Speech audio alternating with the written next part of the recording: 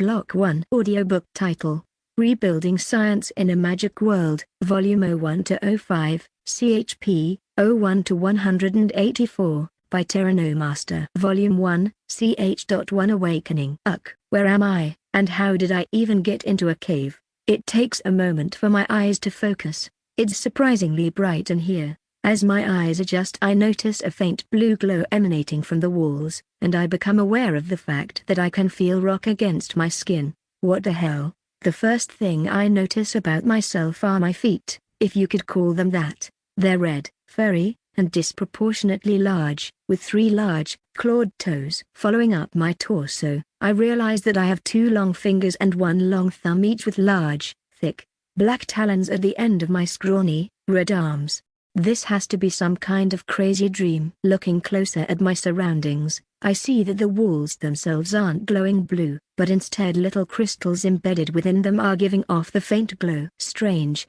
I wonder where they get the energy to glow like that. I unsteadily stand up on my unfamiliar legs, and hobble over to the wall. Upon closer inspection, the crystals have an octahedral shape. I reach out and touch one, and as I touch it I feel a warm heat flow out from the crystal and into myself. I close my eyes and let the warmth envelop me. With my eyes closed, I see a status window in my head, like a video game. Level 0 HP, 100 100th MP, 2020. That's it? I would think that in my own dream, I would at least have something a little more interesting. Perusing the cave near me reveals that I'm in a dead-end tunnel, with the exit being just large enough for me to crawl out of. Continuing my exploration, I head out of the tunnel, only to begin hearing multiple high-pitched yelps. As I peek my head out and look around, I see a much larger cavern with many smaller tunnels branching out of it, like my own. Scattered throughout the cavern are multiple other imps that look like me. They're all fighting each other. It's quite brutal, with some imps lying dead on the ground with limbs missing. I'm not particularly keen on fighting to the death, so I decide to remove some of the crystals near the entrance of my tunnel, so that it should be harder to see from the cavern. After what seemed like hours, I've removed enough that I feel somewhat confident that my tunnel might be overlooked. Of course, this wouldn't have been possible if I didn't have these claws. If I had fingers, I couldn't have chipped the crystal out of the walls. As an added bonus, my dead end is a little brighter now, given the small pile of crystals I've collected against the wall. I'm feeling a little tired now, so I decide to lay up against the warm crystals and fall asleep, hopefully waking up somewhere that isn't here. As I wake up, the first thing I notice is I'm still in the cave. I don't like where this is going. I thought I might have been dreaming before, but if I'm waking up, and my memory is still of sleeping here, I'm worried that I might be stuck here. I close my eyes again, and I see the status window. Level 35 HP, 170 170 MP, 2727. It seems like it's moved up quite a bit. What could be the cause? Just living and surviving? I didn't fight anything, and the only other things I've done are sleep, and pull those crystals out of the wall. Speaking of what I've done, or in this case haven't done, I haven't eaten, and I am starving. Using my tongue to feel around my mouth, it seems like all my teeth are sharp. I suppose I'm a carnivore? I suppose I should head out of the tunnel and see what the other imps are eating. Maybe there is some form of convenient food source just outside the cave? If only. What I spot instead is cannibalism. There are a handful of imps eating other imps in the cavern edges. What's a little more intriguing though are the goblins in the middle of the cavern. They seem to have made a small campfire, and are roasting some imps over it. No one seems to be battling anymore in the cavern, at least, although I have a feeling that when food gets a little more scarce, the fighting will resume. For now, I guess I'll try to grab some of the dead imps nearby and drag them into my tunnel. Lucky me, if any imps or the goblins noticed me, they didn't show it, and I successfully dragged some dead imps back into my tunnel.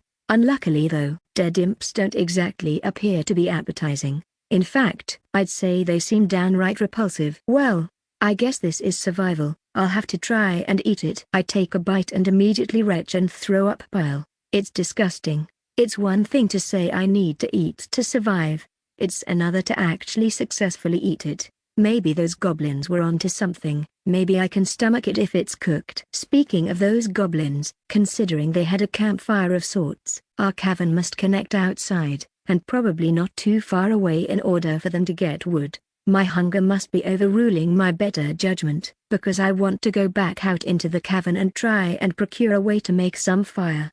I head back out towards the cavern, but the scene that greets me isn't the same scene I saw before. All the imps are cowering and the goblins are looking towards the entrance, acting like they are ready to fight. As I watch for a minute, I eventually see what the imps and goblins are waiting for. Around the corner, a few goblins walk in. These new goblins are wearing tattered hide, and one goblin among them stands about a head taller than the others. As the new goblins move into the cave, the smaller goblins all take their time killing any imps they spot. After they finally reach the naked goblins, the taller goblin does some hand gestures while making some indecipherable noises. They seem to be coming to some kind of agreement. The naked goblins and clothed ones both begin making their way back out of the cavern. On their way out, the tall goblin stops for a moment and looks up. I follow his vision and spot an imp in a side tunnel entrance like my own, except his is lit with crystals. The tall goblin points his arm at the imp, open-palmed, and a fireball shoots out and kills the imp. The naked goblins all seem to be fairly impressed with the display, and they all leave the cave together. I wait for what feels like an eternity, but none of the goblins seem to come back into the cavern. I guess I'll take advantage of the other imp's misfortune and take some of the cooked imp meat over the campfire. Once I get back in my tunnel, I try eating some of the cooked imp. It's almost unbearable, but I force some down, and keep it down. I use the remainder of my energy to gather some dust to pile over the vomit from before. Disgusting, but necessary. After tidying up my area, I decide to fall asleep on my crystal pile again. In my sleep, I'm greeted by an odd sensation. It's hard to describe, but to put it into words, it's probably similar to how a caterpillar knows that it is able to turn into a butterfly. Intrinsically, I understand two options are before me. I can prestige, staying an imp and becoming a stronger variety, keeping some of my stats and restarting at level 0, and gaining a new trait, or I can evolve into a new species, keeping all my stats I've gained, going back to level 0, but not gaining a trait. I can see my status window, and a few options: level, 100 HP, 300 MP, 40. Available traits: mana affinity, increased mana capacity, and retain more of your mana pool when prestiging. Earth manipulation, more easily manipulate rock and earth. Available species: goblin. I understand where the goblins come from at least now. I don't particularly like the idea of becoming a goblin, or a subordinate of that tall goblin for that matter, plus there is no guarantee of my safety if I do so. For now I'll just prestige as an imp and take mana affinity. Volume 1, ch.2 Drying Rack and Butchery. I awaken and feel a little off, like my perspective changed slightly. The room I am in currently feels slightly smaller than it used to be. I look at my arms and legs, and the red fur has darkened slightly, and my talons and claws seem to be slightly larger. I decide I should verify my status. Alright. So I can do some quick mental math to get an estimate for how much HP I kept on prestige. I either get to keep 5% of my gained HP, I ended at 300 and started at 100, so 200 gained, 205% equals 10, or 3.33% of my total, which was 300. Trying to keep this in my head is going to be a pain. I look around the room and find a small patch of wall that is relatively flat.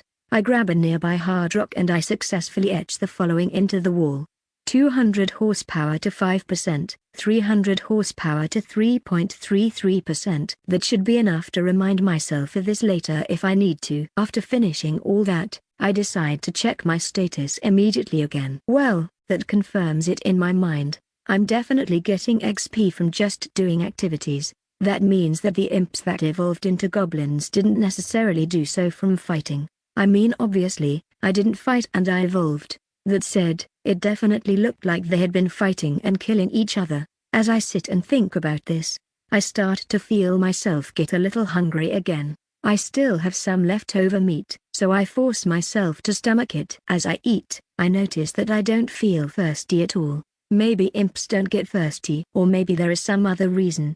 I suppose I could always check the cavern, and see if there is water out there. I head back out to the cavern and look around. I don't spot any other live imps now, and the cavern's silence and eerie blue glow create an unsettling atmosphere. I scan the surroundings looking for water, but I fail to find any. I guess if I start to feel thirsty, I'll have to search for it at that point. There are a few things I spot that would be useful though. There is still the wood that those goblins had made a campfire with along with some spare firewood. I head down to the campfire, and unfortunately, I can't find how they started the fire. Maybe they could cast fire magic like the other goblin, or they found it outside the cavern. Right now I don't want to risk going outside. For all I know, the tall goblin is just outside, and I would just die right away. Instead, I make a few trips into my small cave in the cavern, hauling all the wood the goblins gathered. Once there, I decide to make a meat drying rack. I may not need water, but I do still experience hunger. I spend what feels like hours using the wood I gathered alongside my sharp claws to shave and split the wood such that I can make parallel bars to rest meat on. Normally you would hang the meat, but I don't have any string to do that. I suppose if imps have sinew I could try to make some string equivalent from it. I also don't know if I'm capable of eating spoiled meat, so for now I'll just have to try my best to make do with what I have. Given that's the case, I head back into the cavern, and drag a few dead imps to where the goblins' campfire used to be, and begin my first attempt at butchery. Thanks to my claws, I at least have some ability to cut through the meat and flesh. The first attempt goes very poorly to say the least. I get a few small scraps of meat that I can maybe lay over some of the wood, but I doubt any of it will be of use. The second imp doesn't go much better, although I do get a couple of decent strips from the legs. The third and fourth imp go better though, as I get some more strips of meat from the legs and a little from the arm sections as well. I just hope that, given there isn't any water in the cave, the humidity is low enough that the meat dries properly. I take the meat and bring it back up to my small cave, depositing it on the drying rack, and then snack on some of the remaining cooked hemp from before. Given the long day of work, I start to feel tired again, so I lay back against the pile of crystals in my cave and check my status as I drift to sleep. When I wake up, I'm once again hungry and so I eat the last of the cooked hemp. Looking at the drying meat, it looks like it's at least progressing, which means it isn't too humid in this cave to dry meat. My drying rack itself is only about a quarter filled, so I suppose today I should try my best to butcher enough to fill it. The stronger I can get before I run into anything like goblins, the better. As I head out into the cavern, I notice that some of the imps that were dead, near the entry towards where the goblins came from, are missing. In all likelihood the goblins or something else are also eating the imps. Taking that into consideration, I think I should maybe butcher them in a different side tunnel, and also hide the scraps to leave no evidence. I spend some time moving the scraps from yesterday deeper into the cavern, and then pick a tunnel near my own to use as a butchery hole. The entrance is slightly smaller than my own cave, so I have to hunch slightly to fit through the tunnel. But once inside I again proceed to butcher one imp at a time, dispose of the body, and put the meat on my drying rack. After repeating the process for many hours, I've almost filled my drying rack, and I'm starting to feel hungry. I guess it's now or never. The imps I butchered yesterday will have to be my trial run. I take a bite of the half-done jerky, and it's definitely worse than the cooked imp, but better than the raw imp I tried to eat first. I've also built up a bit more of an iron gut, so I managed to keep it down. Well, this is what survival is, I suppose. With my drying rack mostly full right now, I should find a new project to keep me busy. I suppose one thing I could do is explore a few of the other caves to see what else is around. I peek my head out into the cavern, and don't spot anything dangerous, so I head out and look through the nearby caves within the cavern. Some are very small, barely a hole in the wall that I have to crawl through to get inside of. On the high end of size is my cave, and then there are a few in between sizes like the butchery cave, where I have to stoop slightly to fit through. The main cavern seems to have at least 50 of these caves branching off it that I can see, with the cavern itself seemingly coming to a dead end near where I've been disposing of the butchered imps. If I had a more ready supply of food, this place wouldn't be half bad to live in, but right now I'm a little afraid of those goblins, so maybe when I'm closer to max level, before I prestige, I'll go and take a peek outside. Today was a pretty full day as well, so I head back to my cave, snack on some more of the jerky, and check my status before going to sleep. Volume 1, ch.3 First breaths of fresh air. When I wake up, I check my status right away again. It looks like I haven't gained any levels while sleeping. Well, that's sort of what I expected. I lean up off my crystal pile, and grab a few pieces of jerky to snack on as I make my way out of my tunnel to check the cavern for any threats. After finding none, I decide I should finish checking the tunnels and caves that I failed to check before, save for the ones that I can't fit in. After a few hours of doing this, I start to feel slightly hungry, and I make my way back to my cave, having checked all the tunnels. Fortunately, or unfortunately, I don't find anything particularly useful in the cavern. The only things that I find are remains of some other unfortunate imps who were killed in their tunnels. By the looks of the wounds on them, it was imp on imp combat though. While snacking on some more jerky, I pull up my status. Decent progress, but it is very obviously slower than what it was when I was a common imp. I'm starting to wonder if evolving rather than taking a prestige was actually the right choice. Don't get me wrong, permanent boons are great, but if I'm stuck in a weaker body, what good is a boon if I die? Well, I suppose I should wait until I peek at the entrance of the cave before I make any more thoughts like that. After all, if I think I can properly hide out in this cave, then prestige is clearly the right choice, as the more permanent boons I get now while it's relatively easy to level up, the more they'll pay off later. For now though, I suppose I should take stock of how much food I have left, so I can gauge how fast I need to leave the cave. Gauging on how much I currently eat, I probably have about 15 days of food. Then again, a day might not be a day. Being in a cave means that unless I go towards the entrance, I actually have no clue how many hours I've been up. For now, I'll consider it 15 days, but it's really 15 sleep cycles, considering that. I suppose I should continue working on things, and checking my level until I'm close to maxing out, so I can check outside while I'm strong. The real question is, what should I work on now? It's not like there is much to do at this point. I've got a bit of food, I don't need water, and I don't have any immediate goals. I suppose I could pick out a new cave to clear gems out of, so that I'll have more places to work with in the future. Considering how I got slightly larger last time I prestiged, I suppose that maybe moving to the largest sub-cave would be a wise idea. Okay, so that's what I'll set out to do. I'll figure out which sub-cave is the largest, and I'll clear the entry of crystals, then move my stuff into it. Few halfway done with clearing that entrance, and I'm tired. I suppose I should check my level before I go to sleep again. I'm stronger now than I was when I maxed level as the common imp. Tomorrow when I wake up, I'll maybe peek around the way out of the cave and see if anything is immediately dangerous. The last thing I'd want to happen is that I prestige before I look around. So now it's the big day. I'm a little nervous to actually go outside. What if the goblins are just waiting out there? I suppose I should take it really slowly then. For all I know, the goblins aren't even the worst thing out there either. I slowly make my way towards the bend in the cave where I saw the goblins leave, being sure to cling to the shadows and sneak around as best I can. Surprisingly, or maybe unsurprisingly, the cave actually gets darker after a little while, as there aren't any crystals in the wall further out, which makes moving a little harder, as I have to be careful where I step in the dark. After a few minutes though, I see it getting a little brighter, and can tell that the air feels a little fresher than it used to. Finally, I spot it, the way out. I almost rush towards it, then I remember, I need to be careful. I don't want to suddenly get spotted. As I take my first steps out into the world, I realize that it's actually darker than I thought it was. My eyes must have gotten used to the cave light, so it seemed like it was daytime, but actually, it's a little dark out. I blink a few times to adjust, and then take in the view. The first thing I notice is that I'm surrounded by trees, and I'm on a slope.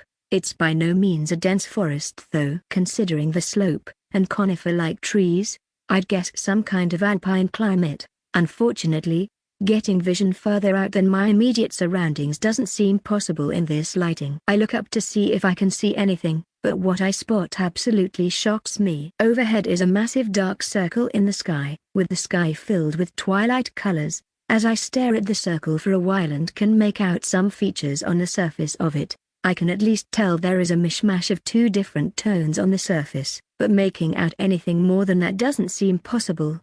For now, I suppose, I should focus on gathering wood, and potentially looking for food out here. I go around the nearby trees, being careful not to make too much noise, as to not attract attention to myself. Just in case, I make a small bundle of wood near the entrance to the cave system, small enough that I can easily carry it, and decide to see if I can find anything else worth bringing back. Although the trees look somewhat like conifers, there are some differences. The branches are thicker than most conifers, although they still have the central spire shape. Given that, I decide to try to break a branch off, in case they have some form of edible sap. I find a slightly smaller new branch, and give it a tug, expecting it to bend or possibly tear. Instead, what I'm greeted with is an incredibly tough and stiff branch, almost as hard as metal.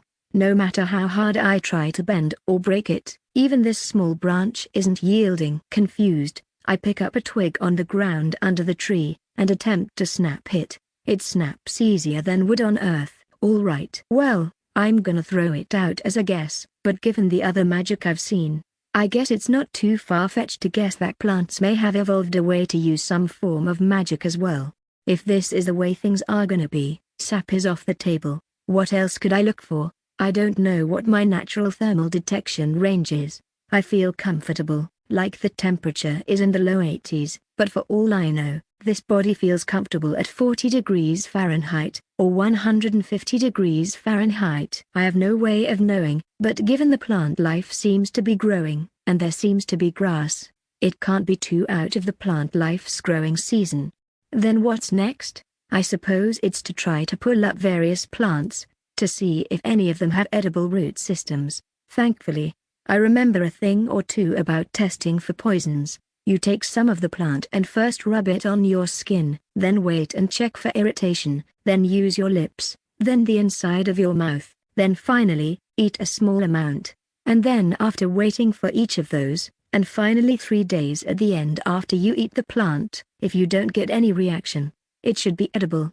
So, with that in mind, it's time to search the nearby area for plants I could eat. Volume 1, ch.4. Moving up in the world. So I'm looking for plants with edible parts, either stems, leaves, bulbs, or roots. I find one small shrub-like plant with flower bulbs, and gather a few bulbs. Next I find some tall stalky plants, which I uproot. Unfortunately, they don't have any large roots, but I snap some of their stems, and take them with me. I'm starting to get a little concerned with how long I've been out here, so I start heading back towards the cave, keeping my eye out for plants. I luck upon a single plant with somewhat large broad leaves, and try to uproot it as well. I'm greeted by some bulbs within its roots, so I snap the roots to take the root bulbs, before finally returning to the cave entrance with my haul. After piling the plant parts on top of the wood pile, I head back into the cave. This time being extra cautious not to fall in the especially dark areas, because I'd likely never find all the things I'd drop, making the next trip even more hazardous.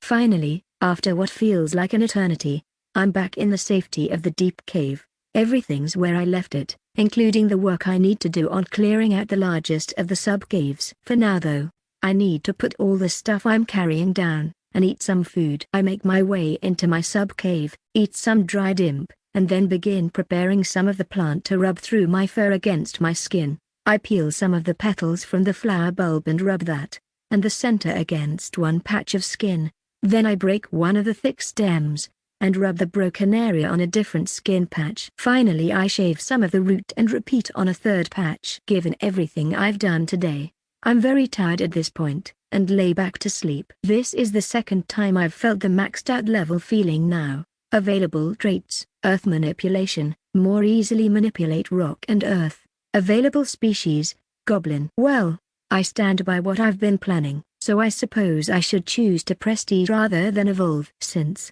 I'm doing that, then it looks like I currently only have Earth manipulation as a trait to pick. Well, I suppose with those decisions made, it's time to just give in to the changes. As my consciousness fades, I realize that I'll probably need to retest the plants on my skin. Well, I'm not completely used to the perspective change, but I was at least expecting it this time.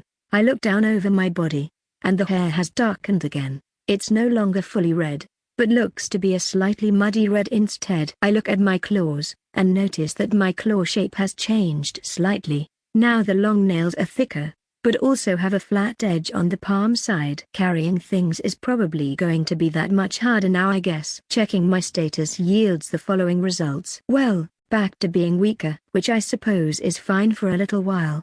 I need to move into the largest sub-cave anyway, so I can spend a little time doing that and hopefully level up some to become stronger again within the safety of the cave. Before I do anything though, I'm starving. I go over and grab more of the dried imp meat. Then some more again. Crap. I'm bigger again, and I need more of the meat to sustain myself.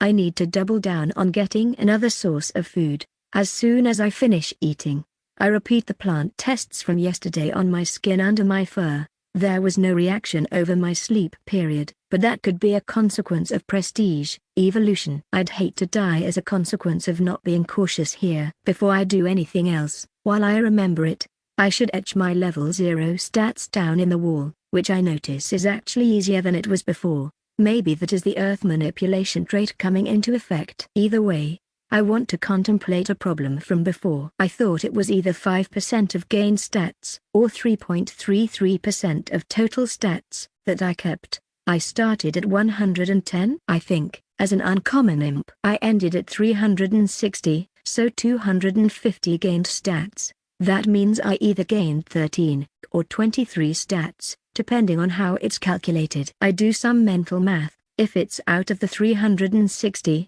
then either 3.61% or 6.38%, neither of which match the previous prestige values. Not that they have to, I guess. Then if it is instead out of the 250 gained, it's either 5.2% or 9.2%, assuming potential rounding issues, then 5.2% is close. Then again, 3.61% is close for total as well. I run some more numbers. If it was instead 12 or 14, how would it look for total stats? 12 would be 3.33% for 360, which would actually be in line with the before values, so I can probably say it's not a rounding error for the 13 value. How about for 250? 12 would give 4.8%, which keeps it in rounding range. For now, I'll run with the working assumption that I'm keeping 5% of my gained stats when I prestige, and those values are added to my level 0 values from my previous form. The mana values have too many variables thanks to mana affinity for me to be certain about. For now I'll just make sure I've scratched the values into the wall before I leave. Pulling the crystals out of the wall is way easier now. My claws are shaped just right to get under a corner and pop them out. Given the new pace, I finish up clearing the largest sub-cave's entrance early, and begin the process of moving all my stuff into this new room. Given its size, I shouldn't need to worry about moving for some time now, which is enough reason to motivate me to move into it. I carry things one at a time from my old cave to this new one, each time copying some of the scratchings on the wall until I've moved all but the crystal pile, at which point, I start to feel an itch.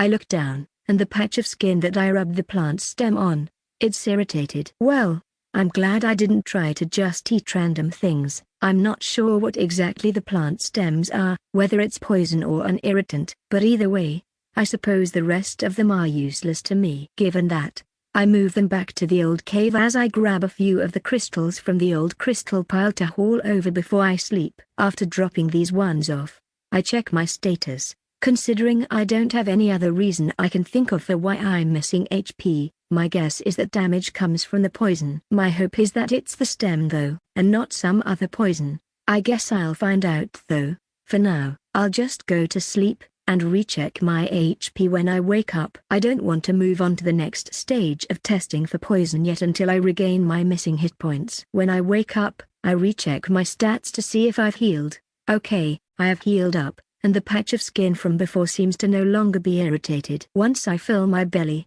I'll move on to the next plant test of checking against my lips. After eating more of my ever-shrinking meat supply, I move on to testing a small amount of the bulbous roots against my lips, rubbing them around them, making sure to leave some on my lips when I pull it away. For the rest of today, I'll just haul the rest of the crystals from my old cave to this new one. Volume 1, ch.5 Staple Food. After I finish hauling all the crystals from the previous cave to my new one, I haven't noticed any new problem with the bulbous roots on my lips. I'll wait a while longer before the next step, tasting. Other than that though, I'm actually not sure what I should work on next. I've basically fully moved into the biggest sub-cave now, so I'm actually at a loss as to what I should do next. Well, I suppose I should think about the basics of survival. Food, water, shelter. Wait, I haven't drank any water in a long time. Do I not need it? I thought about this once a few days ago, but given how long it's been, that seems likely. With shelter taken care of for the most part, I suppose focusing on food further is a good idea. Fire would be a good idea. After all, even if the roots might be edible, they're probably more palatable cooked, rather than raw. They might be even better boiled, but that would require something to actually boil with, which obviously I don't have. Well, if I want to make a fire, I'll need more wood, and a place to actually make the fire. I don't know if I need air or not, but fires in closed spaces are generally a bad idea. With that, I begin the trek back out of the cave, to try to gather more wood. When I reach the outside, I'm greeted by a different view than the last time I was out here. It's now bright out, and I can see a while further. There are many things to take in. First, I'm on a mountainside overlooking a vast body of water. Looking left and right doesn't give me much extra info, as the mountain tends to curve towards the water, so I can't see beyond it from where I am. Second, and maybe more shockingly, there are two suns in the sky. One is much larger than the other, but they're close together in the sky, part of the way to the horizon. On that horizon are some storm clouds with sporadic lightning arcing into the ocean. I'll have to keep an eye on that as I gather things to be sure not to get caught in a storm. On that topic, I move forward a bit to get a look at the cave entrance. Thankfully, there is a bit of a hump in the entrance with an overhang over it, so I probably won't get flooded in my sleep if there was a sudden downpour. Well, I suppose I should get to gathering. I have no idea how I'm going to actually start a fire, considering my dexterity is pretty bad with my claws, but I still want to try. After searching around for a while, I've collected a nice pile of sticks and some thicker branches as well. With good timing as well, because those storm clouds from the horizon have gotten closer, and it will probably start raining soon. I move into the cave entrance, and wait for the rain, which arrives in a few minutes. After verifying that the water isn't running into the cave, I set the wood down, and go out briefly into the rain. A little cold, but it seems like normal rain to me. A sudden thought comes to me. What if it was acid rain or something, and I was severely hurt? I make a mental note to be more careful in the future, just because I think I know what something is. There are still things here that defy understanding of the world, and that could easily get me killed. With a renewed resolve to be careful in the future, I take my pile of wood back into the cave, again being careful in the darker spots until I arrive back to the crystal-lighted areas. I decide to put the wood in a pile near where the imps turned goblins made their campfire. I still have some spare energy, so I decide to gather some rocks to surround the actual fire, to give it a proper campfire look. Over this whole time, I didn't notice any negative reactions on my lips from the root from earlier, so I chew on some and spit it out before going to sleep. For the record, it was very woody, with little flavor. I wake up naturally, and check my status. Last time when I had a small rash from the plants, I was missing some HP, so I eagerly await to see how I'm doing, especially since I don't feel like there is any issue. Well, it's good to see that I'm not missing any HP. I note my stat values down on the wall again. As I scratch my MP value down, I think back to when I first prestiged. I believe my MP was 40 at that time. Now at level 20 as a rare imp, I'm already at 40 MP. It's nice to see the impact of prestige, since the immediate feeling is that of getting weaker. Seeing that the growth is faster after is uplifting. The downside though is that it's taking longer and longer to level each time, which implies that at some point, it's going to be a slog to just gain a single level. For now though, I decide it's time to try to eat some of the remaining bulbous roots, since they've passed all my tests for poison. Whether they'll be able to actually sustain me will be the next test, so it's now or never. After eating a few roots, I decide I should try my hand at making a fire. The first thing I do is use my claws on a larger stick to dig out a channel that a smaller stick can fit into. I put all the wood scrapings into a pile in the campfire pit, and then begin forcibly rubbing a small stick down the channel, trying to get enough heat to make cinders. Needless to say, after what feels like hours, I haven't got any fire to show for it. The sticks got hot, but not hot enough. At least I'm not sick from the roots from before though.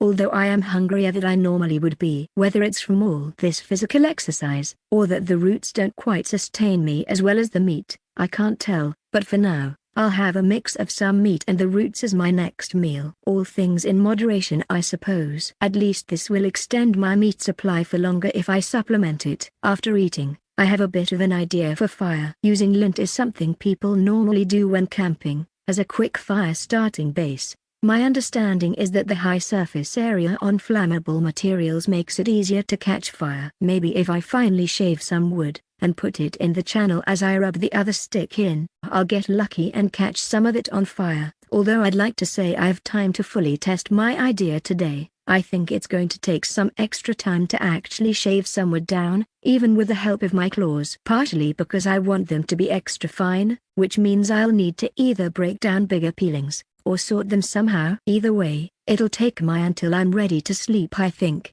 Ultimately, I settle on having to sort them. It's just too hard with these claws to actually manipulate the pieces when they're already small to try to rip or shred them. So I put the bigger pieces into the campfire pile, and then have the smaller ones off to the side to use with the fire stick tomorrow. When I wake up, I have what's left of the roots I collected before, and a small amount of the meat. I suppose that means that today I should maybe go try to find more of those roots, which means fire goes on the back burner again. Well, I suppose I wasn't making great progress on it anyway. When I make it back to the outside, it's just barely getting bright outside, which confuses me slightly. Last time I came out here, it was getting close to sunset, which takes place in the direction that the cave opens. Right now, gauging from the lack of suns in the sky, it must be about sunrise, which means my sleep estimation must be way off. 2 sleep cycles and it's sunrise. Something is amiss. What exactly though?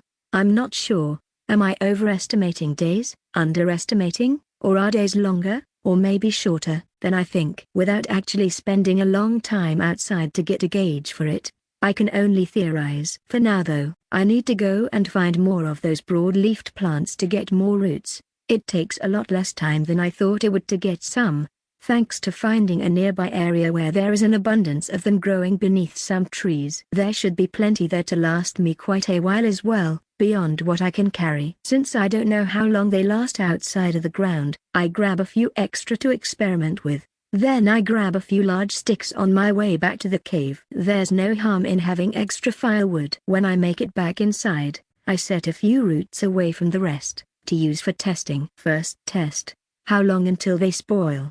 Next, I go over to a different wall than where my leveling scratchings are, and scratch in a todo list, and scratch in 1. Start a fire. 2. Sync up my sense of time with the suns. Volume 1, ch.6 Fire. With some time to spare still before I sleep, I go back to the campfire area, and start trying to make the fire again. Although I don't start the fire despite multiple attempts, I think I'm on the right track. Some of the small wood shavings have deteriorated to ash. I just need to try harder I suppose. Maybe I should dry some leaves in the cave, and crumble those to use instead of wood shavings. I'll try to remember next time I go to get more roots to eat to bring back their leaves as well. I eat my second meal for the day, more roots and a small amount of dried imp. While chewing the food, I check my stats. Although I'm glad I'm leveling up.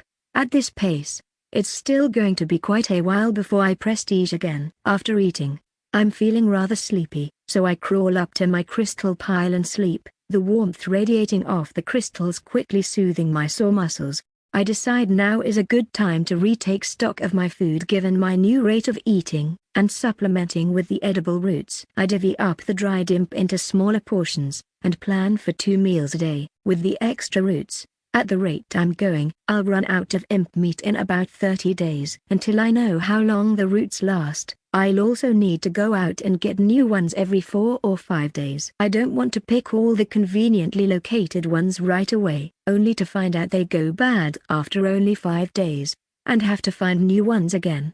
I start eating my food for the day while considering just how long I want to dedicate to getting a fire going. I've been at it for quite a while now. I don't currently need it for anything other than potentially cooking the roots, so it's not like it's an absolute must. That said, I'd really like to stop eating barely edible foods. What else would I want to maybe do? I start going through options of things I should do. Hunt for some food. I didn't see any wildlife outside the last few times I was out there, but considering how easily the goblin killed all those other imps, I'm a little worried that I might be too weak. So I'd have to make a trap of some kind probably. Even then, with so little info, I think I'll have to wait until I know more about wildlife, if there is any. It'd likely take more than a day to reach the water too, so finding fish is off the table as well for the time being. Next option, build some furniture. That isn't as bad of an idea, but build it from what? The trees are super hard outside, and the only wood I can pick up is loose things from the ground. Plus I'm not exactly a skilled carpenter. The next option would be to make it from stone.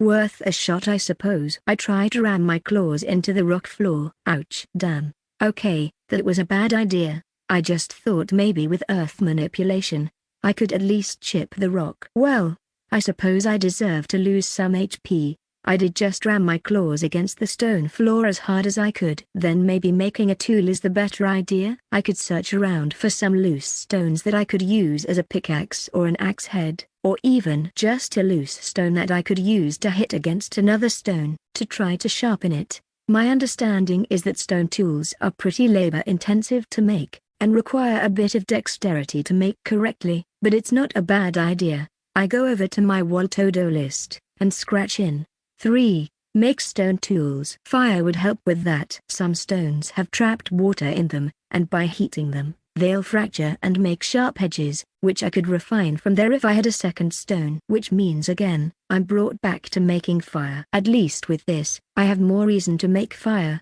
I spend the next 3 days attempting to start a fire. The exhaustive effort spent day after day is really getting to me. Today I need to go out and get more roots. The batch of test roots on the room side are still in decent shape, but that's to be expected. I decide today, I won't just get more meal roots, but I'll get their broad leaves to dry out, and I'll actually make an extra trip to gather even more wood. I would hate at this point to get a fire going, only to run out of firewood before I can go get more. I verify my stats before I head outside. When I finally get outside, I'm greeted by a new discovery. I finally know what the giant dark object overhead was before. It appears to be the moon, or maybe we're the moon. It's technically night time right now, but it's not that dark. Overhead, filling a large part of the sky, is a gigantic planet, with green and blue, with white caps. I'm gonna go out on a limb here, and say there is probably life there. For now though, my focus is on getting more food and wood,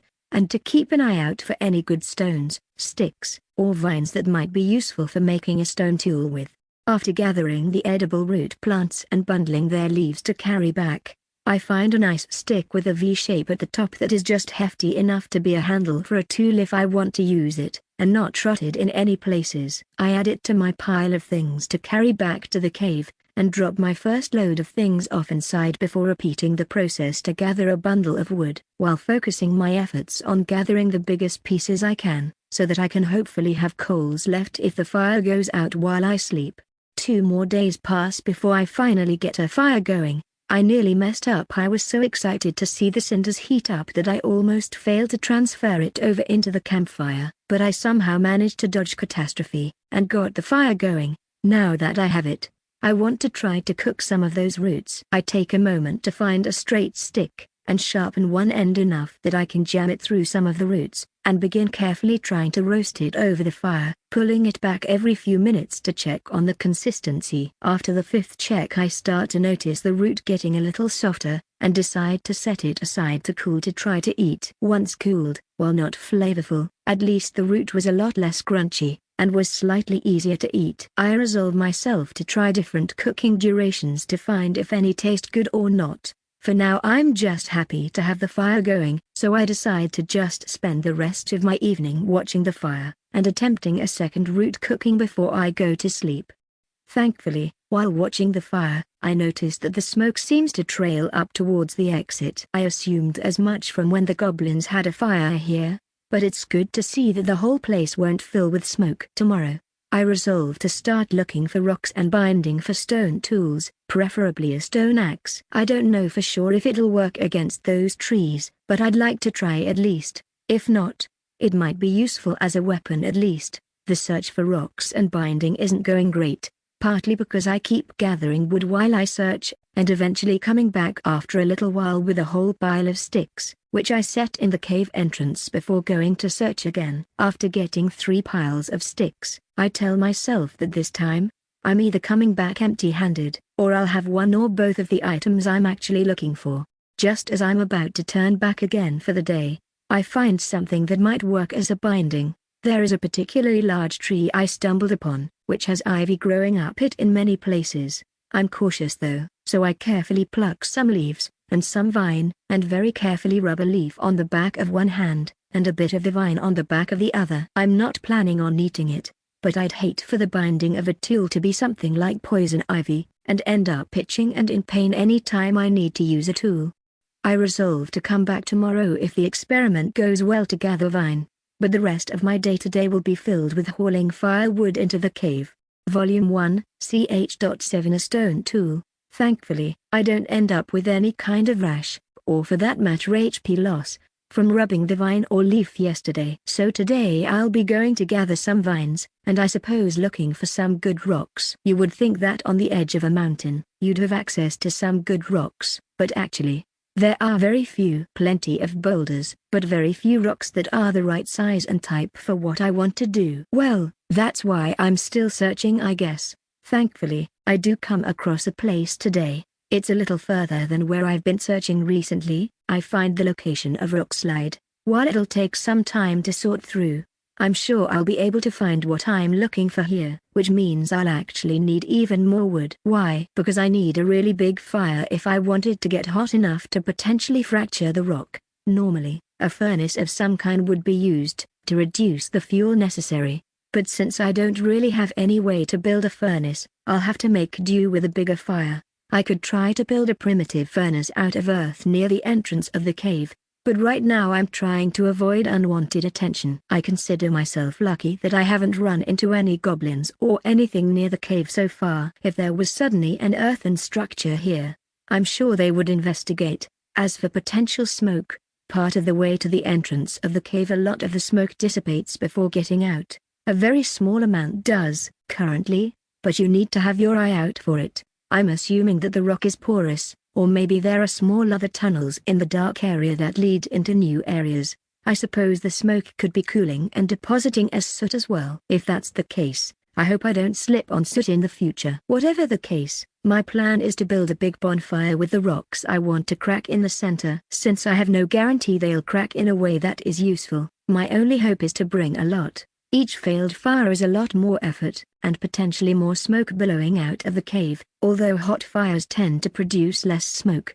my understanding is that more of the particles are completely burned by the extra heat, meaning there are less particles in the smoke. It took all day, but I gathered about 20 rocks that I think will be good, but I didn't get enough wood. That will be what my plan will have to be for tomorrow. I need more roots anyway, and this time I plan to gather 10 days worth, rather than the 5 I gathered before. The test roots in the side of the room are still doing quite well, and I even tried eating one, with good results. I suppose this cave is like a root cellar, so it's probably actually quite good for storing food. A whole day of gathering. First, lots of food. Next, lots of wood. By the time I'm feeling tired, I've gathered nearly all the wood I'll need. I push myself a little bit to finish the gathering today. Plus, I can get 2 birds with 1 stone. When I exited the cave, the suns were just peeking over the mountain, which means it was mid-morning. When I started feeling tired, one sun had almost fully set, and the smaller one was just starting to set, so my days are probably a bit shorter than the actual day. I came out here as soon as I woke up, but I still have no clue how long an actual day is in absolute time. All I know is my internal clock isn't synced with the sun's. When I finish hauling everything into the cave, I'm exhausted. I eat and check my status as I fall asleep. The first thing I think when I wake up is that I need to be prepared soon for my upcoming prestige. Judging from the pace I've been leveling, It's only 3 more days until I cap out at level 100 again, which means the next 3 days are about the strongest I'm going to be for a while. I should really make sure I get the bonfire burned and put out today. That way if anything comes to look over the next 2 days, I'll have at least some fighting chance against them. So, I have my meal, and I get to it. I build up a huge pile of sticks, trying to make a decent pyramid shape to it, to help with airflow, putting bigger pieces towards the center over the rocks. It takes a bit of time, but finally, I'm ready to start the bonfire. I've chosen to build it closer to the exit. There is still plenty of room to go around it, but if there is a bunch of smoke, I want it to go out, rather than in. Plus this will likely burn a lot of oxygen. I'm not certain that I even need oxygen, but considering I do take breaths, I assume I do. The cave entrance is pretty big, so I just need to be ready in case I need to flee the cave in order to breathe. With the proper preparations made, I go back and grab a flaming stick from the campfire, and bring it over. To start the bonfire, it takes a little while for it to grow over the whole pile, which is unfortunate, because that entire time, it's billowing out smoke, making me nervous. After about a half hour though, it's finally burning full force, with little smoke coming off.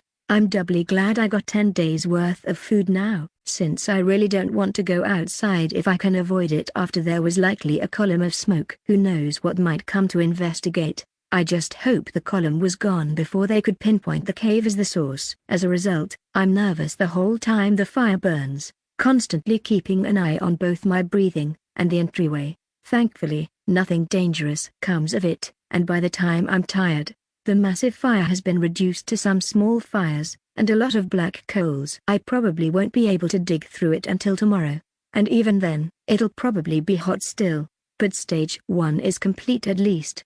The next morning, I'm still slightly paranoid about anything coming into the cave, but at least nothing has so far. I go through my morning routine before making my way over to where the large fire was. The coals are in fact still hot to the touch, but not so hot I can't work through it. I push them aside over where the rocks were, eventually getting down to them. I'm glad I gathered as many rocks as I did. Many have broken in ways that aren't useful to me, some just breaking in half, others fracturing into too small of pieces, but one has broken just right to be able to be shaped and bound. It's also still very warm, but I delicately pick it up, and take it over to where I normally do my work, and place it next to the would-be handle and binding.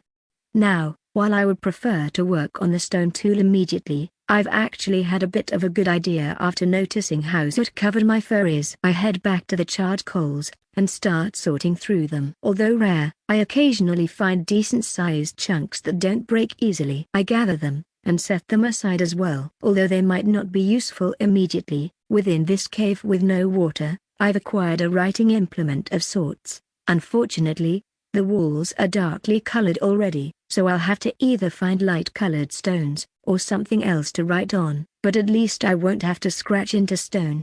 I decide that the cleanup of the leftover mess can be saved until I've made my stone axe. The axe might actually improve my abilities to fight once I prestige, should the need rise, and I can bother with cleanup after I prestige.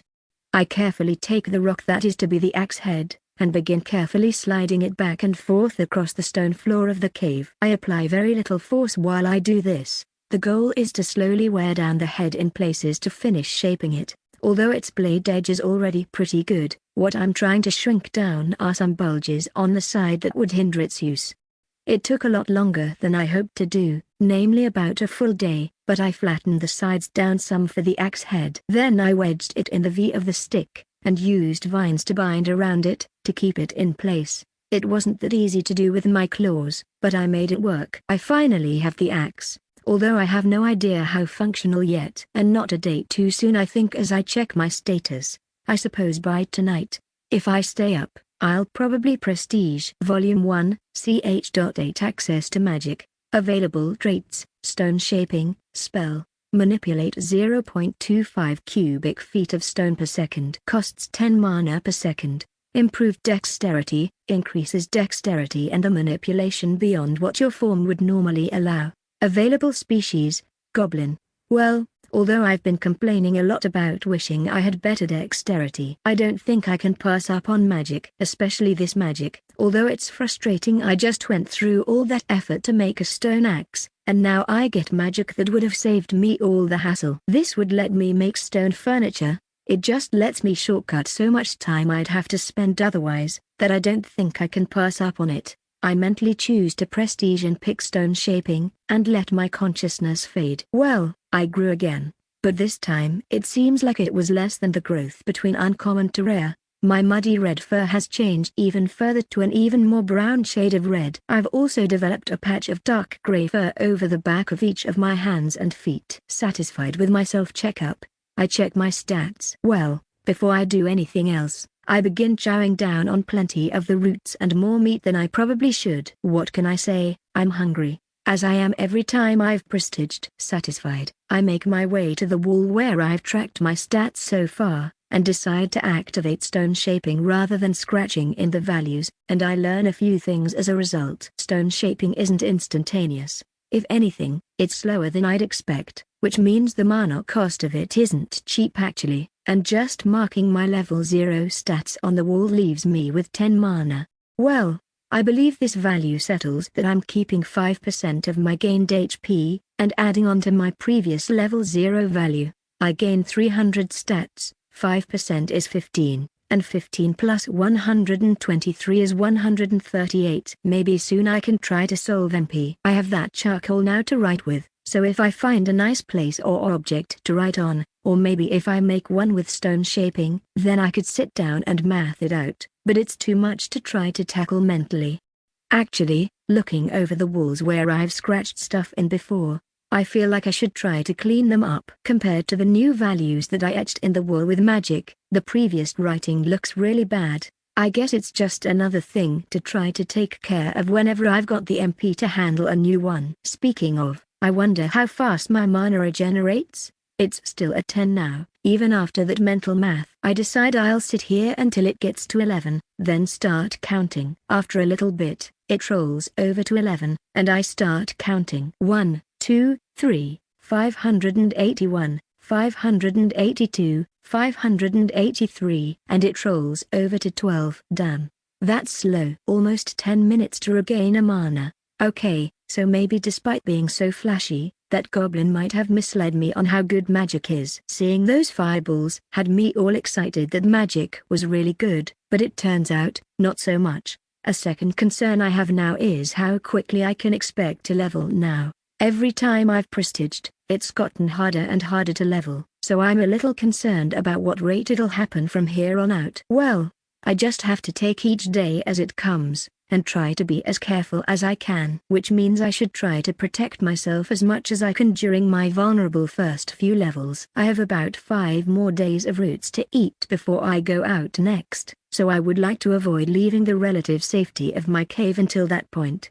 Well, if I'm not leaving for 5 days, I guess I'll need to find things to keep myself preoccupied, and I do have a few things to take care of. I wanted to clean up the charcoal as best I can, although that has its own challenges. The bigger chunks I can move, but there is a lot of powder, and I don't exactly have a broom. Although I suppose if I could make a fan with some root leaves in the future, I could try to blow the small stuff into piles to scoop. For now at least, I think I'll dedicate some time to just moving the charcoal chunks into a pile closer to the exit, so that I can haul it out of the cave later. As for why I want to haul it out, I recall that charcoal is beneficial to plants in some ways, so I want to spread it around where the edible roots are growing as I gather them. I've also decided to leave some of those plants alone to seed and hopefully repopulate the area later. Before I go out, I also want to use stone shaping to improve my stone axe.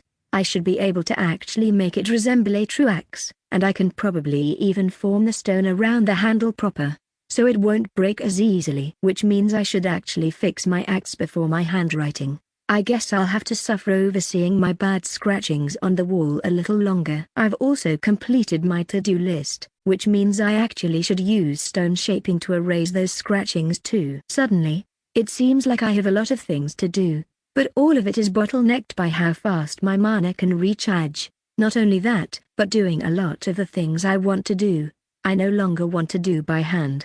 because using magic will just result in a superior version of what I would do otherwise. Well, I guess I'll just haul charcoal until my mana is recharged. My first mana recharge came as I was about halfway done hauling the bigger chunks of charcoal into a pile.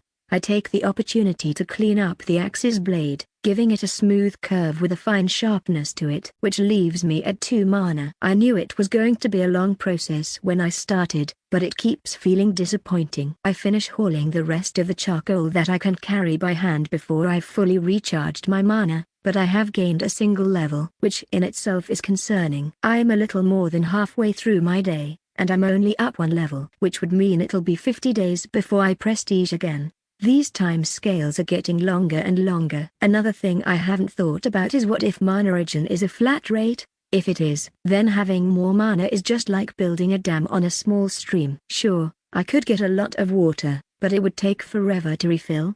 I didn't want to scratch things into the wall, but I go over to my to-do list, and scratch out all my completed previous goals, and scratch in, investigate mana regen. I doubt I would forget, but that at least gives me a reminder in case some crisis comes up, and for a few days I'm forced to focus on something new. When I finish scratching into the wall, my mana is recharged, and I begin manipulating the axe again. This time, I remove the vine binding on the axe, and use magic to begin molding the back of the axe to wrap around the V of the handle. While not complete this time, it's enough that it holds it in place for now. I should have the axe complete by the end of my next time working on it, which means before I sleep tonight it should be done. Well, now I'm not sure what I should do. I'm legitimately bored, and just trying to find something to do. I guess I could just relax for a bit. It's been basically non-stop work for a long while. I suppose resting once in a while isn't a bad idea. I go to lay against my warm pile of crystals, but instead of the normal warm feeling, it feels hot, very hot. Ouch. I hop up. What the heck? I reach out and touch the pile. It feels hot again, but not as hot as it just did. Shit. I should check my HP. The first thing I notice is that I did lose some HP. The second thing that I notice though, is my MP is full again. It was almost empty a moment ago. As I ponder this for a moment, a smile creeps over my face. Volume 1, ch.9. A bucket and a tray. Looks like I might have hit quite the lucky break. I go back to the axe, and finish it, leaving me with 14 mana. This time, instead of laying against the pile, I pick up one crystal, and grip it. It feels hot for a few seconds, then cools down, below the temperature I'd normally expect. When I check my mana, I'm back to full again, but the crystal is at about half the brightness it was before, and I thankfully haven't lost any more HP. I set it aside, away from the rest of the pile, and use my mana rewriting my stats wall. Then I go back to my pile, and this time select as small of a crystal as I can find. Again, gripping it in my hand, it feels hot for only a second, and when I open my hand, the crystal has lost almost all brightness to it. It didn't recover all my mana either, so I grab another crystal. To recharge my mana, I repeat the process a few times, fixing all my wall stats, and the to-do list, while testing different crystals. Previously, I was supposing I'd have almost no mana, but now, it seems like I have nearly infinite mana, which lets me change my priorities slightly. I'm living in a cave, with a rough floor, and it's more tubular than flat, although a large portion of the floor area is flat, albeit uneven. I could work on that.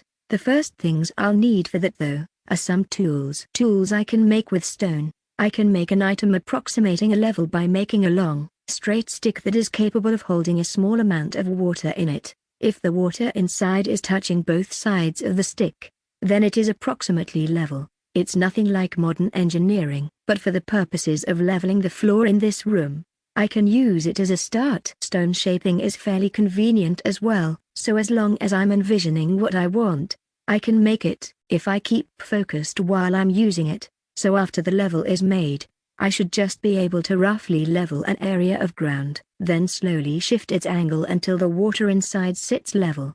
Speaking of water, I'll have 3 options for that. I could go all the way to the ocean for it, which is obviously very dangerous, especially at my level. Option 2 is to find a stream, which is honestly just as dangerous as option 1. Option 3 is less risky, Make a bucket, and set it outside until it rains, which sounds like the best method to me. So, I begin the first step to making a more livable area, making a bucket. Stone shaping only needs one hand to cast, so I decide to try something this time as well. In my offhand, I hold a larger crystal, and in my main hand, I begin casting stone shaping on an empty section of wall. My goal is to cut out a decent chunk of stone to work with. Normally, my mana would run out before I isolate the whole chunk, and then envisioning where I left off would probably be impossible, since I'm removing a small amount around the edges at a time, including behind it.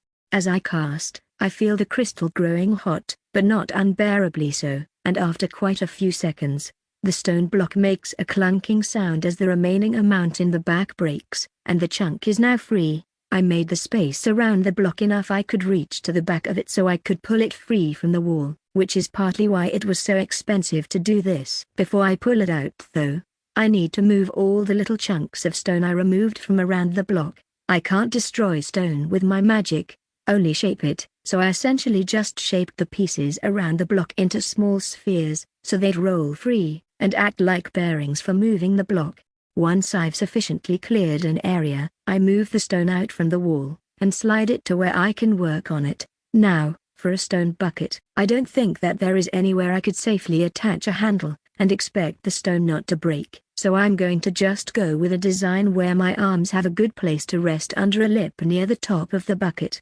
As I begin shaving away areas of the block to make the bucket, I run into a second problem. This is igneous rock, which means it's not necessarily solid throughout. There are empty pockets in it. So I attempt something new with stone shaping, which has mixed results. I imagine removing small pockets from the rock, and shaping it such that it's more closely packed. The first thing that happens is the block breaks into many smaller pieces, basically fracturing through many points. The second thing I notice is that the stone looks a little different than it did. Before there was an unevenness to its coloring, but it seems to be more uniform now. So I attempt a second experiment, fusing stones together, starting with similar stones. The similar stones in fact do fuse together. I then try to break them apart at the fusion point manually, and have difficulty doing so. Next, I try two different stones, and repeat the process. This time, although difficult, I do break the stones at the fusion point with some force. Well, at least for now I can finish the bucket. After going through a few more crystals, I've completed my bucket. To be honest, it's a bit heavy, and I'm a little worried for how heavy it will be when I've got water in it. But I'll have to make do for now. Although I'm feeling a little tired, I make my way out to the cave exit, and find a place off to a side where it'll gather some water if it rains, but out of the way enough that it won't be spotted unless it's being looked for, and then I head back down into the cave to sleep. The next day, I make my way back up to check the bucket, but unfortunately, it's empty. That's okay though, I have other things I can do with my time now. Although the idea of making furniture in my room is appealing, I'd rather build it into the room when I actually have the floor and walls done, rather than making furniture that doesn't sit on the ground properly. What I decide to work on instead is making some trays for carrying out the charcoal, and for bringing roots back with. It'll take a little trial and error, because I want to make them as thin as I can without them breaking, but once I get it to that point, it should make moving the charcoal and bringing the roots back that much easier. Speaking of the roots, the original test group is still doing well. They haven't had any issues so far after 15 days, which means I can bring even more back in the future, which is all the more reason to have a carrying device. Because the tray will be carrying solids, rather than liquids, I'm not as concerned with it being made out of rock that has small gaps in it, which should actually help with the weight of it. In fact, I have one other thing I want to try as well as making test trays normally. I go and grab some of the concentrated igneous rock from before to do my test with, as well as a new block of regular igneous rock. By the end, I've made 7 trays to test. It took a better part of the day, but I don't have much of a choice. All the trays are the same width and depth, and have the same handle shape, all designed to be comfortable for me to handle. The first 4 are made of varied thicknesses of regular igneous rock. The next 2 are made of different thicknesses of the concentrated igneous rock. The last one is the one I have the highest hopes for. It's in the thicker half of the trays, but it took longer to make than all the other trays combined. I started with concentrated igneous rock, and made a relatively thin layer. Then I filled out the bulk of what would be the tray with a honeycomb pattern of rock material, and covered the outsides of it to hide the inner honeycomb. As I test the trays, the two thicker plain igneous rock trays are the only regular trays that don't break. That said, they were still lighter than the thicker concentrated tray. The honeycomb tray also needs a little bit of fine-tuning, although it's actually relatively light. In fact, it's as light as the thinnest igneous rock tray. One of the coverings cracked part of the way through as I carried it. Considering its weight, I can do with thickening some of the parts of it, if just to see how it holds up. If I can make it stable while keeping its weight under the second thickest igneous rock tray, then it's a win. I set a time frame of testing and perfecting of this for 2 days. If by then it is still giving me trouble, I'll resort back to the regular tray. I say this mostly because I want to make a few trays before I go out, so that I can take the time to load each tray up in advance, to minimize how long I'll have to spend in between trips outside. For now though, it's time to experiment. Volume 1, ch.10 Trees and Mana. The next 2 days go by in a flash as I tweak various aspects of the honeycomb tray. Although there is still plenty of testing and optimization that could be done, I've got a pretty satisfactory product now. The individual hexagons are now smaller, and the wrapping on the sides of the tray is a little thicker. It's still relatively light, considering it's made of stone, but it is a uniform stability that the regular igneous trays lacked. The downside is that it takes me quite a while to make a single tray due to the complexity of the tray's lattice. I spent half of the next day making trays and loading them up with charcoal, until after 7 trays. I've finally got all the charcoal loaded up. Tomorrow, I'll be getting more food, and removing a large amount of the charcoal. I've also started to amass a decent-sized pile of used crystals. While I still have plenty of them, if I keep going at this rate, I'll need to consider taking more crystals from around the cave here. I checked the first batch of test roots, and sadly, it seems that some of them have started to go bad. They've lost their rigidity, and have gained a bad smell. I throw them onto a tray of charcoal, to dispose of outside tomorrow. To try to reduce waste in the future, I'll only gather 15 days worth of food I think. For the rest of today though, I spend my time near my campfire. I'm also getting low on fuel for it, so tomorrow is going to be quite the long day outside. As I go to sleep today, I check my stats. The next day, I eat the last of my roots, put the last of the wood on the campfire, grab the first of the 7 trays, and head out to where I harvest the roots. On the way, I check the bucket for water, and am disappointed to see that I haven't gathered any yet. It's still dark outside, although not quite as dark as the cave, with the large moon reflecting a lot of light. When I reach the clearing with the harvestable roots, I begin spreading the charcoal, and carefully pulling up the rooted plants, leaving some to seed and regrow, if that even is how they reproduce. I haul back what I estimate is about 15 days worth of roots with me, and judging from the remaining plants in the clearing, I can only probably harvest from here one more time, so I'll need to try to find somewhere else to harvest from, or find a new food source. One problem at a time though. For now I need to haul the rest of this charcoal out of the cave. With each tray of charcoal that I haul out of the cave, I be sure to pile the tray back up with any loose wood on my way back from the clearing. In this way I end up with a decent amount of wood again by the time the charcoal is removed. I still want to gather more, but at least I felt like I was productive this way. Now I grab my axe and head back outside. What I'd like is if I could cut down a tree. That would provide me with plenty of wood. Obviously though, a large tree would be impossible. I'm just an imp after all. I might be bigger than a normal imp, but I'm still pretty small. I'd estimate between 2 and 3 feet tall. So instead, I'm going to look for a smaller tree, maybe a few years old, that I could hopefully chop down and break down into wood without the size being so overwhelming that I can't utilize it. As I look for a suitable tree, I also take the opportunity to look for a new source of either the root plants, or potentially a new food source.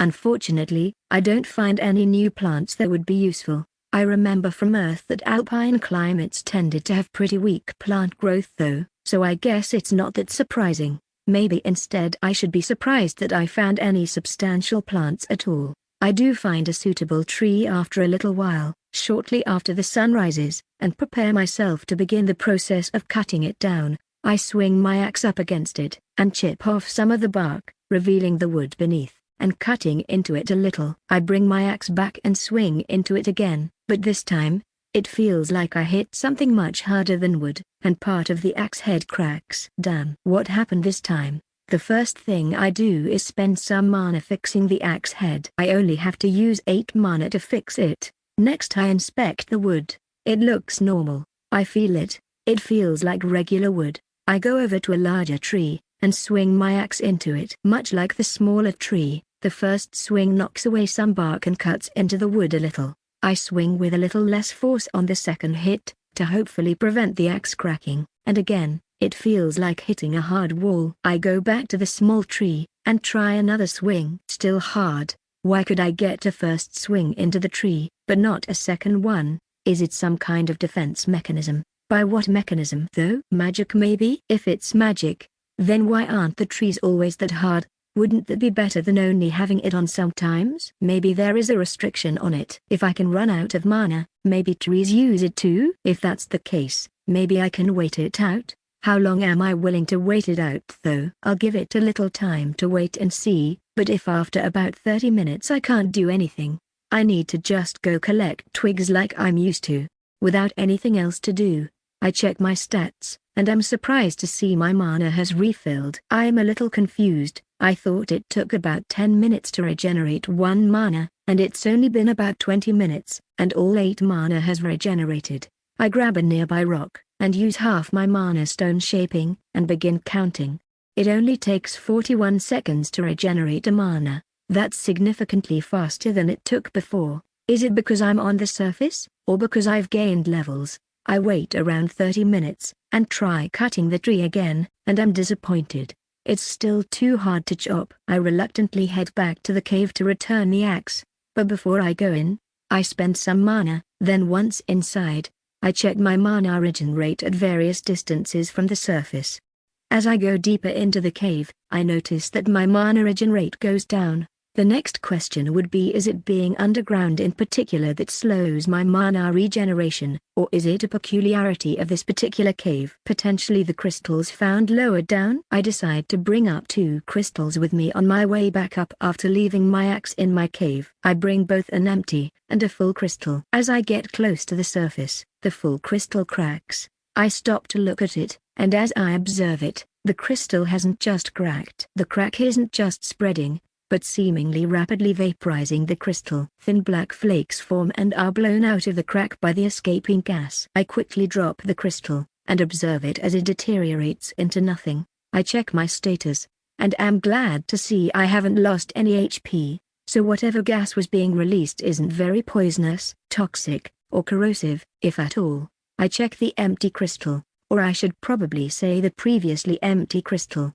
It now has a decent glow to it. Not quite what would be considered full yet, but close. I decide to retreat back down into the cave and leave the almost full crystal here for now. I don't want it to break too, at least not without a plan. For the rest of today though, I feel like I've had enough surprises, so I just focus on gathering sticks and small branches, and bringing the bundles into the cave. Thankfully, there is no shortage of wood within this forest. By the end of the day, I've gathered enough wood to hopefully last me until my next outing to gather roots. I'm doubly thankful as well as I return, because on the horizon I see a storm approaching. Hopefully that means I'll get some water in my bucket soon. Volume 1, ch.11 A proper room. The next morning, I go out to check my bucket, and although there isn't a lot in it, as long as I'm careful not to spill much, there should be enough to level the floor in my room. I carefully bring the bucket back down into the cave, and get to work on making the primitive level. I want it to be long enough to be useful, so I'll make it almost as long as I am tall. It'll start as a straight long rectangular prism, that isn't very wide. Then I'll cut a very thin channel into it, making sure that the channel itself is relatively flat. I'm just eyeballing it for now though. The next step is to pour water into the channel. Once I've got the water in the channel, I'll be using the water as my guide in forming the rest of the level, something that wouldn't be possible without either modern technology, or this stone shaping magic. Using the fact that the water will naturally level itself flat against gravity, I can first rest the level on my legs, and adjust my legs' height until the water is roughly parallel to the bottom of the level. Then I slowly adjust the channel, and widen the channel slightly just barely above the water level. I don't have access to glass, so I can't make a nice air bubble inside the closed water container. Instead I'll have to settle with a long basin to judge against, which means it will take longer, because I'll have to wait for the water to settle each time. With my water demands filled, I carry the bucket back up to the surface before continuing. With this system of determining level,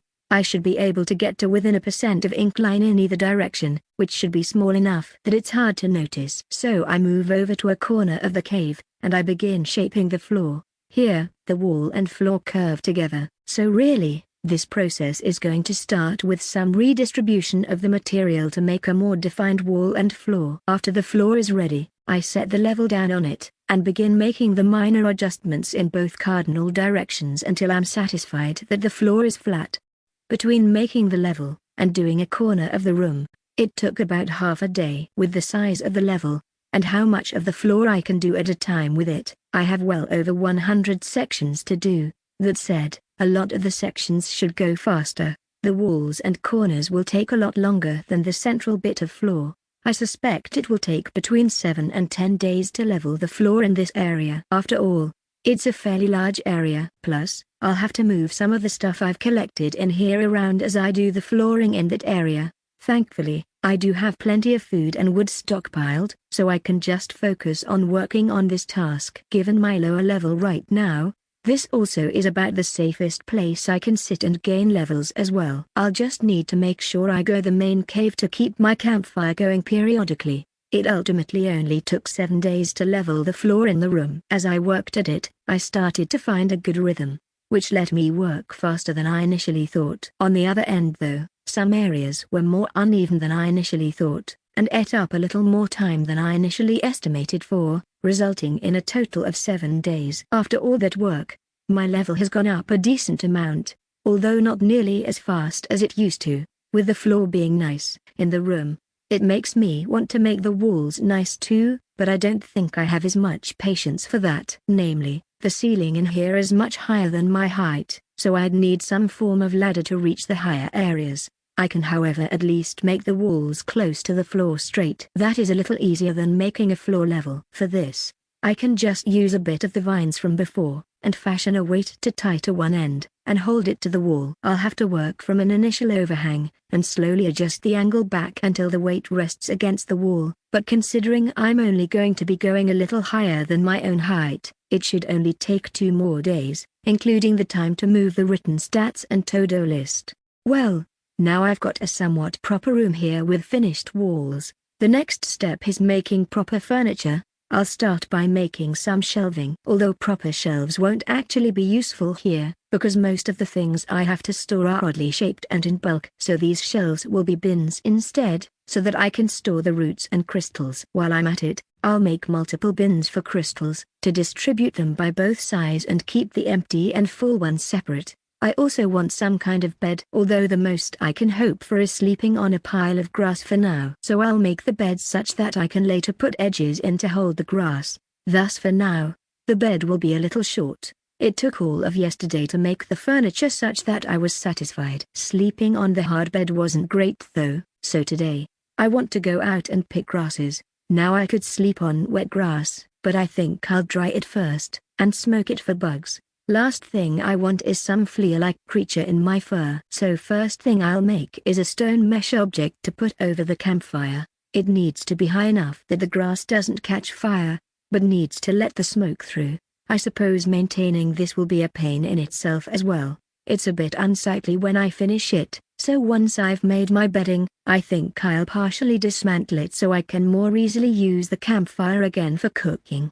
Between making the smoking mesh and gathering the grasses, I've spent pretty much the whole day, so I'll actually get to smoking and drying the grass tomorrow. For tonight, I spread the grass out so that it can air dry some while I sleep. As I get up and eat my breakfast, I'm slightly saddened by the realization that I'm almost out of dried meat. It's only a few days worth left, and it'll run out just before the roots run out. I guess I'll have to see if I can really survive without it soon. I spend the day carefully smoking the grasses for my bedding, and preparing my bed, then dismantling the smoking apparatus I made. Although there is still a little time left in the day, I decide to just lay down in the new bed, and relax until I can fall asleep.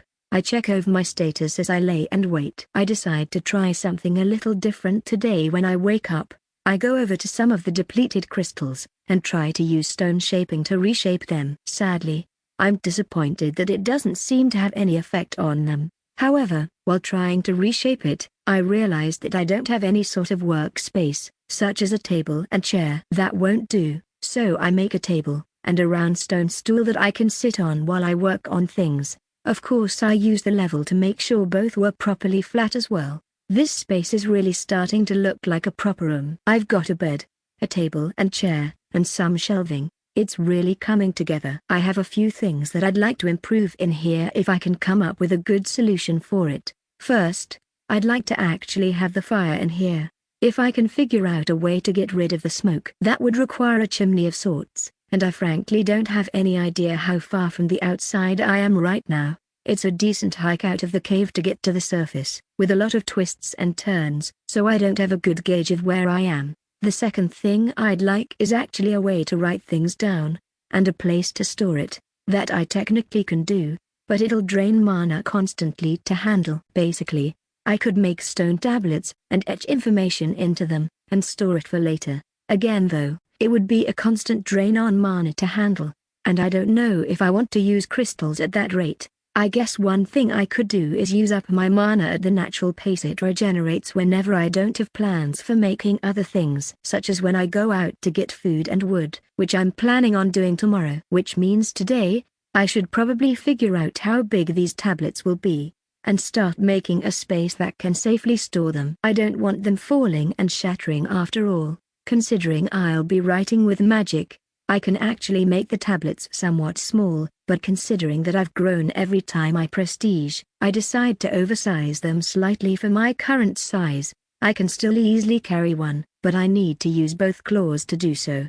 I then make a shelf for storing the tablets, designed specifically with small slots and a ledge to prevent them from falling. They have to be vertically lifted before they can be removed, which hopefully means they won't fall if I accidentally bump one while handling another.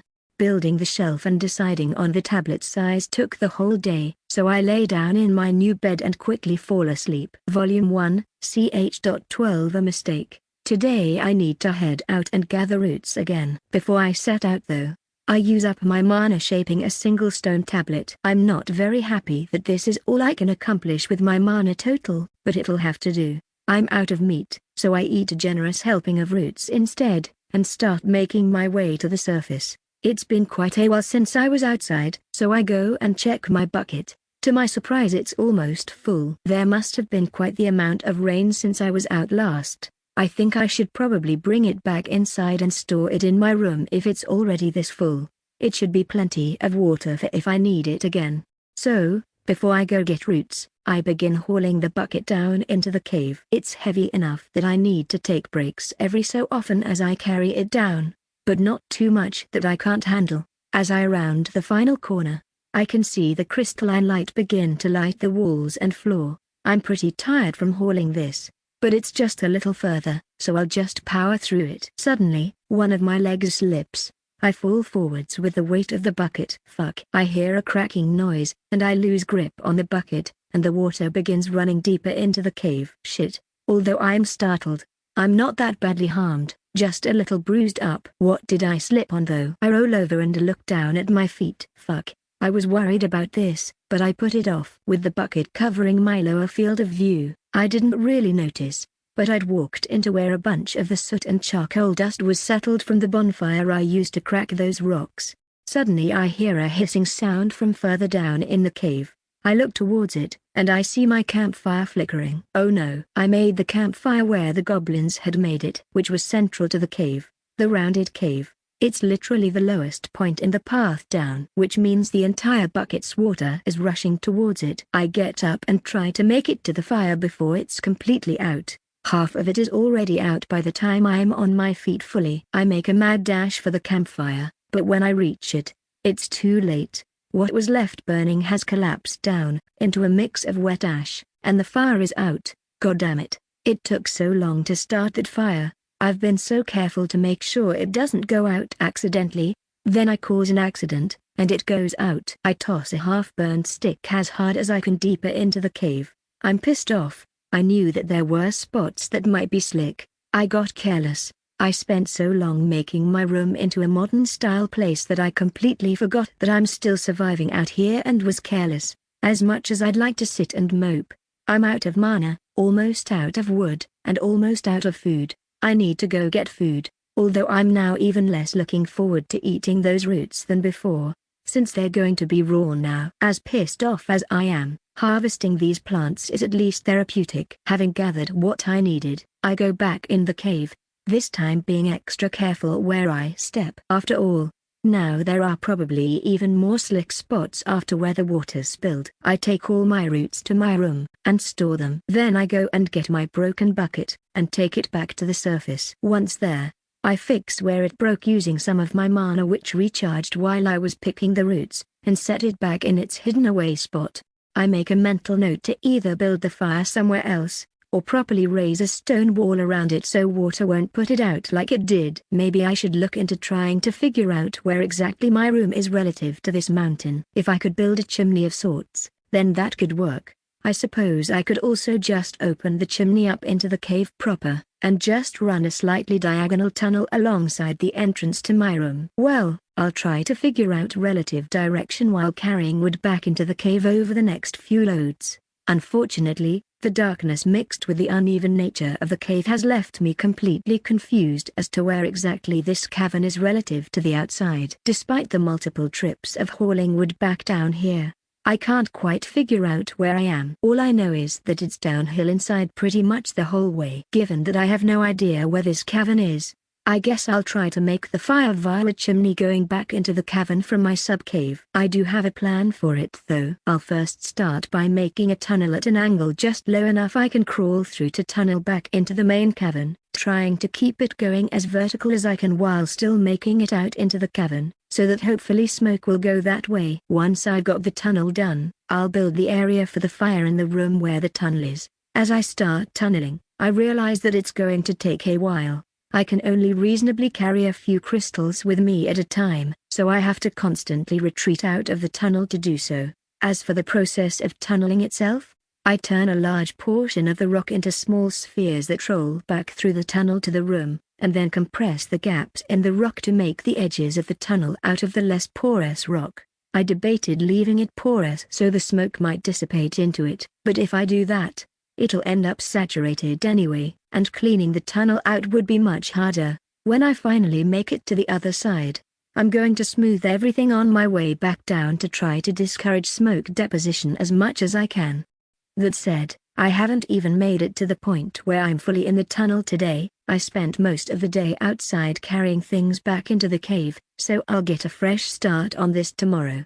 I start today off by eating some raw roots, which I'm not happy about. I already got used to eating them cooked, so going back to the uncooked way of eating frustrates me, but it also motivates me to keep working on the chimney tunnel. It's not the most enjoyable work, but at the very least I can see the progress happening. One issue I've run into is all the little marbles of stone that I've been making have started to scatter on the floor of the room. When I'm done with the project, I should really make an effort to remove them. I don't want to trip again. While I work though, it shouldn't be much of a problem, since I'm not really carrying anything of concern. I'll be the only one getting hurt if I fall. While tunneling, I actually come across a small bubble in the wall that has some crystals embedded in it. I had wondered if I'd run into any more crystals buried in the rock, but it seems like they maybe only form in these gaps in the rock. Or maybe part of the gap forming process forms the crystals. Well, it's way beyond my current capabilities to figure that out,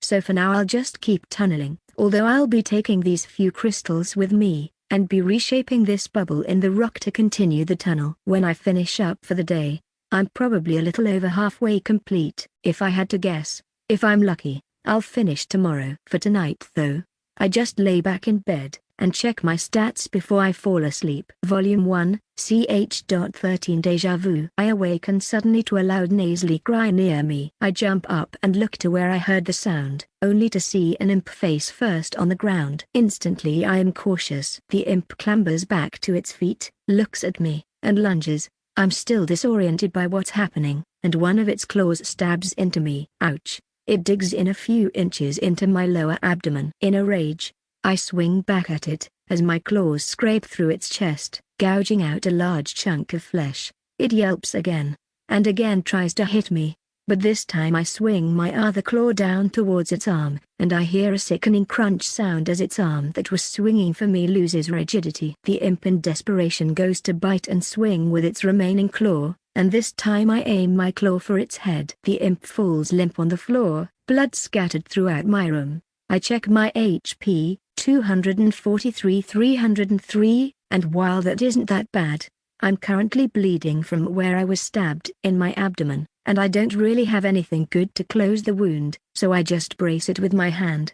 However, it looks like I gained 2 levels from the fight, although I don't have time to look carefully for now. The real question though, is what the hell is going on? I quietly make my way towards the cavern, and very carefully peek outside, and spot a familiar sight. There are imps all over fighting each other. I notice something new this time though. Up by the exit, I spot a familiar goblin, and a few other goblins with him. The goblin that cast fireball before, he seems to be focusing on something. After a few moments, an imp appears in front of him. It initially lunges towards him, but is easily kicked back down, and it turns and runs down into the cavern. The goblin touches a crystal in the floor, then another, and another. After he drains 5 crystals completely, I see him start focusing again. I watch for a few minutes, and sure enough, another imp appears, and again I watch it try to attack a goblin, only to be kicked back. I recheck my HP, 229-303. Well,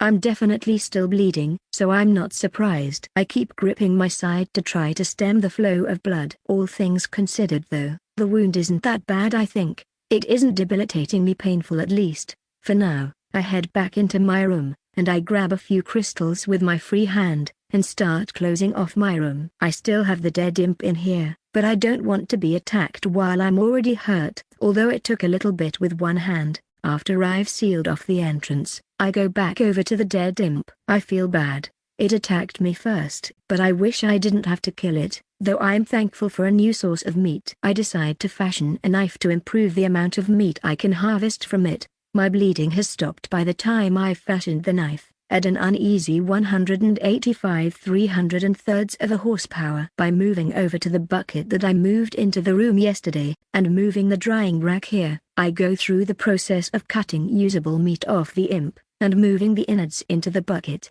As I process the imp, I take note of a few things. Their skeletal structure isn't that different from a human's. Their organs are a bit different though. I mean, after all, I don't go to the bathroom. There are 2 large chambers in the digestive tract. One is presumably a stomach, and the second occurs at the end of what would likely be intestines. Considering the imp likely hasn't eaten, I don't bother opening them up to see the insides. For now I want to get as much meat as I can, and put it on the drying rack, which thanks to the knife, is looking like I'm going to have even more usable meat than before.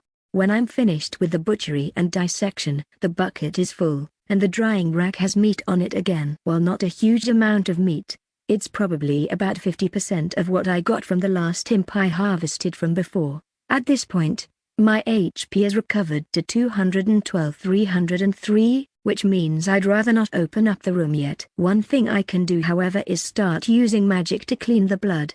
I simply fold the blood under a layer of stone, then use the level to ensure that I didn't accidentally shift the balance. While cleaning, I notice where the imp tripped before. There are a few of the stone marbles scattered about here. I suppose the messiness came in handy this time. As I sit and clean though, I realize that maybe my accident before was lucky in a way as well. After all, if the campfire was still going down in the cave, those goblins would probably have investigated the cave. I might have never woken up had that been the case. I guess I should consider it a silver lining on the matter. Once I've cleaned all the blood I could find, I check my status as a whole. Considering I'm mostly healed now, I check where I was attacked. It's not completely healed, there is still a patch of fur missing, and a lot of scar and scab tissue, but apparently it's close enough.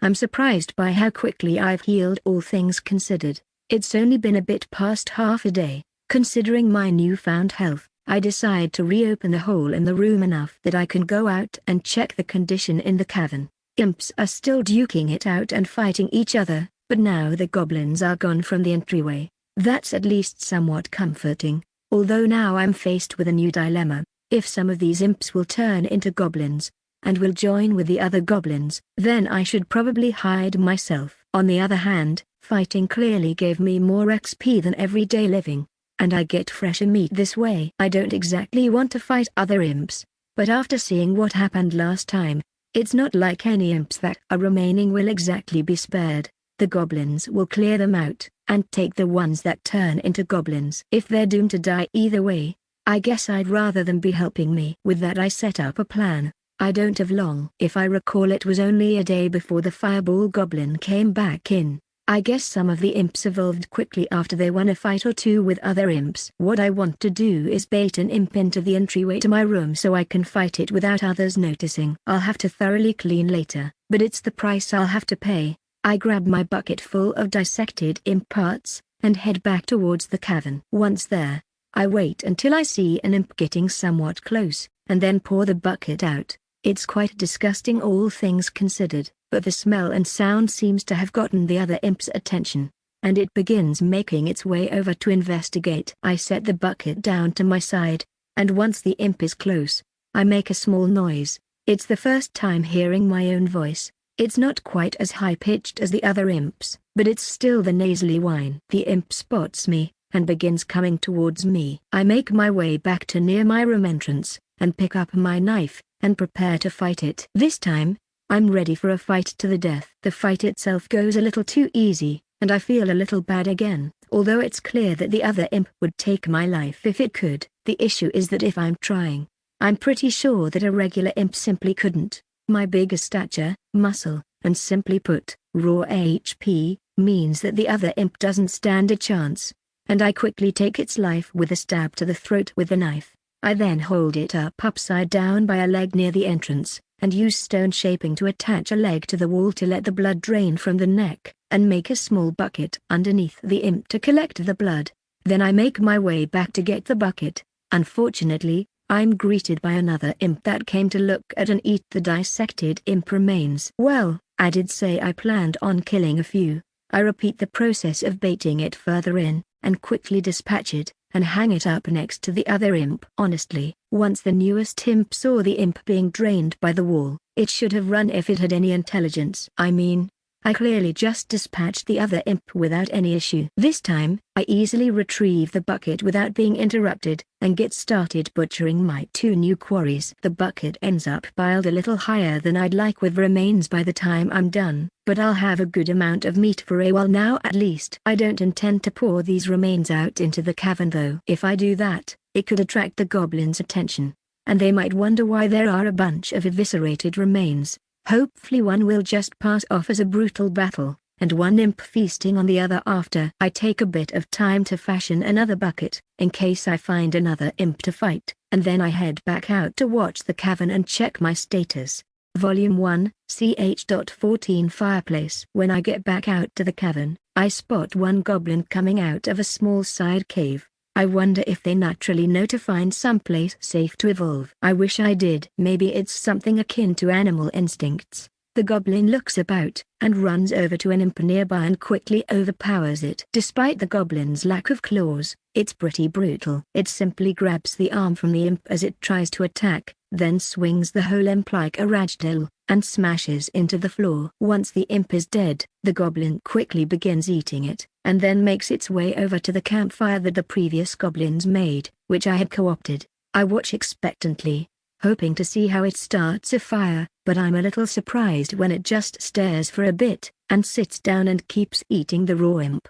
The imps seem to understand that the goblin is out of their league. Maybe the trauma of their initially summoning is partly to blame for it. Either way, they steer clear of the goblin, which actually gives me more opportunity. Another imp scampers close by, and after an hour, I've added a fourth imp's meat on my butcher rack, and go back to the cavern to watch. As I watch, a second goblin emerges from a side cave, and similarly kills an imp and devours it. It somewhat apprehensively approaches the existing goblin, but after a few moments of tense staring, they both seem to reach some kind of agreement, and both sit down. One of the goblins points towards the cave exit, and they both get up and head out that way. After a while, I see them come back down carrying a torch. What the heck? Are they just getting fire outside? Where? I didn't see anything there before. Either way, they make their way back to the campfire, and start it up. I watch in envy of the goblins now roasting imp over the fire. I think I could maybe kill a single goblin, but multiple would be hard. Plus, who knows how the fireball goblin would react. I think I'll keep to myself instead, and patiently wait for another imp, if I get the chance. After a while, the two goblins go and kill an imp, and begin cooking it. I'm a little jealous. While they're cooking, another imp gets close enough, and I again kill and harvest it. At this point though, I'm feeling tired, but I also don't want to get killed in my sleep, so I close off the entryway with stone again, making a double layer. The first layer is a little further out. Then I put the 2 buckets with refuse from the imps, and then a final wall to my room. Thankfully this is a pretty big room, so if I need oxygen, I shouldn't run out. Although I'm not looking forward to the smell of the in-between room. As I fall asleep, I check my status again. Thankfully, I'm not awoken by an attack this time, and I can enjoy an easier morning. Although the meat isn't dried completely, there is at least meat and raw roots. I stomach my breakfast, and begin the process of opening my room out into the cavern again. I was right to seal off the refuse. It doesn't smell good in the closed space in between. I very carefully sneak towards the cavern, and peek out. Well, it looks like I missed out on it this time, but the fireball goblin must have been here. The other goblins are gone, and there are dead imps strewn about. Thankfully, the campfire is still going, if only just. Before it goes out, I hurry back into my room and grab some firewood. After the fire is safe, I suppose it's that time again to get to butchering. I gather up what imps seem salvageable, and begin the butchery process. The ones killed by the goblins are a lot harder to harvest. They're either torched in a way that damaged a lot of them, or brutalized with shattered bone. But among the imps that have something to harvest, I double my meat supply. Although I lost count in the mid-teens when I was harvesting them, there were a lot.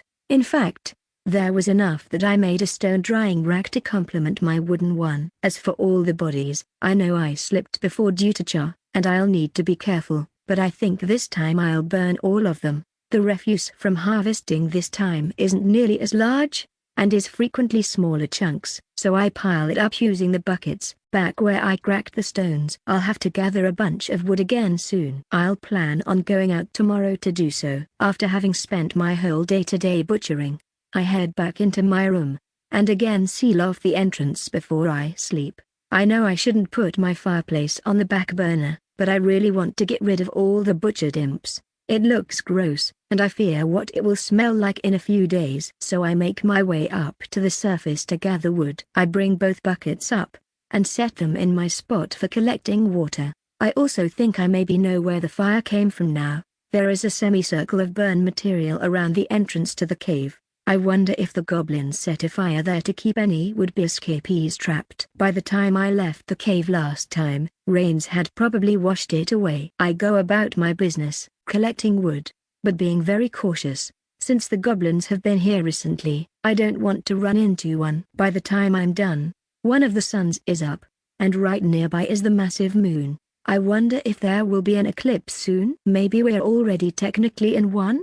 I can't see the second sun yet. It could be behind the moon. Either way, I'm already tired, so tomorrow, I'll be burning the refuse. The process of burning the refuse generates a lot of bad smells and smoke, so I only go out to check on it occasionally, and instead focus my efforts throughout the day on completing the tunnel I need for my room fireplace. Unfortunately, I don't complete it today, but I'm almost certainly very close. Although I'm tired, the refuse fire isn't out yet, so I take the time to start cleaning up the stone marbles that have been spilling out of my new tunnel. Bucket load by bucket load I empty them out into the lowest part of the cavern. After 6 loads, although there are still plenty more, the fire has died down enough that I feel comfortable sleeping. so I seal off my room and do so. After getting my rest, I check on the remnants of the fire. The big pile of charcoal reminds me of when I cracked the rocks the first time. This time though, there is bone meal and other organic waste mixed in. I'm sure the plants will love it, but I do not. I've got a few projects backed up, and about 9 days of roots left, although I haven't found a new root source, so maybe I should plan on searching sooner for a new area with them. The first thing I want to do today though, is finish the fireplace in my room. It only ends up taking a few hours before I break through to the cavern. Then I begin the process of working backwards, starting with putting a grate over the cavern side, and smoothing the way back. It takes half the day to finish the tunnel, and I spend the rest of the day designing and shaping the fireplace proper. Content: I make a fire in it, and test it out. I keep an eye on it for an hour, and after I don't notice any smoke spilling into the room, I'm satisfied, and decide to go to sleep. The fireplace is nice, and I'm happy to have it, but it's going to take all day to gather all the marbles scattered in the room.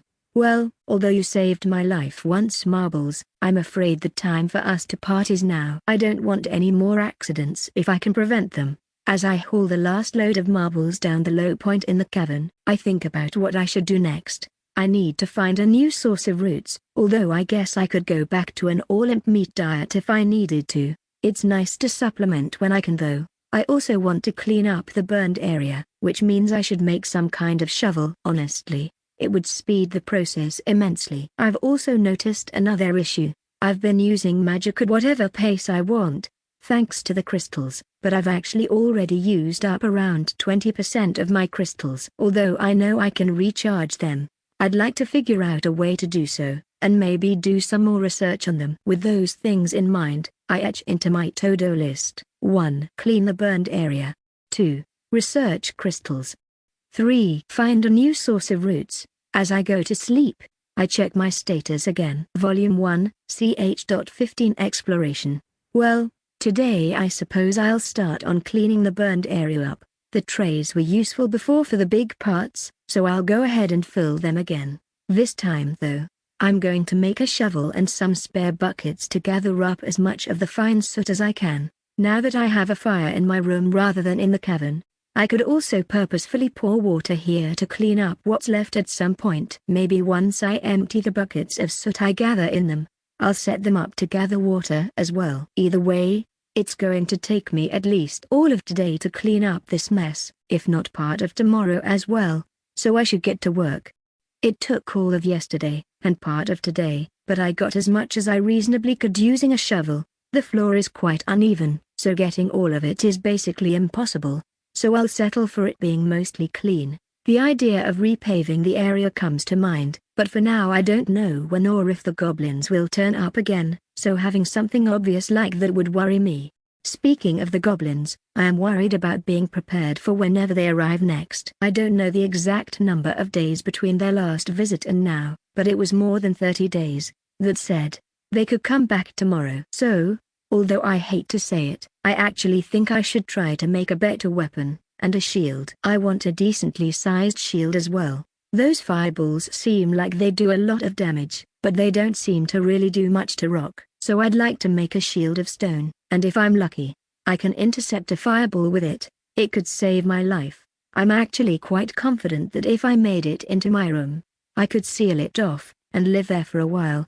But what if they could get in somehow? Plus, it would be nice to have in case of some other enemy I need to fight. I start tinkering with designs, which unfortunately, due to my claws, are limited. As far as a shield goes, I come up with a large buckler design that I have to move my arm through to wield. As for a weapon, I'm not actually familiar with any combat styles, and I've found that although I can wield a tool by gripping, it's slightly awkward. Instead though, I settle on a bladed gauntlet style of weapon. It's basically the same as my own claws, but it's designed for even more damage. The long prongs on the gauntlet are designed to puncture as deep as they can with the full weight of the stone gauntlet behind it. If it gets stuck, I just let go and slide out of it. While not perfect, I think I could probably one-shot a new goblin with it, if not at least leaving it so wounded as to be able to finish it off. With my weaponry completed, I make a stand to store it on near the room entrance, and then go to sleep. Today,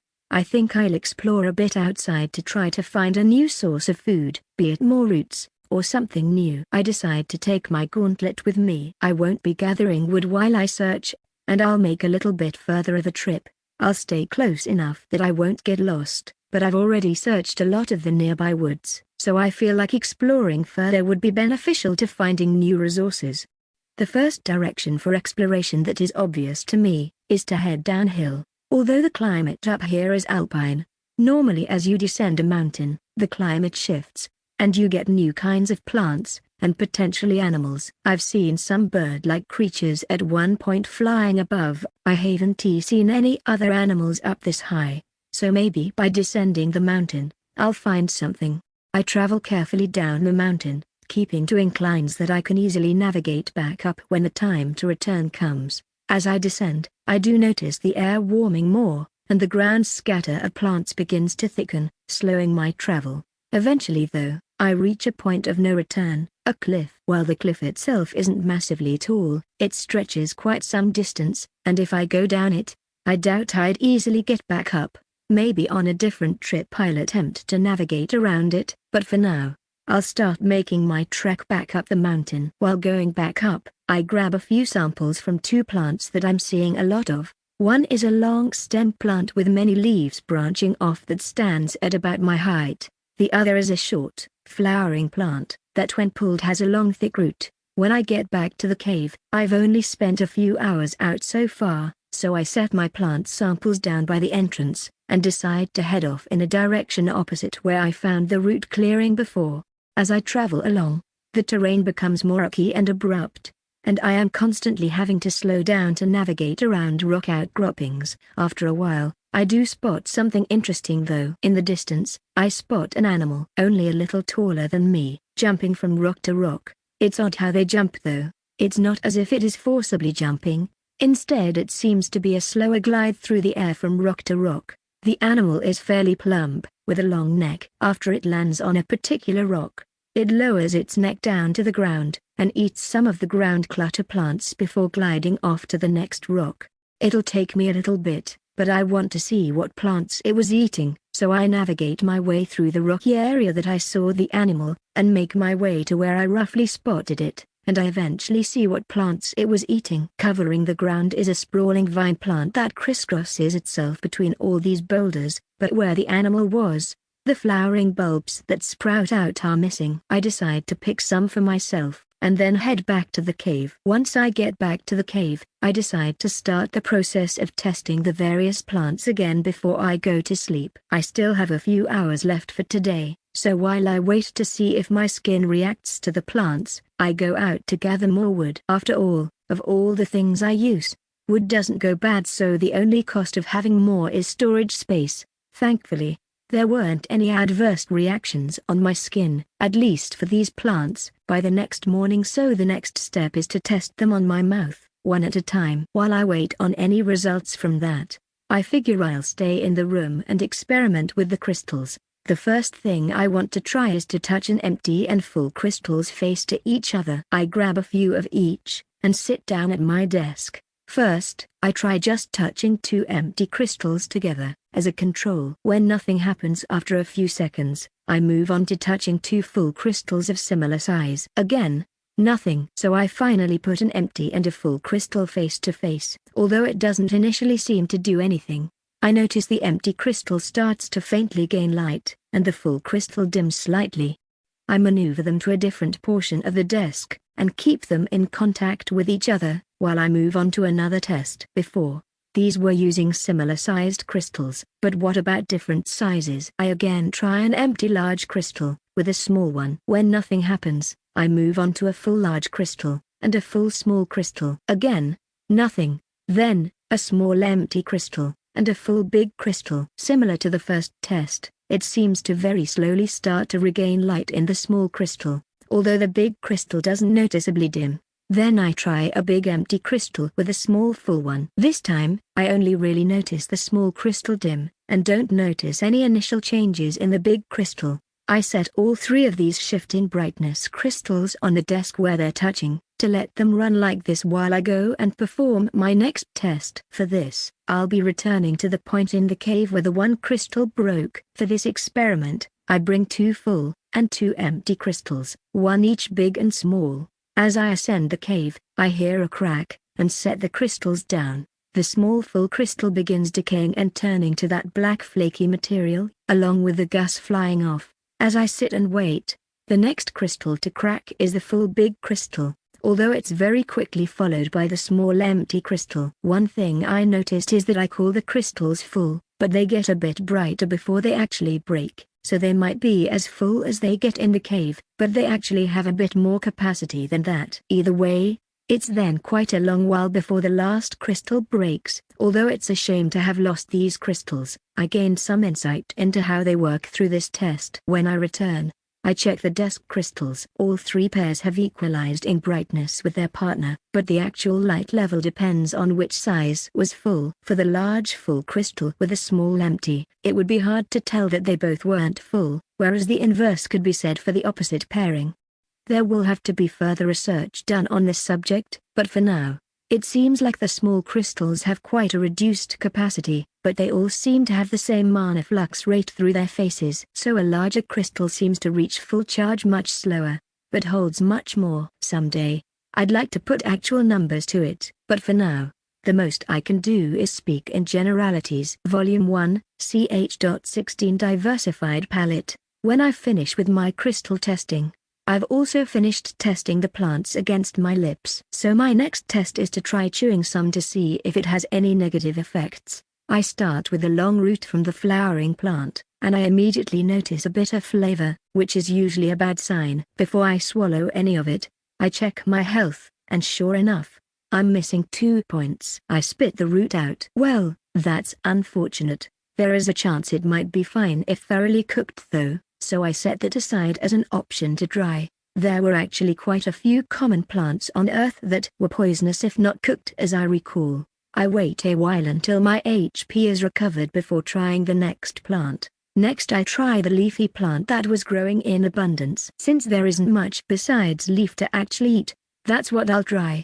I chew on some for a little bit. When my mouth starts to feel really warm, I check my stats, and although I'm not missing any HP, I'm actually missing 4 points of my MP. Again, I spit the plant out. If it drained that much MP from just chewing on a leaf, I don't want to know what would happen if I actually ate it. My mouth was feeling progressively warmer as I chewed, so I'd be worried about something like internal combustion occurring. That said, I might try my hand at grinding this into a paste. If I could poison a blade or some other weapon with this, it might help if I battle someone who uses mana. Finally, I'm on to the flowering bulbs that the animal I spotted was eating. I chew into one, and it tastes exceptionally sweet, but after a little chewing, it's basically dissolved into almost nothing in my mouth. I mean, it is a flowery bulb after all. After holding what's left in my mouth for a while without noticing any ill effects, I swallow it. Although it would take a lot of this to make a meal, it might be decent as a flavor, or boiled. As long as I don't notice any new negative effects from here on out, then I might try to use it to make my other food more palatable. I don't have much time left in my day, so I take the time left to clean up some places in the room. A lot of my crafting has involved me essentially cutting stone blocks out of the wall to make extra buckets and other tools, so I'd like to convert that area into a new shelving area. I don't have anything I want to store on the new shelves yet, so I make them fairly generic.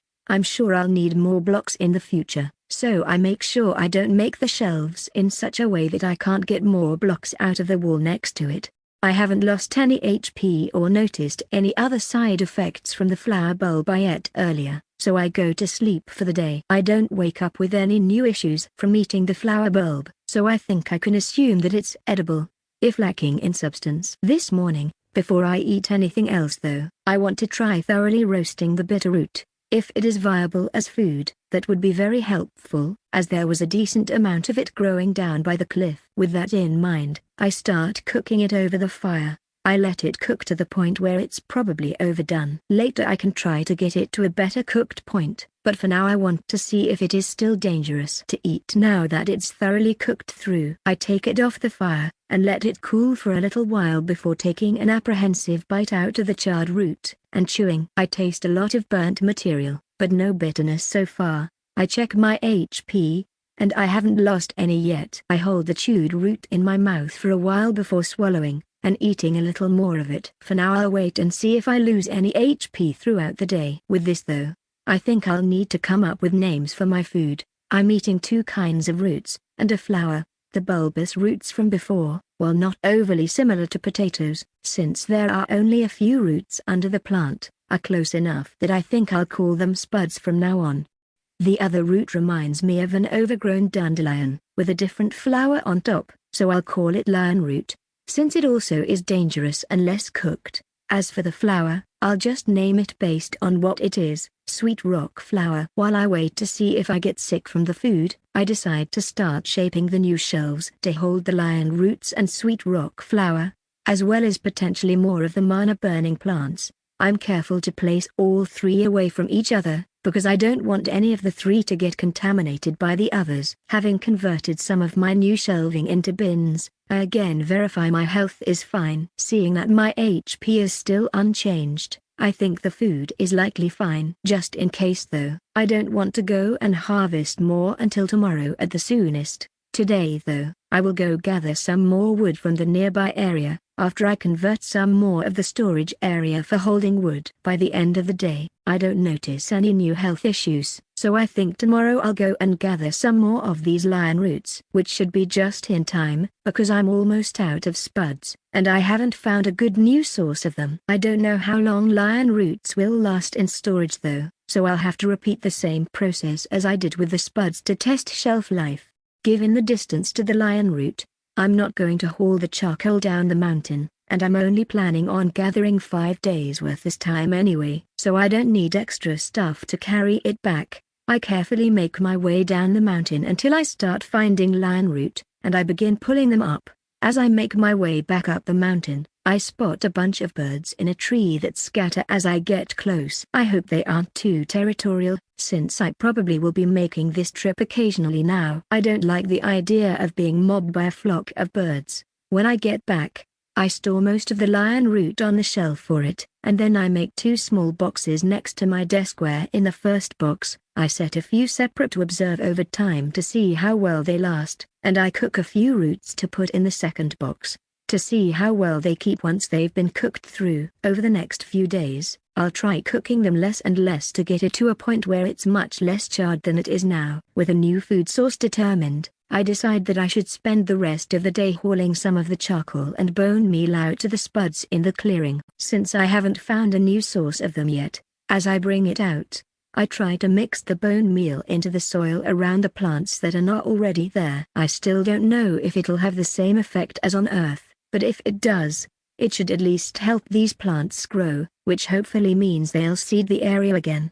By the time I'm tired, I've only hauled about half of the charcoal and bone meal out, but I set the buckets up near the other bucket for now. Unfortunately, I'm noticing that this spot isn't really able to hold more buckets after this, so I'll either need a place to store buckets, or destroy the rest of them when I'm done with them. With all that completed for the day, I head back into my room, close up, and check my stats before I sleep. Volume 1, ch.17 Storage space. Well, the only thing on my to-do list is finish clearing the burned area. So today, I'll start by hauling the rest of the materials out and scattering it in different areas, to maybe promote more plant growth.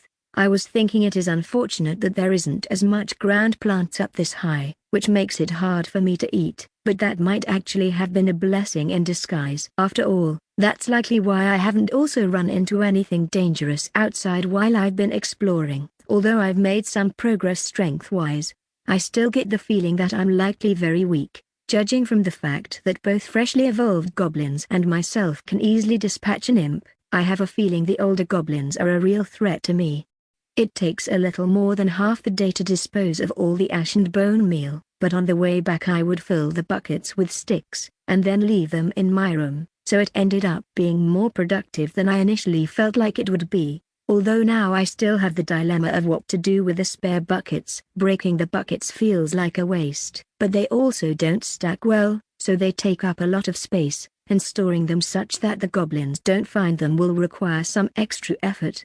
I sit down and think on it for a while before making a decision. My first option is to just reshape them into inconspicuous rocks, and put them back in the main cavern, which means I'd be doing shaping effort anyway, and if I need the buckets in the future, which seems likely, I'll have to remake them again.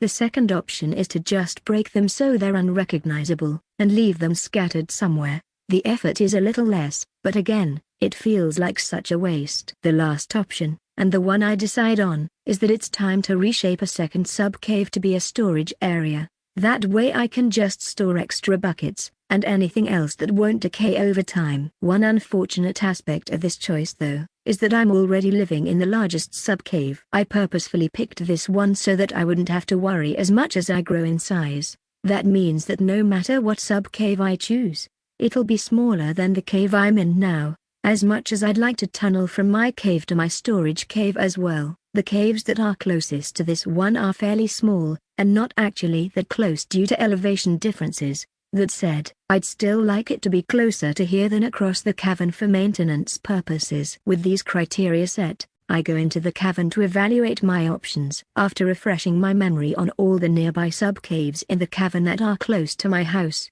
I pick out the one that will become my storage shed. Of the nearby ones, it's the largest, but will also require the most work to make functional. In fact, it's only a little smaller than my current cave. The big issue is that the whole thing has a pretty heavy downhill slant to it, which means serious renovations will need to be done before it's even slightly usable. Just going into and out of it requires climbing in its current state. I wouldn't have chosen it if it was slightly smaller even, but given its size, I feel the effort of building stairs and ledge leveling inside will be worth it. There is also a fairly narrow point at one point on the descent of it that I'll need to widen. Before I make any estimates for how long this is going to take me, I still have a few hours, so I go and get my leveling tools, and build a few stairs to see how long they'll take.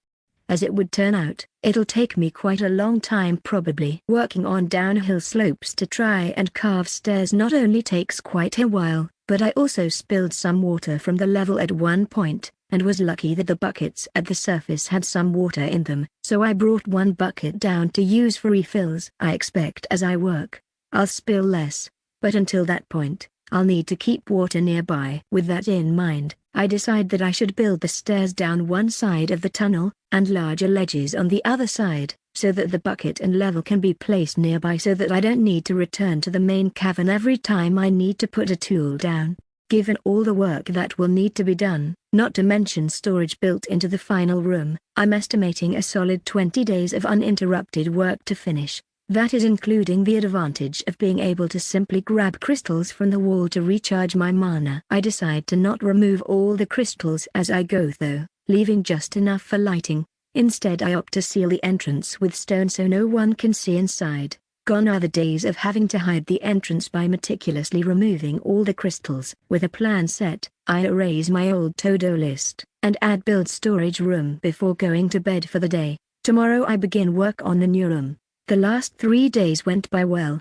Each day I got a little further with the stairwell. Unfortunately now, at the end of day 3, I've hit an unfortunate snag. Namely, all the raw lion root has started to rot. The cooked lion root seems to be okay for now though, but it does mean that tomorrow I'll need to go and acquire more lion root, and then cook it before storage. Tomorrow morning I'll experiment with eating some of the pre-cooked lion root, and also try reheating it over the fire, and verify which if any are fine to eat. It will be unfortunate if they are bad as well. The pre-cooked root that is aged seems fine to eat, but it is a little stale.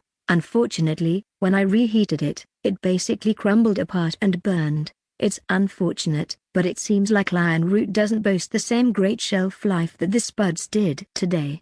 I'll go and harvest another 5 days worth, then cook them. When I get outside, it's lightly raining, which makes it even harder to get the lion root part of the way down the mountain. While I could wait to go and get it, I have zero idea about the weather here. What if it's the beginning of a hurricane and a bunch of the mountainside has a mudslide and I'm trapped in the cave for a long time without knowing? It's just a light rain, so I should be fine. It took nearly twice as long as normal, due to me being overly cautious with the slippery ground. But I made it back with fresh lion root. As I get ready to go back in the cave, I check the buckets, and most of them are a little under half full. I head down into the cave, and get ready to cook the lion roots.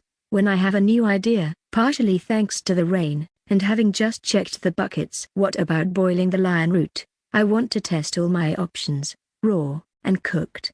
Both old and fresh, although not the rotten root, which means that I haven't really harvested nearly enough today, but that's okay, I can go out again tomorrow. For now, I first shape a pot for boiling, complete with a stand for use in my fireplace. I go through the extra trouble of making sure that it's the concentrated form of the stone, with as few possible air bubbles which might cause it to crack. I set it empty over the fire, while I go and haul some of the buckets down from outside. While I let the pot go over the fire, I redistribute the water in the buckets. I don't want them so full that I spill again, but enough water that it's useful. Then I haul empty buckets back up to the surface to collect more water. While I'd like to boil water tonight, it's already fairly late, and I want to be extra careful. My experiences with fire and water have not been great so far, so for the rest of the day, I roast most of the lion root, leaving a few raw to try boiling. I also go out and prep the campfire area in the cavern for use again. Tomorrow, I'll maintain a second campfire out there, in case the pot breaks, and I put my fire out again. Satisfied with my day, I check my status before I go to sleep. Volume 1, ch.18 Boiled vegetables. Well, first thing today, I want to set a second fire in the cavern so that I don't accidentally extinguish my fire again while I mess with boiling water. After getting the second fire going, I fill the pot with water, and move it over the fire, and begin patiently waiting for it to boil. I make sure I have 2 spare buckets nearby as well. One for the boiled water, to prevent cross-contamination, and a second in case I end up vomiting for some reason. After I boil the water the first time, I place a raw lion root into the water. While it boils, I make myself a stone fork to prod the root with. After a few minutes, the root starts to soften, and the water gains a milky color to it. I give the root a little longer, before removing the pot from the fire. Once the root is cooled enough, I first attempt to taste the root, being careful again, since I know lion root to be mildly poisonous while uncooked. Unfortunately, the root still seems to be poisonous after boiling. I also test the water, and the water has gained a small amount of poison to it as well, which means it won't be useful for eating or drinking. I pour it all out into the wastewater bucket, then rinse the pot with more water before refilling it, and beginning the process again. This time, I try boiling a recently seared lion root that I know to be safe to eat normally. This time, as it cooks, it goes from its very hard texture to mushy relatively quickly. So much so, that I don't really have the option to eat it with a fork.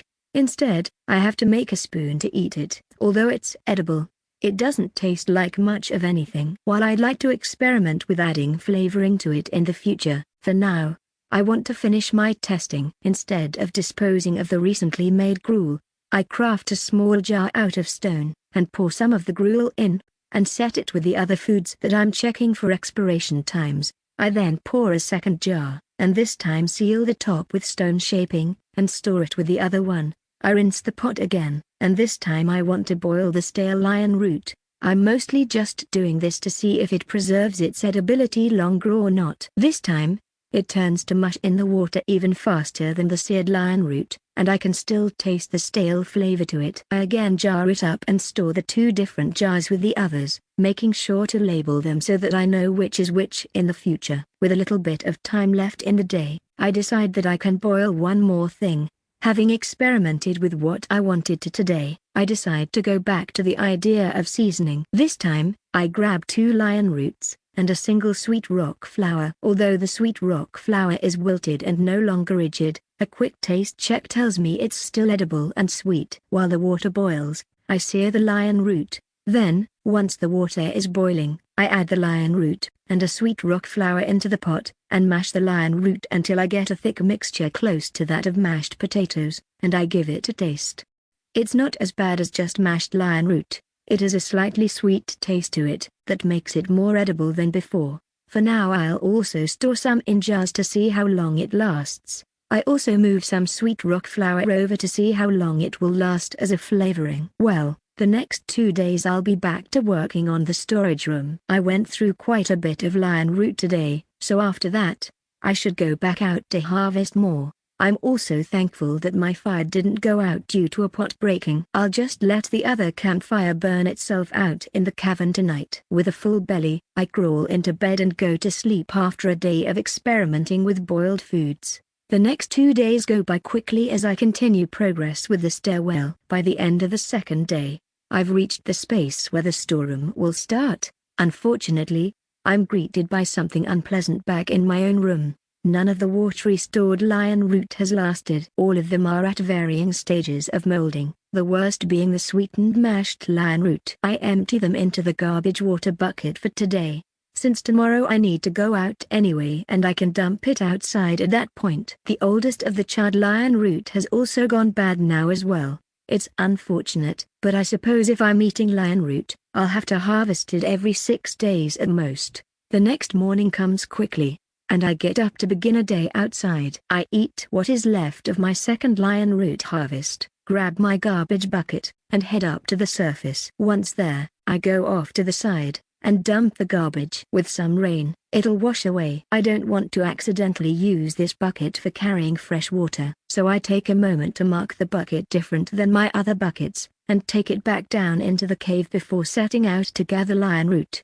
Every time I gather lion root, I'm always disappointed that I have to hike quite a while to reach it. On the other hand, I've gotten pretty good at maneuvering through the mountainous terrain now, so my pace has gotten better. I just wish I could find another easy source of spuds. That would make my life much easier. Maybe I'll do some more exploring once the storage room is done. The other downside I run into with lion roots over spuds is that in the evening, once I've harvested my few days worth of lion root, I still have more work to do. I have to cook them, so that they don't go bad as quickly. So for the rest of the day, I sit by my fire and cook lion roots, and set them aside to store for the next few days of food. The next 2 days are spent in the eventual storage room. I begin the process of shaping the room to match my idea for it. I want it to have 2 tall floors inside. Right now, the space is a large slanted area. What I want to do is divide it at the halfway point on that slope, and make that one floor, lowering the higher part, and building a floating floor over the other half using the excess stone. Then the lower half can similarly be carved out some to make freestanding shelves and other storage devices. All of it traversed by stairs. The first step to the process is shaping supports throughout the lower storage area that will support the floor above. I plan on being extra cautious, so I build them plenty thick, with the intent of also making the floor extra thick. I don't have any information about my building materials to actually math out how thick I need everything, so I decide to err on the side of caution for all of it. By the end of the second day, I've got the beginnings of the pillars done. They'll need finishing work as the floor gets built, but for now, this is good. As I go to sleep though, a familiar feeling sweeps over me again. Available traits: improved dexterity, increases dexterity and the manipulation beyond what your form would normally allow. Mighty Imp, greatly increased stat gain per level as an imp. Iron Gut, negates some negative aspects of eaten foods. Available species: Goblin. I've got 2 new traits I could pick now. While improved dexterity is still very tempting, the other 2 options give it a run for its money. Iron Gut would probably solve a lot of my food issues. On the other hand, it probably doesn't improve the taste, so food would just be a broad term for garbage. If I had Iron Gut offered when I was eating raw imp, I might have picked it then, but now, I have a few things that are edible, so I feel like it would be a waste to take. The other thing that concerns me is Mighty Imp. It's vague, similar to when I took Mana Affinity. I've still been scratching my stat totals into the wall from way back when. This will likely obscure values even further. As much as I hate the idea of obscuring the data further, being stronger is appealing. Although I still don't really want to be a goblin if I can help it. Frankly, I don't want anything to do with the Fireball Goblin, and I feel like taking that path will ultimately lead to me serving him. For one, I don't know if goblins require water, and I've got a nice place for myself here. I think I'd rather continue living in my current place, although improved dexterity would be nice. I think the compounding effect of Mighty Imp is what I'll take. I'm making an assumption at this point, but when I prestige, I seem to keep some percentage of my stats, and I'm pretty sure at this point it's based on stats gained. So increasing that should help me down the road, especially as leveling continues to slow down as I prestige. There is also the obvious benefit that whenever I do evolve, if I do, that I keep all my stats at that point, so having better growth just means more then. I pick Mighty Imp as my trait choice, and let the darkness overtake my consciousness. Volume 1, ch.19 Nose to the grindstone. When I wake up, I can't quite tell if I've gotten even bigger or not. The last time I could barely tell, so maybe I'm getting close to how tall I can actually get. My head feels a little different, so I feel over it. There are two short knobs that are starting to form there.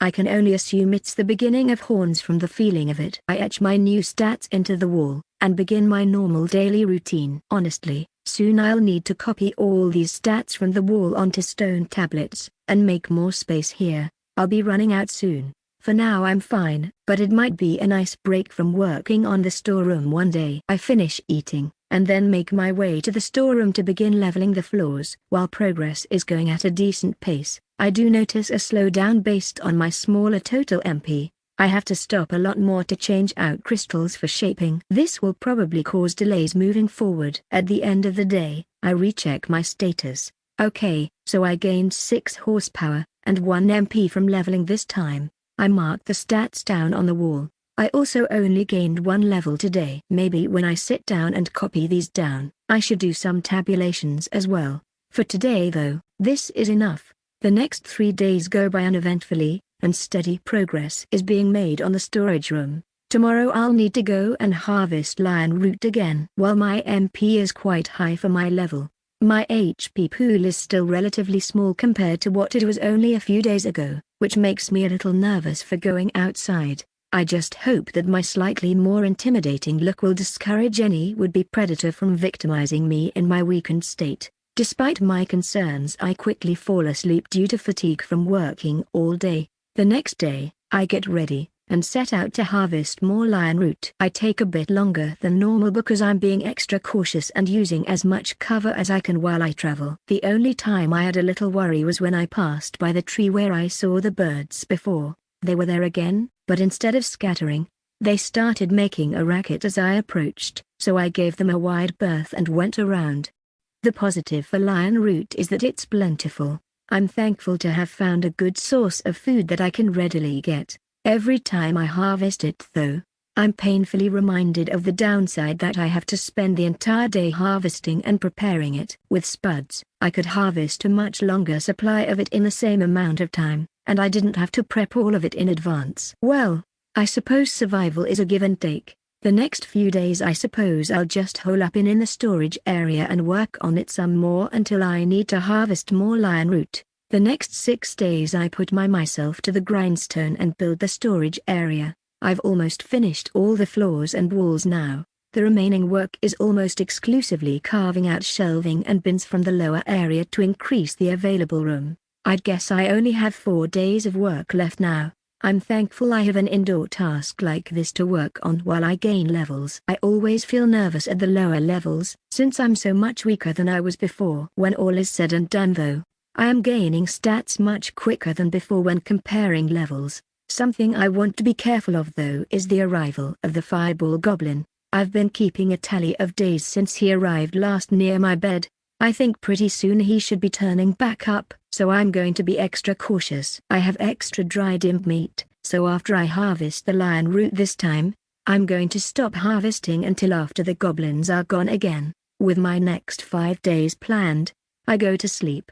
The 5 days pass without a hitch. Every day, after I eat, I would go to work on the storage room, closing my room off as I leave, and closing the storage room off as I go down, making sure everything is sealed so I'm not suddenly attacked while I work. I would then cautiously peek out into the cave through a small hole I would make in the entryway before opening the whole thing up and repeating each day. Finally, on the 6th day, I can move all my spare buckets into the storage space. As much as I'd like to go and retrieve the water buckets on the surface, and trade them for empties, I'm too nervous with the looming threat of the fireball goblin approaching again to go outside. Even the idea of leaving my room makes me a little nervous. Tomorrow I'll run out of lion root, and I'll be back to an all-meat diet until the goblins leave again. With a little bit of extra time on my hands today, I decide to carve a new area in the entry tunnel to my room. While I won't complete it today, I'd like to have a place where I can properly butcher new imps. For now I spend time breaking blocks out of the wall, and then compressing the stone into a bucket, and filling the bucket with compressed marbles, and setting it aside. Normally, I'd just go dump the marbles further in the cavern, but now I can store them in my storage room. I'm already going through the trouble of compressing them, which I didn't used to do.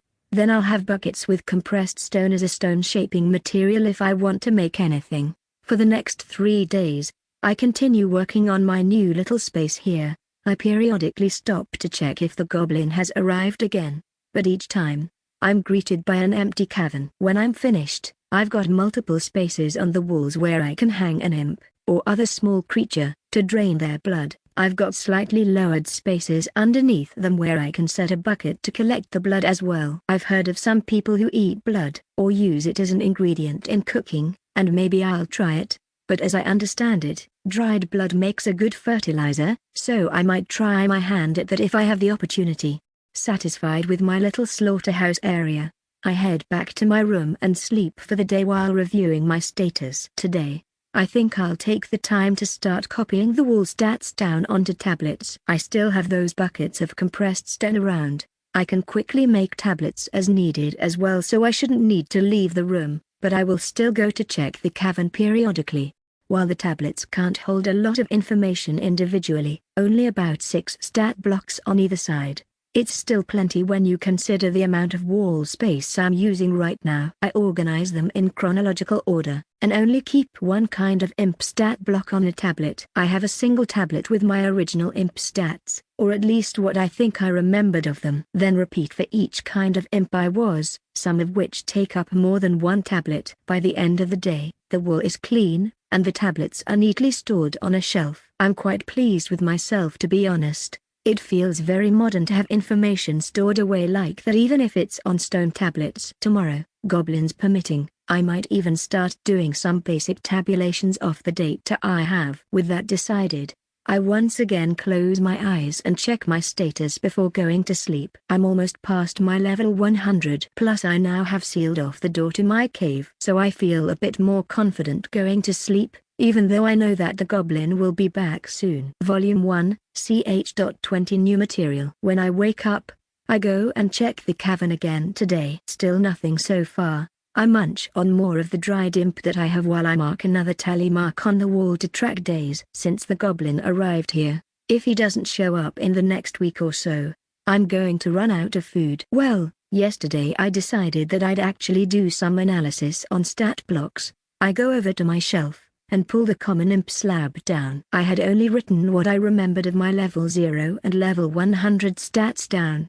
Thankfully the math right now is easy. I gain 200 horsepower and 20 MP over those 100 levels. I take this info down. I also divide it out and put it into a per level stat. 2 horsepower/LVL and 0.2 MP/LVL. As far as I can remember on any check, it seemed to be linear. Just in case though, I get another tablet out, and make notes to check this hypothesis in the future if I ever get the chance. I'd need test subjects though, and they'd need to be able to communicate as well. Well, it's a good thing I'm writing this down somewhere then, since that'll likely be a long time in the future. I already did a lot of simple arithmetic for estimating how much HP I keep when I prestige, and as I pour through all the data I've collected, it seems to hold that I keep 5% of my gained HP. I still am having issues with evaluation of mana. Basically, whatever mana affinity is, it makes it hard to evaluate how much I'm keeping between prestige. I can get the gist of how much mana I've been gaining per level, and I note that down, but the actual value is obscured through the extra gains from mana affinity. Well, as long as I note all these values down in my notes, if I get the chance in the future to compare the data with a regular imp, that should shed light on it. I'm only about halfway through my day so far, and I've done all the evaluation and note-taking I plan to for now with my data. I've noted all the HP and MP gains per level, and taken some notes on hypotheses for how prestige works overall. After checking the cavern and seeing it empty again, I've got to decide what to do to pass the time until the goblin shows up again. I sit for a while and think about things I could try to do. Most of the things I come up with are a little too risky given the likelihood of the goblin arriving at any time. I ultimately settle on experimentation with rock. Right now, I know that I can compress the rock by removing space within it, but I wonder if I can do anything else, like removal of impurities. I take a small amount of stone from a wall in the entryway to test with. The stone in its current form is mostly a black igneous rock with speckling. Before I reform the rock without any air pockets in it, making it more solid overall. This time though, my goal is to separate out the different speckling of colors. Unfortunately, the initial try of trying to only focus on the particular different colors and pull them out doesn't work very well. In short, since all of it is considered stone, I can only really specify location as a format for removal, not different materials within it. I think the reason I could remove the gas and compress the stone before was because I can't manipulate the gas, so by just compressing all the stone, I removed the gas. That is okay though. I've got some time on hand until the goblin shows up, so a labor-intensive process doesn't bother me that much. So I start going piece by piece, removing little bits of different color minerals from the stone, and putting them in a pile on one side of my desk, and then carving off bigger sheets of the baseline material, forming a second pile. It's very slow going though. I took a 1-foot cube, and by the time I am ready to go to sleep, I've only gotten through a quarter of it. With a very small pile of a lighter color material and a larger pile of the blackish material, I once again check the cavern for any signs of the goblin before I go to sleep. When I wake up, I once again check the cavern. Spotting nothing, I eat some food, then continue manual separation of the rock sample. Every couple of hours, I stop to check the cavern, and find nothing. I'm starting to wonder if the goblin won't be coming back anytime soon. In a few days I'll run out of imp meat if he doesn't, and I'll need to go out and get more food. For now though, I'll just sit in here and shave away at rock. By the end of the day today, I'm almost 3/4 of the way through the separation process. Tomorrow I'll attempt to reform all the small bits of rock back into a solid rock of a more pure material. Tonight though, I need sleep.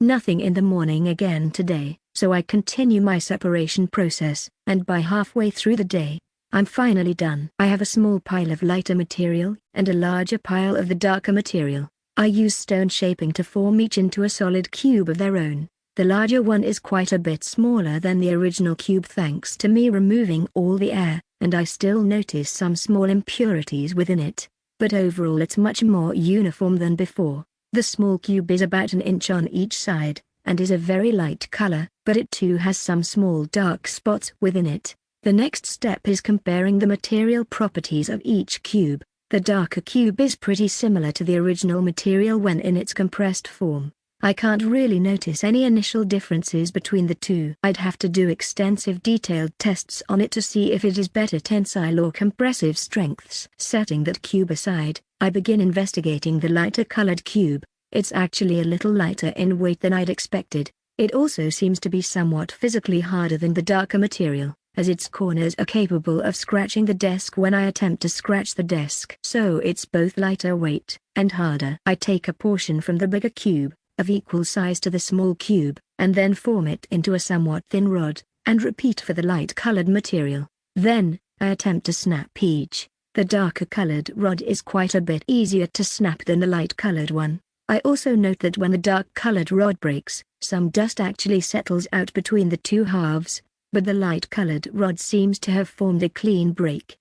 These results annoy me slightly. After all, I basically have found out that I can make a reasonably better stone material than I currently have, being both lighter and more durable, but it is pretty labor-intensive for me to make currently. A cubic inch of the material took me 2 days to filter from a cubic foot of rock. I guess I'll have to reserve its use for things that need it. At some point maybe my weapon and buckler would be a good to have made out of it. Each would be weeks of work to make though. I'll put separations on the back burner as an activity for the time being. If I ever need a downtime activity, then I can work on it, since it really doesn't take much brain power to actually do. I'm only a little past halfway done with today, so I decide to go to my storeroom and haul some buckets. First, buckets to put in the slaughterhouse area. I forgot to actually place the buckets in the floor for blood collecting. Next, I get 2 more empty buckets and put them in my room, and then grab a bucket with the compresses marbles from digging until the goblin shows up. I'm just going to manually separate off any of the light-colored material from the marble surface, and put it in one empty bucket, and throw the marred marble in the other empty bucket. While I know I'm not getting all the light-colored material from the marble, it's a bit faster than doing a full separation. By the end of the day, I'm only about a fifth of the way through the marble bucket, and I only have a small pile of the light material in the bottom of the bucket for light material. But that's fine by me, since I know this is going to be a long process. For today though, I've done enough. Verifying that the cavern is still empty, I go to bed. Volume 1, ch.21 of Goblins and Imps. The next day I wake up, and there still isn't any activity in the cavern, so I mark another day on the tally counter. That makes 45. I eat some food, and get to separating rock. After about half a day, I'm now halfway through 1 bucket's worth of material, with a small pile of the lighter material building up in its respective bucket. It's probably not quite enough for another cubic inch, but I've only spent a little over half a day total, so I'd say I'm pretty content with the rate I'm getting it. I stand up and stretch, and go to check the cavern again, looking through the small hole I made to peek out. This time though, I spot a few small imps running about, and the goblins standing up near the exit, summoning imps again. I quickly head back into the room, and double-check my tally marks, and after verifying it's 45, I mark it down on the wall, and put a circle around it, and label it Goblin Returns. I then check my status. So, my HP is currently at the level of a level 100 common imp, and my mana is much higher than that. I obviously have no intention of challenging the goblins in my current state, so for now, I plan on waiting until the goblins leave, and picking off some imps for food and levels again. For now, I'll just check in frequently, and take note of when the goblins leave, so that in the future, I'll have a better idea of how long they stick around for. I don't know how long they've already been here, but the best I can do is guess. Every hour or so, I get up and go check the cavern, then return to removing light material from the stone. By my normal sleep time, the goblins are still out there summoning imps, and I'm torn on what to do. On one hand, I can stay up and really see how long they're out there for, but then I'll probably be too tired to kill some imps and gain some levels for myself. On the other hand, if I sleep, I'll have no idea how long they stay out there, but I'll probably have more opportunities to gain levels and food from imps. After deliberating for a bit, I decide to sleep. While the benefit of knowing how long they're out there is nice, I already have some info. It's at least half a day, and probably more considering I missed when they exactly arrived. Especially since I missed when they arrived, I decide that the estimate I currently have is already good enough, and getting more meat and levels should be a higher priority, so I go to sleep. I'm very glad I started closing off my sub-cave normally now though, so I can feel some degree of safety despite the melee going on in the cavern. When I wake up, I immediately go to check the cavern. The goblin party is gone, and there are already quite a few dead imps strewn about from their mutual combat. Just as I psych myself up to go and bait some imps along to fight me though, I spot a single goblin crawl out of a sub-cave. Damn. I was a little worried about that being a possibility, but it seems like we've reached the point where some of the imps have started to evolve, which means I only have a few hours at most until the goblins turn up. I also will want to try to hide my presence from the goblin, so it doesn't inform the others about me later. I look quite distinct from other imps, so if it spots me out, I'll almost certainly need to try to kill it to prevent it from informing the others. For now though, the goblin seems content to stay on the far side of the cavern, eating a nearby dead imp. I take the opportunity to get ready to open up my sub-cave to the cavern. Not all the way, but enough that I can get out, which means enough for others to get in. I bring over my bucket of marbles that I've removed the lighter material from the surface, and place it near the entrance. Then I open the sub-cave, and grab a marble, throwing at a nearby imp. The marble hits the imp in the back of the head, and it turns around. As it looks in my general direction, I throw another marble at it, this time hitting it in the leg. It spots me as the one throwing things at it, and lets out a high-pitched cry, and begins running at me. I duck back into my sub-cave, and wait for it to arrive. Once it enters, I bait it back to my slaughterhouse space. If it had any recognition that the space it was in now was manufactured, it didn't show it, as it reached out to strike at me. Unfortunately for it, I've gotten quite decent at imp-on-imp combat, and my superior size easily allows me to outrange and overpower it, quickly killing it. I then hang it over on one of my bleeding racks, and use a knife that is stored on a small shelf in the room to slit its throat to bleed it out into the bucket underneath its lifeless body. Well, I definitely want more than just one, so I head back to entrance, and check the cavern. The goblin is still hanging out on its own side, so I target another imp. This one isn't quite as close, so I miss my first throw, but the imp is still startled by the marble hitting nearby, and after a few more shots, it spots me and begins running at me. I again bait it into the slaughterhouse space, and quickly dispatch it. This process repeats itself twice more, in relatively rapid succession. Now I have 4 imps draining blood into buckets along the walls. I only have space for one more imp on the wall, so I head back out to check. The nearest imps now are a bit further away, and I have a feeling getting their attention with the marbles won't cut it, as they probably won't be able to figure out where they were thrown from at this distance. Since I won't just be easily baiting them in one at a time like before, but instead going out into the cavern to fight, I decide to grab my gauntlet and buckler for a little extra help.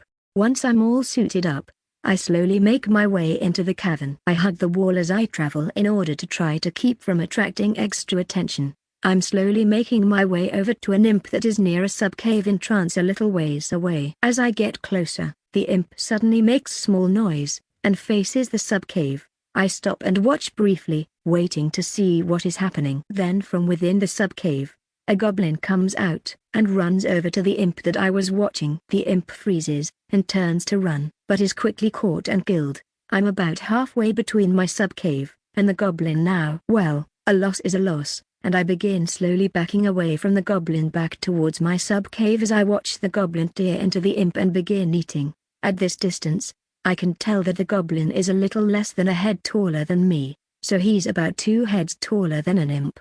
I continue quietly retreating as the goblin gorges on the imp, and I've almost made it back into my sub-cave when the goblin abruptly stops eating and stands up.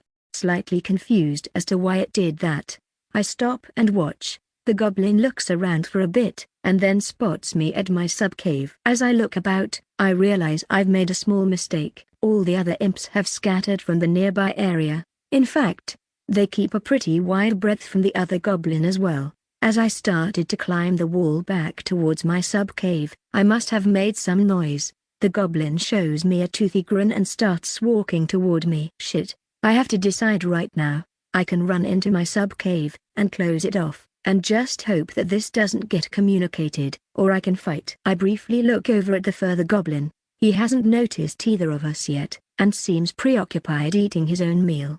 Okay, if he hasn't noticed, it's now or never. I'm going to try to kill this goblin. If I don't, there is a chance that all the other goblins will team up and kill me later, and that is something I have no chance of beating. I get into my sub-cave as the goblin is closing the distance between us. By the time I have made it in towards where the slaughterhouse area is, the goblin is close behind me, halfway between the entrance and me. I duck into the slaughterhouse, and ready myself for what will probably be my hardest fight yet. I briefly checked my status before the fight. Volume 1, ch.22 Mortal Kombat. I ready myself near the entrance of the slaughterhouse area, watching for when the goblin comes in. I ready my gauntlet, hoping to land a surprise blow to start the fight off. After a few moments, I hear the goblin's footsteps running up. I ready my gauntlet, and as soon as I see a little bit of the goblin, I launch a punch towards its center of mass. I feel as the spikes on the gauntlet dig into the goblin's stomach, but I don't have any time to register it, as the goblin takes an angry swipe at me. I feel flesh shred and a sharp pain spread across my left side. I fail to protect myself with my buckler from a counterattack. I yank hard, and pull my gauntlet out from the goblin's abdomen, and take a few steps back. Now that I am close to it, and can get a good look, the goblin's nails are still sharp and pointed. They aren't nearly as big as my talons, but it was enough to tear off a bunch of my skin. Before I can get a further look at it, the goblin charges at me with a very angry look on its face. I ready myself by taking a lowered stance. As the goblin reaches out with one arm, I aim to intercept it with my buckler. The goblin smashes into the buckler, and it takes everything in me not to just get blown back completely by the hit. As I go to regain my posture, there is already another fist being thrown at me. I make the quick judgment that I won't be able to dodge this hit, so instead I throw another punch with the gauntlet. In an unfortunate twist of fate for the goblin, his blow hit just after mine, and he knocks me sideways, with the gauntlet's spikes tearing at his innards before breaking off. I'm in real bad shape now. One of my legs is definitely broken, and I can't stand up.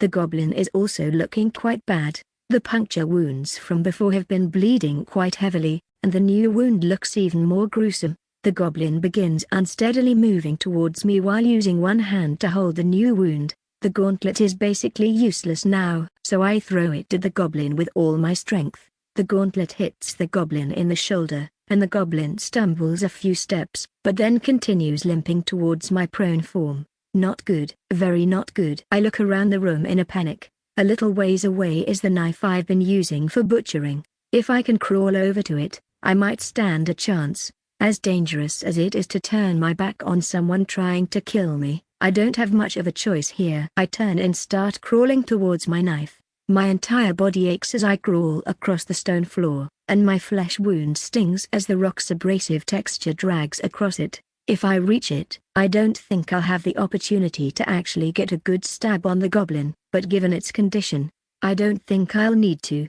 I'm almost at the knife now. I can hear the goblin's labored breathing getting closer behind me. I reach out and grab the knife, and turn my body to face the goblin. It's only about 2 steps away, and it already has both its arms raised over its head. It seems like it also knows this will probably be each of our last chances to survive. I prepare myself for its strike as it closes in. When it finally gets in range, it lurches with its whole body, to try to slam me with both fists. Based on the way it approached, this is exactly what I hoped it would do. My injuries, while extensive, aren't as severe as the goblin's. I roll to the side just enough to dodge its slam. Previously, the goblin would have been able to quickly regain its posture from this, but now I have an opening. From where I am, I can only reach one of its legs. I reach out with the knife, and start hacking and slicing at its leg before crawling away. After crawling outside of the goblin's reach, I turn back to face it. The goblin first attempts to stand up, but quickly finds that its leg, much like mine, won't support its weight any longer. So next, it attempts to crawl after me. After it attempts to crawl though, it winces, and stops. Its abdominal wounds are clearly too severe to allow it to crawl, so it rolls onto its back, and begins just looking around the room. I don't know if it noticed when it ran in, but if it didn't notice before, it clearly noticed now, that the walls of this room have multiple dead imps hanging from them. It looks at each imp, then eventually touches its own wound, and stares at me. I'm not sure exactly how long we maintained eye contact. It felt like hours, but it was probably only a minute until the goblin stopped breathing. I just laid on the floor for a little while, my own wounds being quite severe. Eventually though, I was certain that the goblin was dead. Now, I had an even bigger problem though. I am severely injured and the cavern is open. How injured I don't know yet, but I can't walk. I begin slowly crawling towards the cavern, with the intent to close it off. While I crawl, I check my status. I'm severely injured all right. I keep watching my status as I crawl towards the entrance. 25. 24. 23. 22. I'm still steadily losing HP as I crawl. I know that moving in this injured state is a bad idea. If I don't close my sub-cave off though, I'm probably just as likely to die as doing this, so I'd rather die on my own terms. I finally make it to the entryway. 20 horsepower. I start building up a wall to close off the space again. I brace myself up against the wall to keep building. 19. 18. 17. I'm about halfway up the gap now. 16. 15. 14. I've closed it off. I slowly lower myself back down onto the ground. 13. I carefully position myself on my back, trying to put my injuries in the best position I can. I lie there for a little bit, and just watch my HP. After a minute, it ticks down to 12. I just sit there and watch. 11. 10. 9. The time between the HP ticks is slowing down. I just hope it's enough. 8. 7. 6. 5. 4. 3. I'm really worried now. It's going to be very close. After a very long time, it ticks down to 2.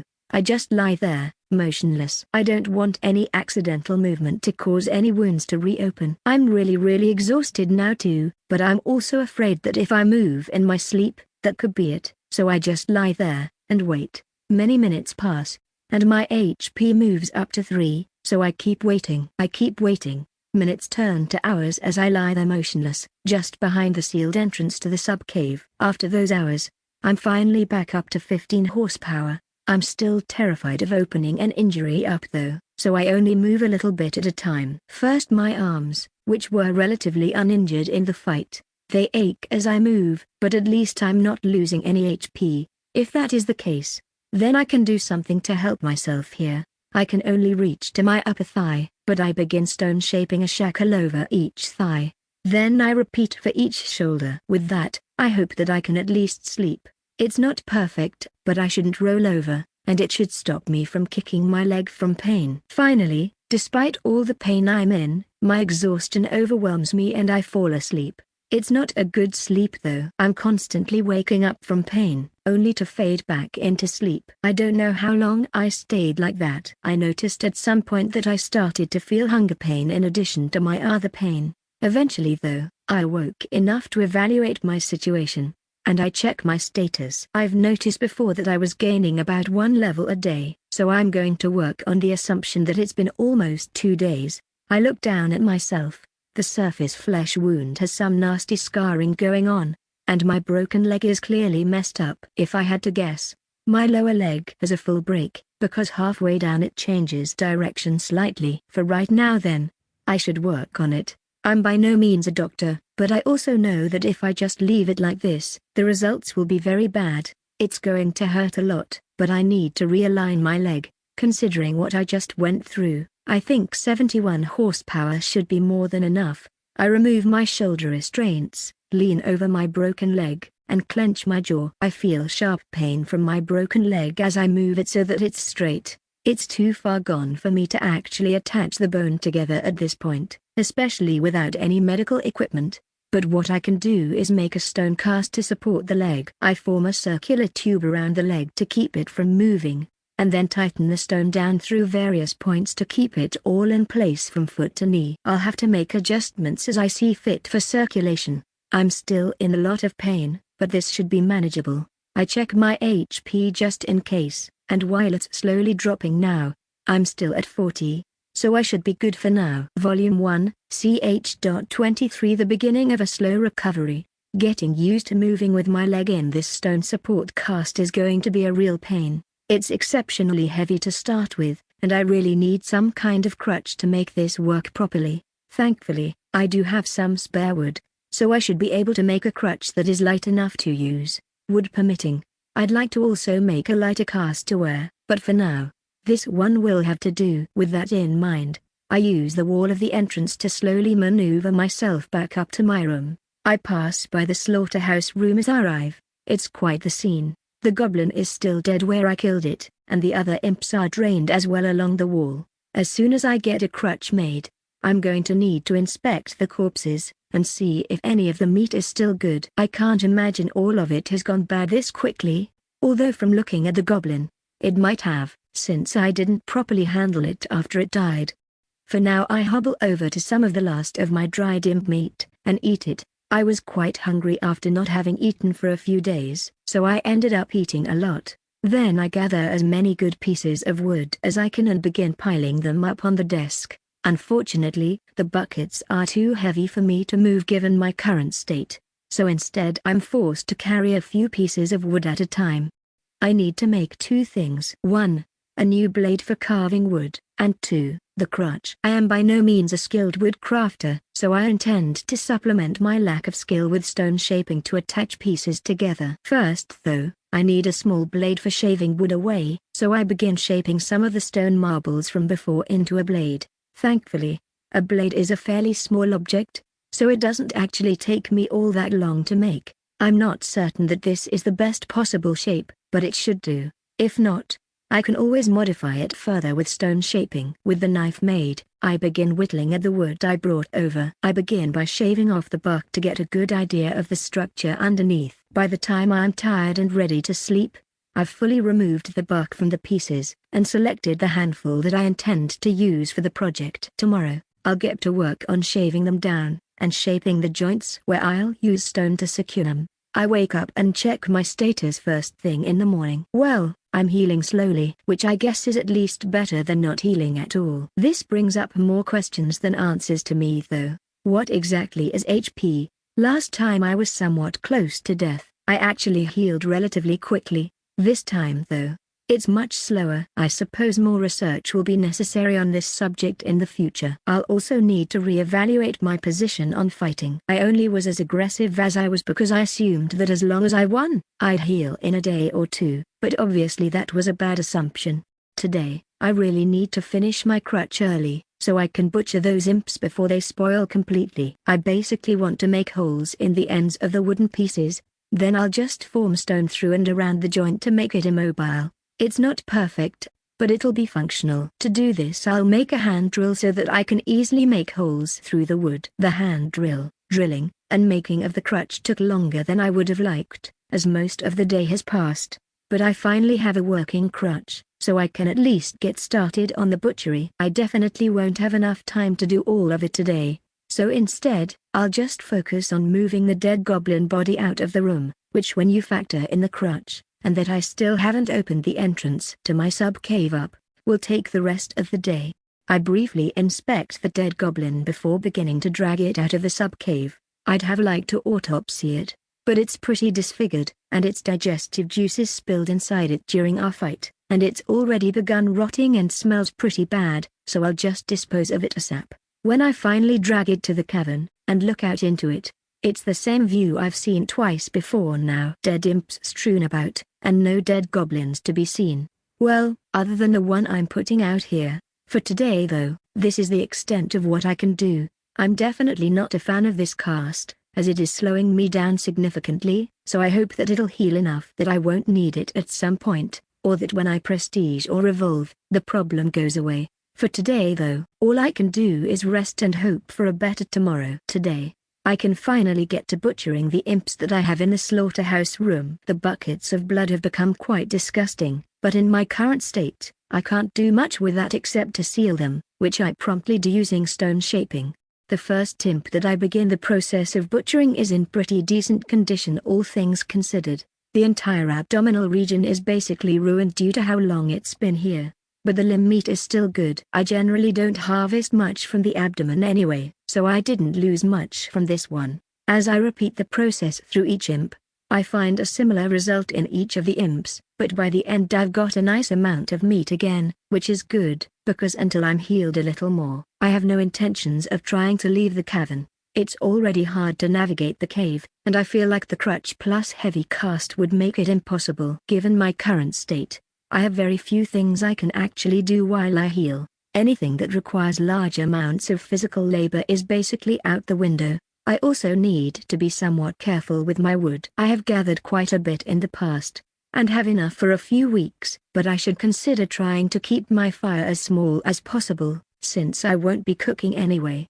There are 3 things I'd like to make: a wooden brace to replace my cast when it has healed more, a backpack-style holder for a bucket, and a weave basket if I can make one. The only one of these that I can really even work on at all right now is the wooden brace, so that's what I'll do.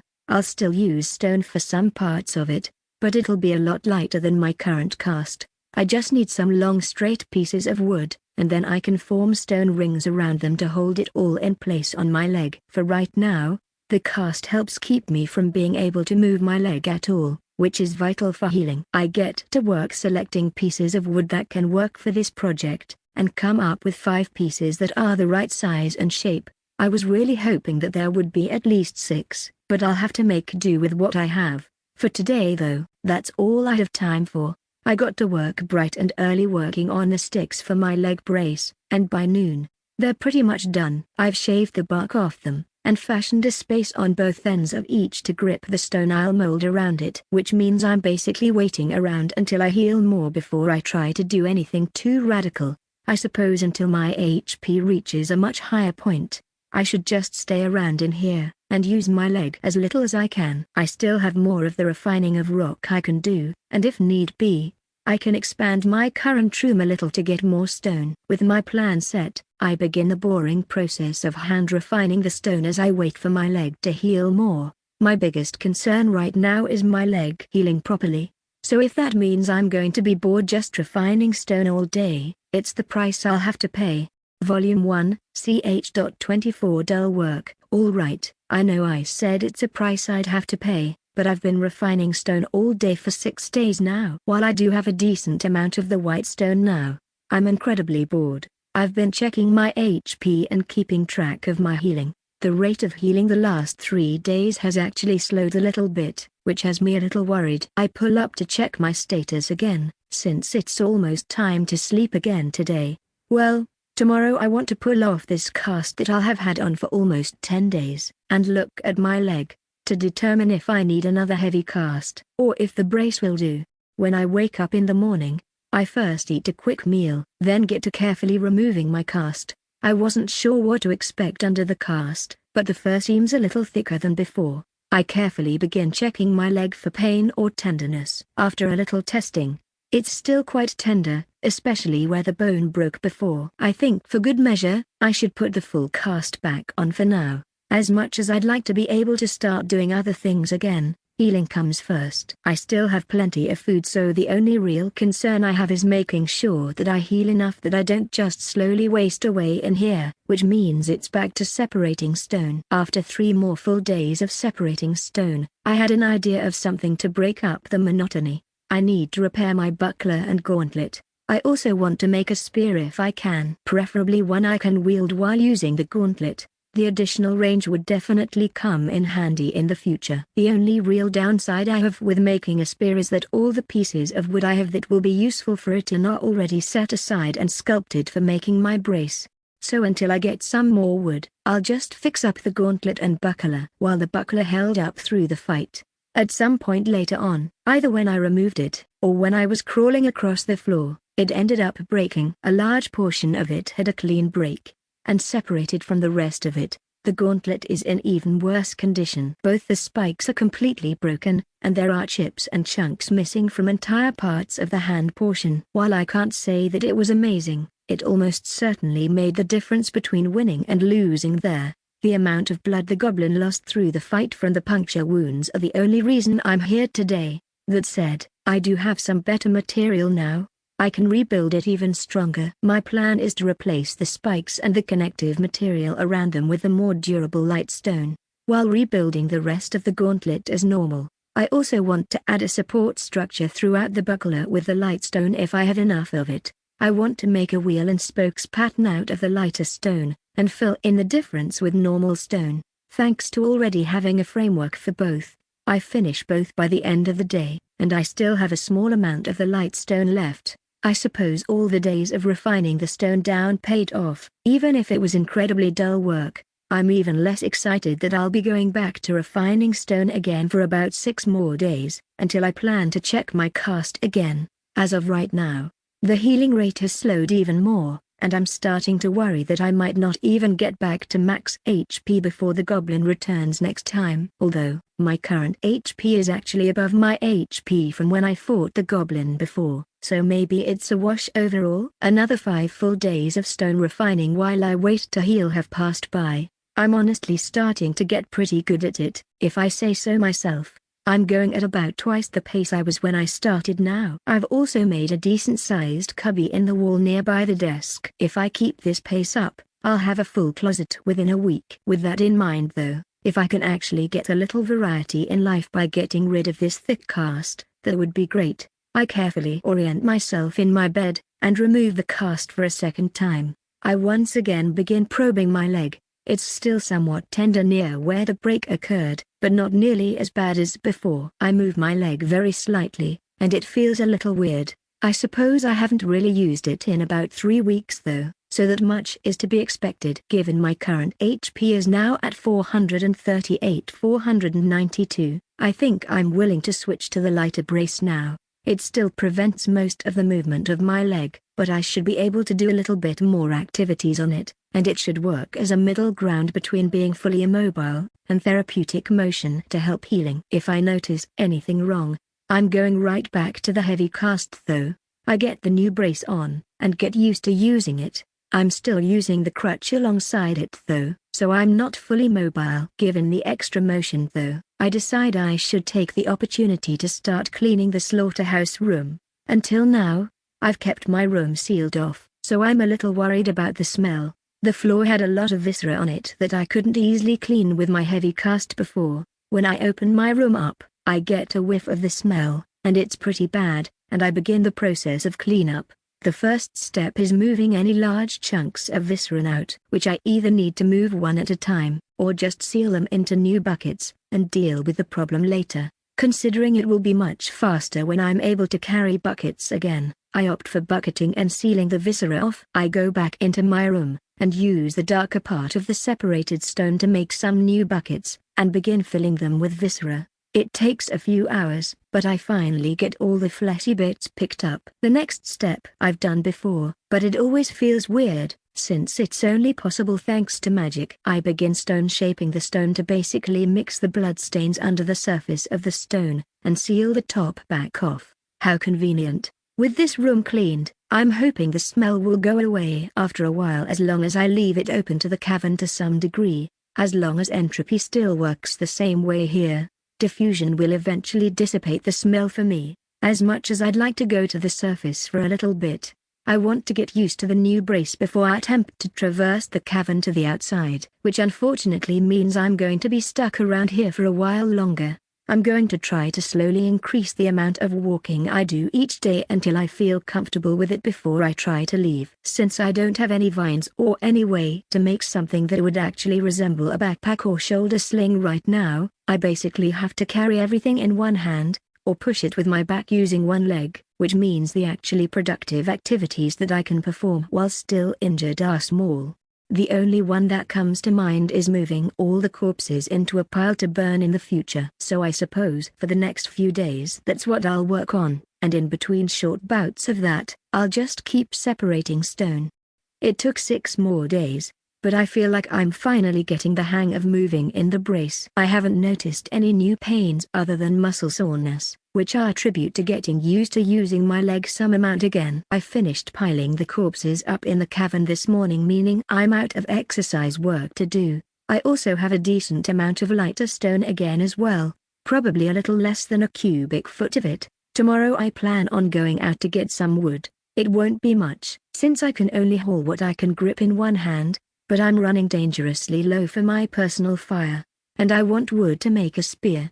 With tomorrow planned out, I lay down in bed and check my status before I go to sleep. Volume 1, ch.25 Slow Labor. I'm a little nervous about heading outside today. I haven't been out in over 40 days now, which is quite a while. Despite my mild anxiety, I get ready for the day and begin the long trek to the surface. Normally it doesn't take a particularly long time, but I'm going extra slow because of the crutch and my leg. When I finally make it up to the surface, the area is still mostly how I remember it. The only difference is that the paths that I used to take on occasion are now covered in plants again. I start by just slowly making my way around the nearby trees looking for any good-sized sticks that might be useful. Thankfully, the undergrowth isn't nearly as thick this high up. If I were to head down toward the cliff where I harvest lion root, the plants are much taller and thicker on the forest floor, which would make travel with a crutch nearly impossible.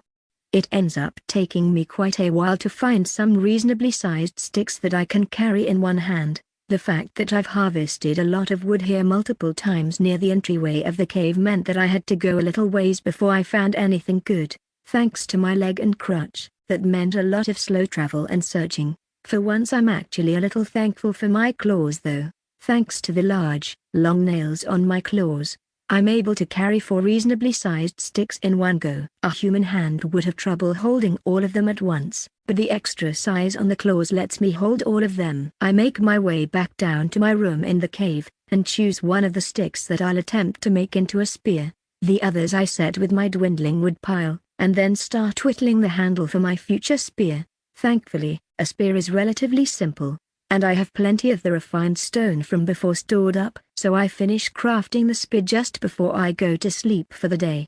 It's now been approximately 31 days since the goblins showed up last, and I have a big problem. I piled all those bodies up to dispose of them, but I haven't actually disposed of them, and if the goblins show up and there is a pile of corpses, they're probably going to be a bit curious, and I don't want them to be curious at all. I have 2 options then. 1. I burn the bodies again, which they seemingly didn't note or care when they were gone last time. 2. I spread the bodies out in the cavern again, which I imagine would also seem normal to them. As much as I'd prefer to burn them, carrying enough wood for that in my current condition is a no-go, which means I'll have to undo all my work from a few days ago, and move all the corpses around.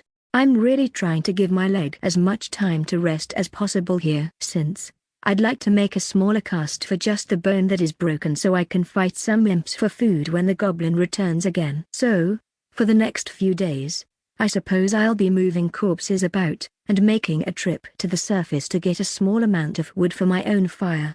It took 4 full days, but I've moved the corpses about again. They really are quite gross at this point as well. Many times I'd pull on a limb only for it to immediately detach from its body. It'd have been done faster, but each trip to the surface for wood took about half a day, so I was working with a lot less time than I'd like.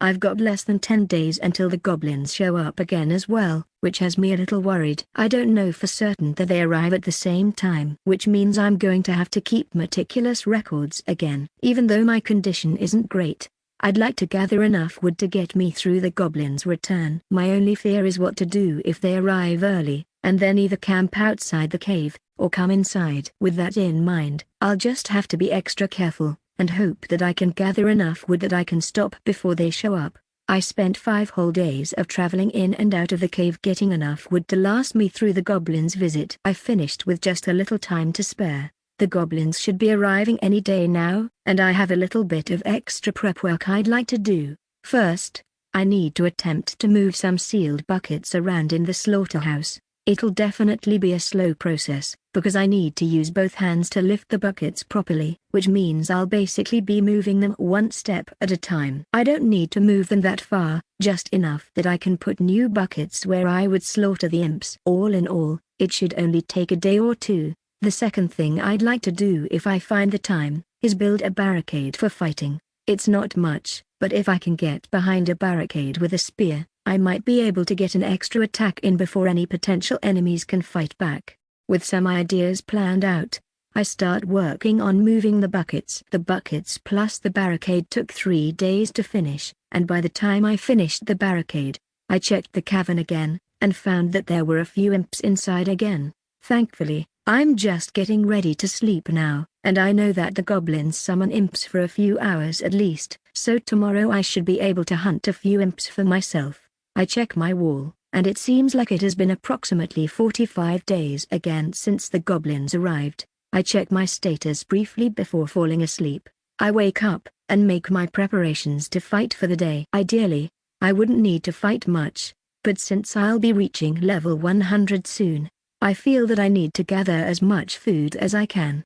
I'm hoping that the healing effects of Prestige are fairly good. Back when I was checking plants for toxicity, Prestiging had cleared the irritation that was on my skin. Whether it fixes poorly set bones or not is an entirely different story. With my new spear in hand, I slowly make my way to peek out into the cavern. As I peer out, I notice that there aren't any goblins in sight, which is nice. I open up the entrance more, and attempt to coax a nearby imp up to my entryway. The nearest imp is munching away on another imp's corpse, so it takes a little bit of coaxing, but eventually I throw a stone and hit it, which gets its attention. Once it starts moving towards me, I hobble my way down my entrance, and wait for it to spot me before ducking into the slaughterhouse. As it rounds the corner, I stab out with a spear from behind my small barricade, and hit it square in its chest. it quickly succumbs to its wound before it can even get over the barricade. So I begin the process of setting it up and draining its blood. It takes longer than I'd like to set the imp up given my leg, but I quickly return to the cavern afterwards, and begin the process all over again. After a few hours, I have 5 imps strung up once again. This time when I return to check the cavern, I spot 2 goblins in it again. I'm not too sure that this time I'd be able to win given my leg, even if I'm much stronger than I was at the time. Instead, I opt to watch and wait. Maybe I'll get lucky and get 1 or 2 more imps, but if not, then I'll have to live with getting 5. After a few hours of watching and waiting, I'm lucky as an imp passes close enough that I hit it with a rock and it runs towards my entrance. I quickly finish it off, and string it up like the others. With 6 imps killed, I feel confident in my food total, and go close my entrance off so nothing else can slip inside. With only a few hours before I go to sleep, I begin butchering the first imps that I killed for the day. By the time I go to sleep, 2 of the 6 imps have been fully butchered, and the refuse put in sealed buckets to be dealt with at a later time.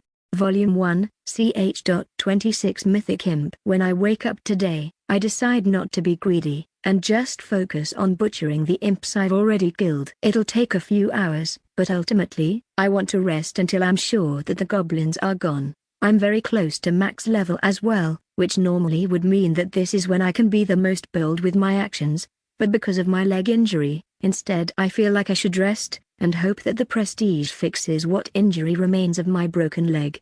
After half the day has passed, I've finished butchering the remaining imps with the meat put on drying racks, and all the refuse in sealed containers. I don't have anything else to do for the rest of today, so I go back to separating lighter stone from darker stone. After doing that for the remainder of the day, I go to sleep. Today, when I check the cavern, I don't see any living creatures left, imp or otherwise. I'm still hesitant to leave though, since there is a chance that the goblins could come back in for something. I think today I'll play it safe again as well, and just separate stone again. With there still being no evidence of goblins today as well, I decide that I can spend some time moving the corpses back into a pile to burn later. If my leg doesn't heal on prestige, I'm going to really regret this, but for now, it's at least some work I can do that isn't the same boring work I've been doing. It'll likely take a few days again however, so I'll keep working at it until I've got them all piled up. It took 3 days, but I finished moving all the corpses into a pile again. Considering I was then at level 99, I spent the next day just separating stone to safely reach level 100.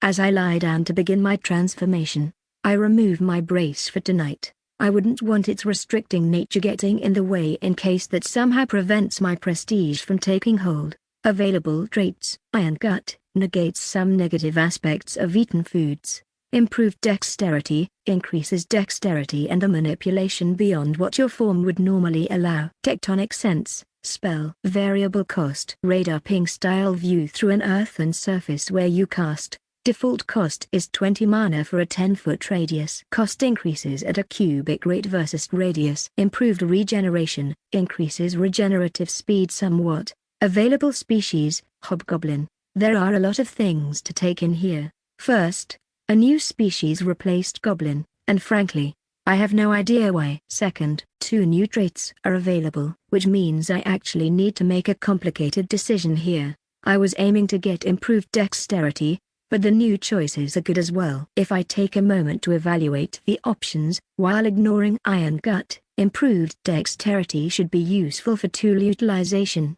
But half of the problem is currently being solved by the fact I'm making things from stone with magic, so I don't have to fumble trying to use my claws to actually make things.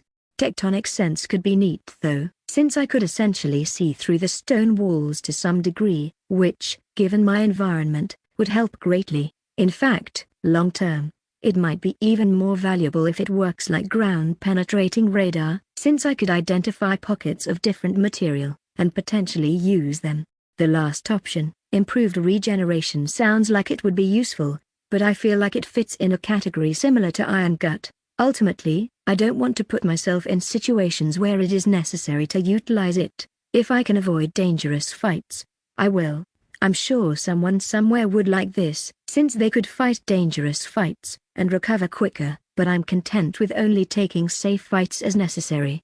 I think I've made up my mind. I'm sorry, improved dexterity, but I'm going to be choosing tectonic sense this time around. As I make my choice to prestige, I feel my consciousness draining, as it has each time before. Well, I suppose I'm back to being somewhat weak again. The plus side is that my leg seems to be completely healed. I'm not missing any HP, and I don't have any odd feelings in my leg anymore.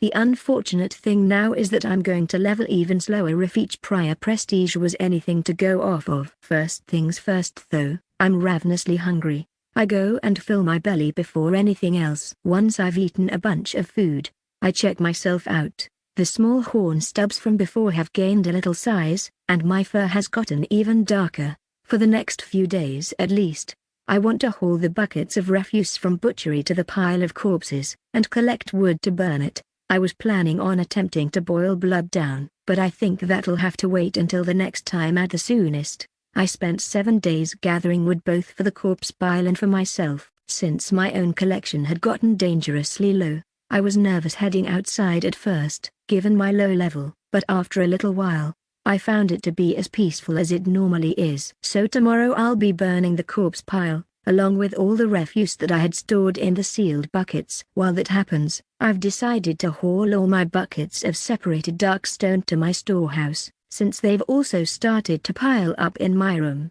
The smell of the burning corpses is really quite bad, so I seal my room and the storehouse off whenever I enter or leave, just for the sake of preventing the smell from lingering.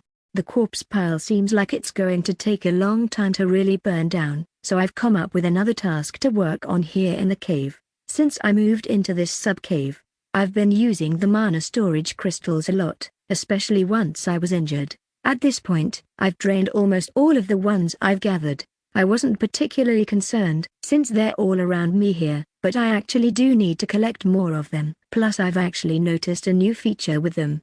I had left a few empty ones on my desk, and they've regained some of their glow. Not much, but enough to be noticeable. However, the ones that are all clumped together in the bin are still basically empty. Now, I don't know the exact issue, but my hypothesis is that they absorb ambient mana, and all them close together are essentially all trying to share the same limited supply of ambient mana, and barely filling up. This isn't the only evidence I have for this either. When I tried taking some crystals to the surface, the crystals overheated and fell apart. I know from experience that I regain mana much more quickly on the surface than down in the cave here, which means that if I want these crystals to recharge, I'll need to space them out. The other thing I noticed on my trip to the surface was that the larger crystals seemed to last longer before overcharging on the way to the surface and breaking, which probably has to do with its higher volume to surface area ratio.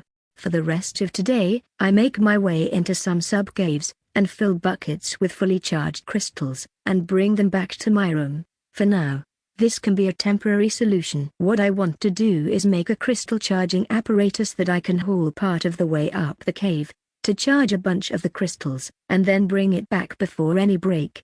As much as I want to go out and collect some more lion root to resupplement my food supply, I do have enough imp to get me until the next goblin visit, and given my weaker state right now, I'd like to wait until I'm stronger to venture part of the way down the mountain to harvest lion root. Since I've decided to stay inside for this cycle as much as I can, I begin tinkering with a crystal apparatus for attempting to charge them. I have 1 or 2 ideas I'd like to try tomorrow. For tonight though, I go to sleep after checking my status. Volume 1, ch.27 Crystalline Grids. Today I began by tinkering with a crystal charging apparatus. From my prior experimentation, I recall that when crystals have faces touching each other that they tend to balance out their internal levels, but for it to be useful here, the crystals need to be roughly the same size.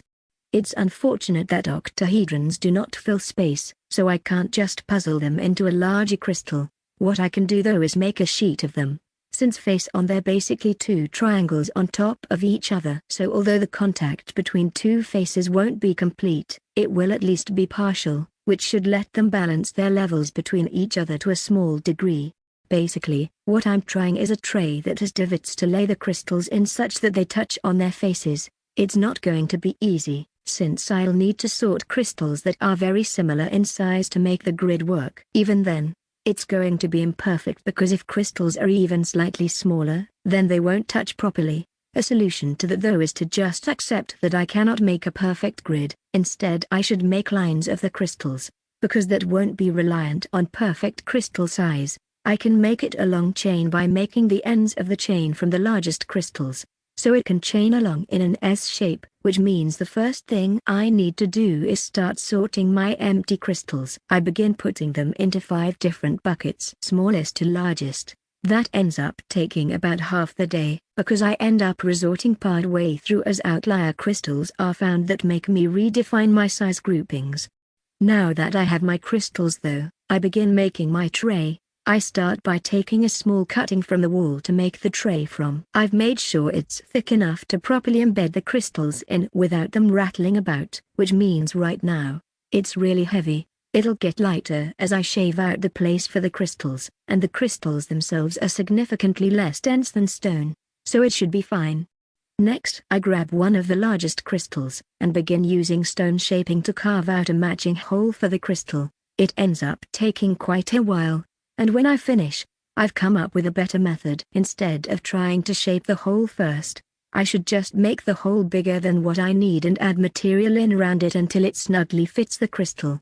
Doing the new technique multiplies how quickly I can add crystals to the chain, and it ensures that each crystal is nice and tight against its neighbors. By the evening, the first tray is done, holding 33 crystals. Satisfied, I lay down to go to sleep. As sleep begins to take me, I realize one small problem I'll have to resolve tomorrow. As I wake up, I remember the issue I thought of last night. The tray in its current form can only recharge exactly the crystals currently embedded in it, and only exactly in the order they're in, otherwise contact might be interrupted. Then when I finish using a crystal, I can't just put it back in its tray, or it'll drain the rest by a small amount. The solution to this, unfortunately, is that I need to make a duplicate tray, crystal by crystal. That way I can place the depleted crystals in the new tray as I use them, then it's ready to charge when it's full. It takes just under half a day to build the duplicate tray, and I mark the corner of both trays with a number 1 so I don't mix them up in the future if I make more trays. Which, if these work, that is exactly my plan. With the tray loaded up, I begin carefully making my way up towards the surface. All while watching the crystals, I slow down as I get close to where I had crystals break before. When I look at the tray, it's barely beginning to charge the crystals. I expected as much, given the crystals in the middle are likely getting significantly less mana flux than the ones on the outside, but they're all sharing the charge levels. I begin to slowly creep more towards the surface, keeping careful watch over the crystals. As I get further up, I note that the big crystals on the outside seem to be brightening faster than the middle crystals. I'm a little concerned about it, so I head back down some of the way until the crystals equalize in brightness. I sit and carefully watch the tray until the crystals are almost charged, and begin hauling the tray back. I don't want any of the crystals to overcharge, so if they're a little undercharged that is okay. All in all, the hauling and waiting took about an hour, which is a decent amount of time for 33 crystals.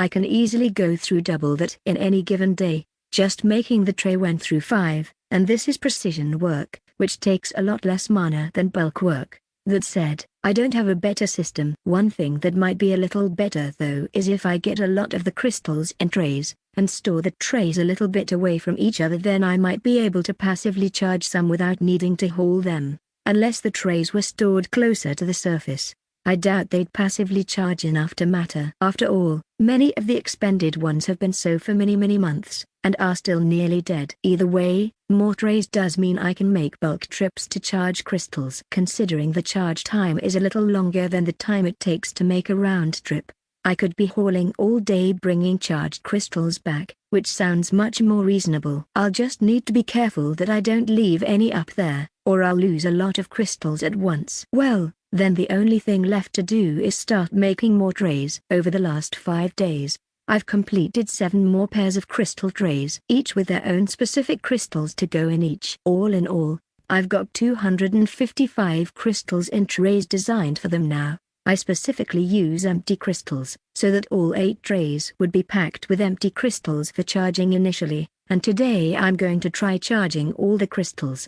I haul the first tray part of the way up to the entrance, set it down near where I charged the first tray before, and begin making my way back down, and I grab a second tray, bringing it up. By the time I return, I end up waiting about 15 minutes before the first tray is charged enough to remove. I repeat the process, and by a little past noon, all 8 trays are filled with charged crystals, which is, to me, a nice accomplishment. The crystals in these trays are all from the middle size and larger of crystals. I've kept all the small and smallest crystals separate, mainly because I don't want to have to deal with swapping them out into trays, which would take a long time for much less payout. The downside to this is that the small and smallest crystals actually make up more than half of my total crystal mass, so I'm actually losing out on a lot of potential crystal battery power.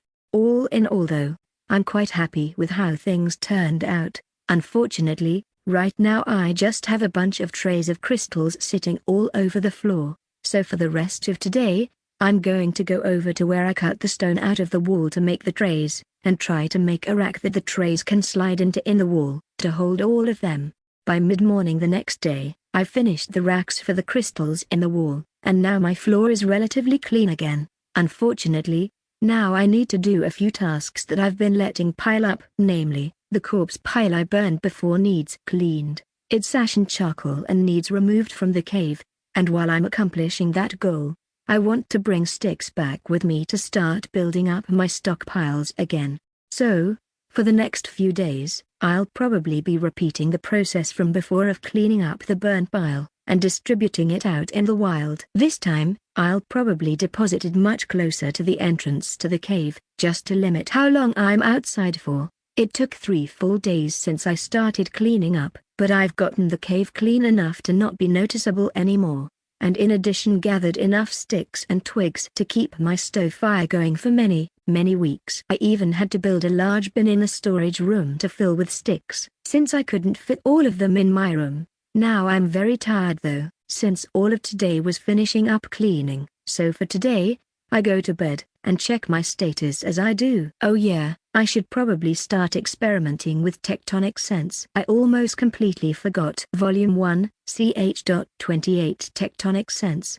Well, today is the day I start experimenting with tectonic sense. I decide to test it on a wall first. I touch the wall and activate the spell at the average cost. Immediately my brain is flooded with information. So much so, that it's very hard to process. Well, I suppose a child doesn't learn to walk in one go either. From the spell, I could tell one thing: a few feet back from the wall here there is a somewhat small hollow bubble in the rock. I imagine it's much like the one I tunneled into when I was making my chimney. I scale the size down for my next spellcast down to 5 feet radius, and the cost goes down to 3 mana. Quite cheap honestly. I activate it on the same section of wall and I am again flooded with information, but way less than before. I pinpoint the bubble to starting just over 4 feet back from the wall. At some point I might tunnel back there, but right now, I have no interest in it. The next thing I want to do is go get my separated stones. I go get a bucket of the dark stone from the storage room and return to my room. While there, I make a 1-foot cube of the dark stone, and a smaller 6-inch cube of light stone. While holding the dark stone in one hand I activate tectonic sense on it.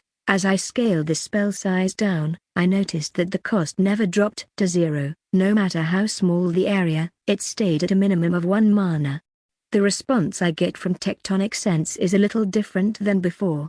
This time it's a much less noisy response in my head from the stone. I have a few guesses as to why. First, the majority of the rock here is igneous rock and has small pockets of gas distributed, so a ground radar pulse would always return a noisy signal. When I refine the rock, I leave it in a solid form. Second, the material is much more uniform and pure in composition, which again should reduce signal noise. I repeat the process with the lightstone cube, and get a similar response. Next, I use stone shaping to fuse the 2 different stone cubes to each other, and from one side cast tectonic sense. This time I get a crisp feeling of when the rock changes density, right where I merged the 2. Given the potential in front of me, I have an idea. I want to try to train myself to be able to detect small impurities in the rock, and use stone shaping to manipulate them. The bad news is that in order to make training material, I'm going to likely be sacrificing my prior hard work in separating stone, since I'll be using it to introduce impurities that I want to detect.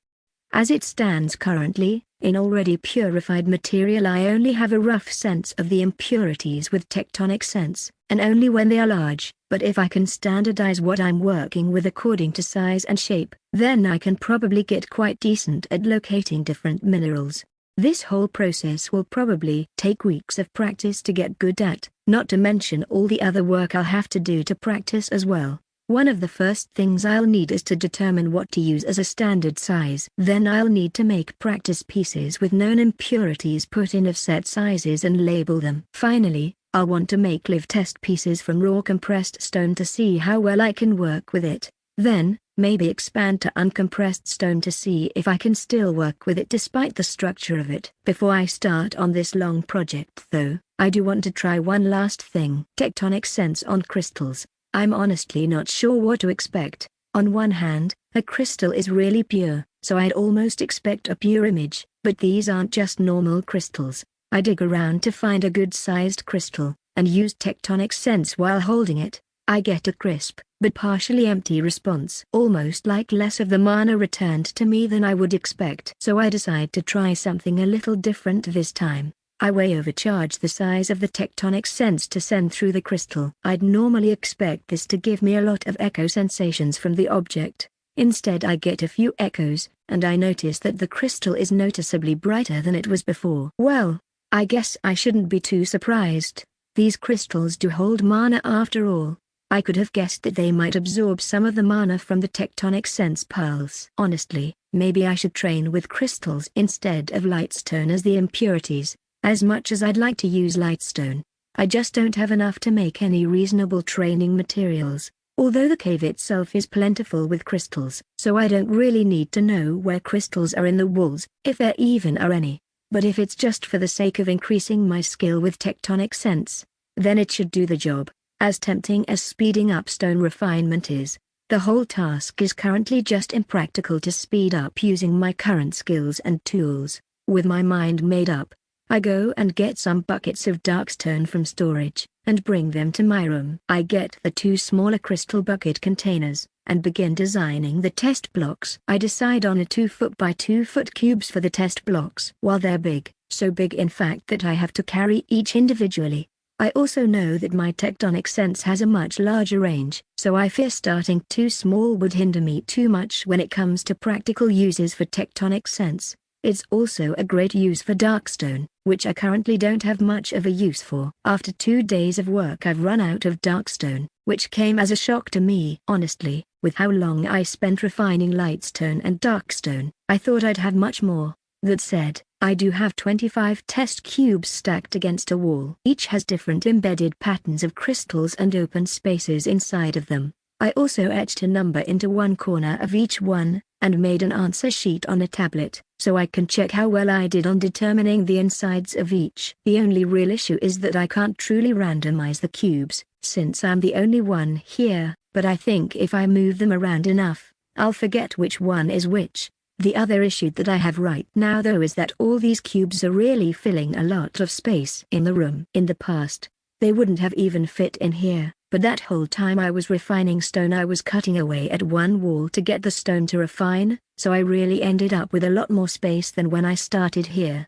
I don't really want to make a whole third room though now either, nor do I want them filling up my entire storage space. Especially not just for these training cubes that I'll likely only be using for a little while each day. As much as I can sit and refine stone for long hours every day, I have a feeling overusing tectonic sense would give me a splitting headache until I'm much more used to it. For now I'll limit myself to an hour of practice a day, and then an hour of randomizing the cube order. Then I'll continue expanding my room and refining stone until I'm bored of it. Honestly, I'm starting to get a little bit of a schedule made for myself between taking time every so often to refill crystal grids, training tectonic sense, refining stone, getting new imp meat, and getting wood outside. I've got plenty to do to just pass the time and do different things when I'm bored of one. Speaking of getting new imp meat, it's already only 15 days or so until the goblin comes back to make imps. I'm starting to get pretty confident that he comes back every 45 days or so, given the last few interactions. I think for the next 2 weeks or so, I'll just keep to that schedule, making sure I'm stocked up and ready for when the goblin comes, and just training up tectonic sense. I already stocked up quite a bit on wood in the storage room, but actually, I should consider storing more in there, so that I'm ready to burn the inevitable corpse pile.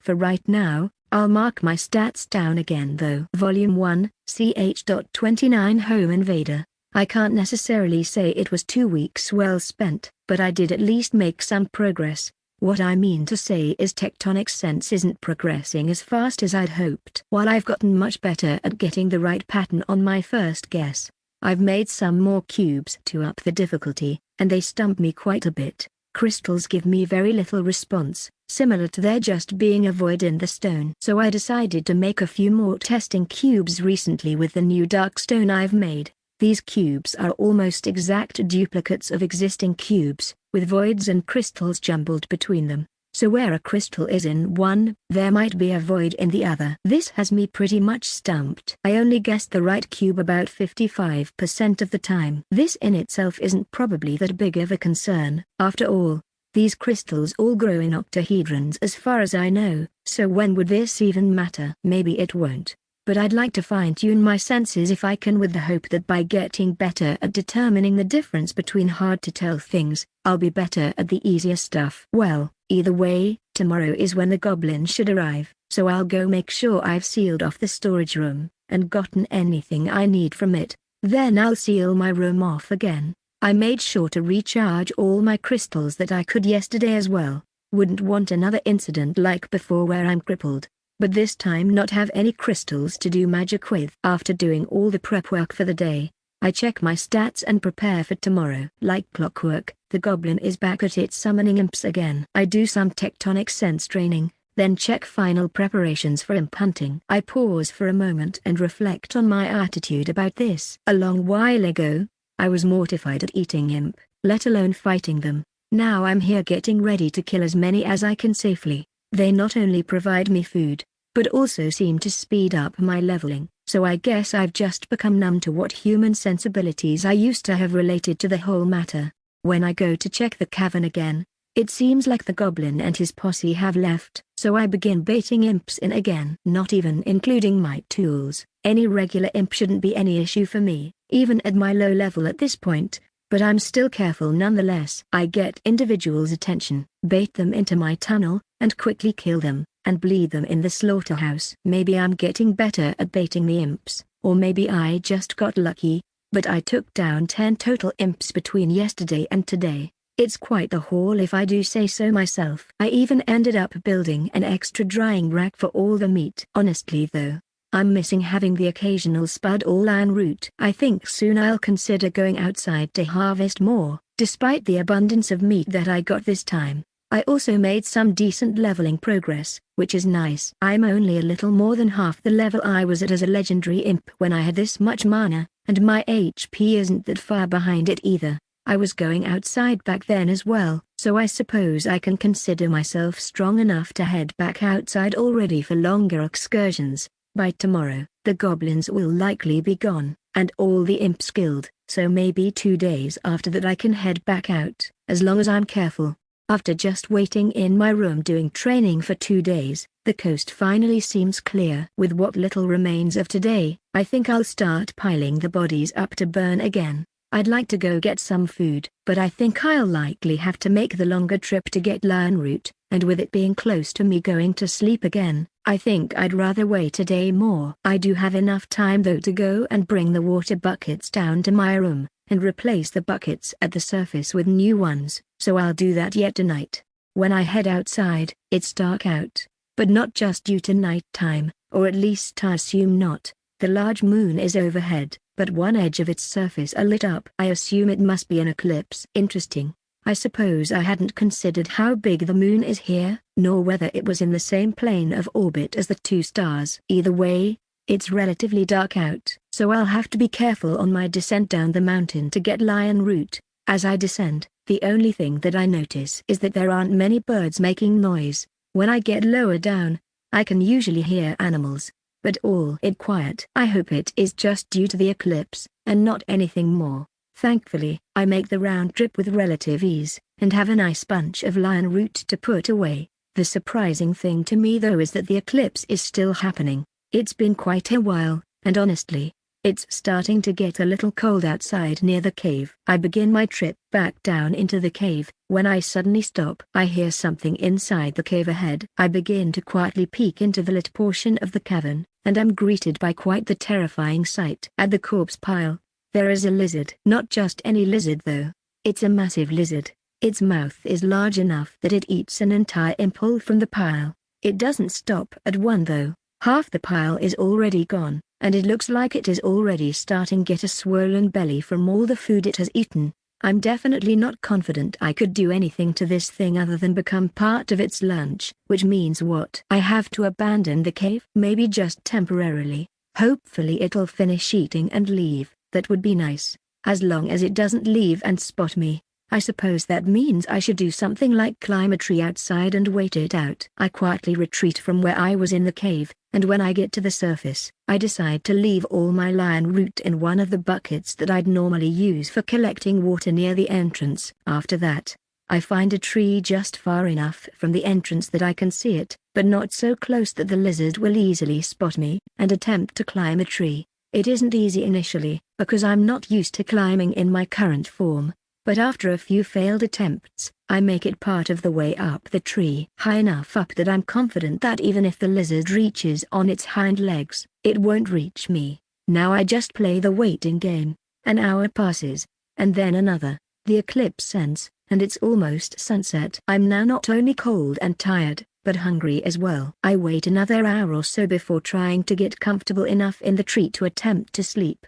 The night was rough for sleep. I would wake up frequently to any sounds nearby. I'd gotten so accustomed to sleeping in a quiet space on a bed that I could hardly sleep at all. So I'm feeling very hungry and tired now. Worse, I didn't see the lizard leave at all last night. I'm very afraid to go back down into the cave, in case the lizard comes out soon. Another part of me though knows that I need food soon. For the time being, I'll go search for any spuds that I could eat. If I can't find any, then I'll peek into the cave. After a few hours of searching, I found one spud plant that I'm willing to eat. I can always pull up the few that I left a seed from before if I need to, but for now, I'd rather not. The one spud plant will have to do. It's only about half of one meal for me, but it's at least enough to stave off the hunger pains for a while. I climb back up into the tree from before and start waiting again. It's still a little chilly out, so I'm starting to worry about winter as a season here. I'll continue watch for the lizard, although I think if I don't see it leave by the time I wake up, then I'm going to peek in again, just to see what it's doing. Volume 1, ch.30 Waiting Game. I got little to no sleep again last night, and again I didn't notice the lizard leave the cave. So today I'm going to slowly creep down to see what I can see. I make my way down the tree I slept in, and begin a quiet descent into the cave. When I peek into the cavern portion, the lizard is still there. Just a little ways away from where the pile of corpses was before. It is curled up into a ball and appears to be asleep. I just watch it for a while, waiting to see if it does anything. It just seems to be sleeping quietly, and somewhat bloated from all the corpses it ate. I watch for what seems like forever, but in actuality was likely only around 10 minutes before deciding I'll have to do something. Either I can give up on my cave for a while, or attempt to sneak back into my room. There are a lot of risks either way. The biggest threat for sneaking back in is that if the lizard has made the cavern its permanent nest, then I'm trapped with no way out. The risks of giving up the cavern though is that I'll be starting over from almost square one, losing everything I worked on so far, and I'm already really hungry. My hunger wins out the day, and I decide that I'll try to sneak back into my room. Before I do that though, I go back to grab some of my lion root I gathered before. I don't want to try to carry all of it, since it is a little encumbering, but some should be fine. When I return to the cavern section, the lizard still hasn't moved, and thankfully, the corpse pile was on the further side of the cavern from my room. I slowly inch my way towards my room, being careful not to make any noise while I go. When I get to my room entrance, I put the lion roots down to stone shape, open the door before slowly entering with the lion root and closing it back up behind me. I let out my breath, and sit down for a moment and just breathe. The break only lasts a minute though. As I hurry into my room, and check my fire. Yup, it's out. There are some slightly warm embers, but it's mostly extinguished now. Well, I had made a pretty big pit for the fireplace so that ash buildup wouldn't be an issue before, so I might as well take this opportunity to clean it out. I'll have to make another bucket for it though, because the only buckets I have in the room right now are my water-filled ones. I'll also want to make a small shovel for cleaning the fireplace out with. I decide the best place to actually get these materials is from right next to the fireplace itself, making a space to rest the shovel afterwards. I snack on some dried imp as I work, but decide to not eat until I'm full. Even if I have plenty of food right now, who knows how long that lizard will stay here, and I doubt that even at level 100 with a bunch of tools I could handle that thing. I do have one idea that would maybe work, namely, collapsing a huge chunk of ceiling on it.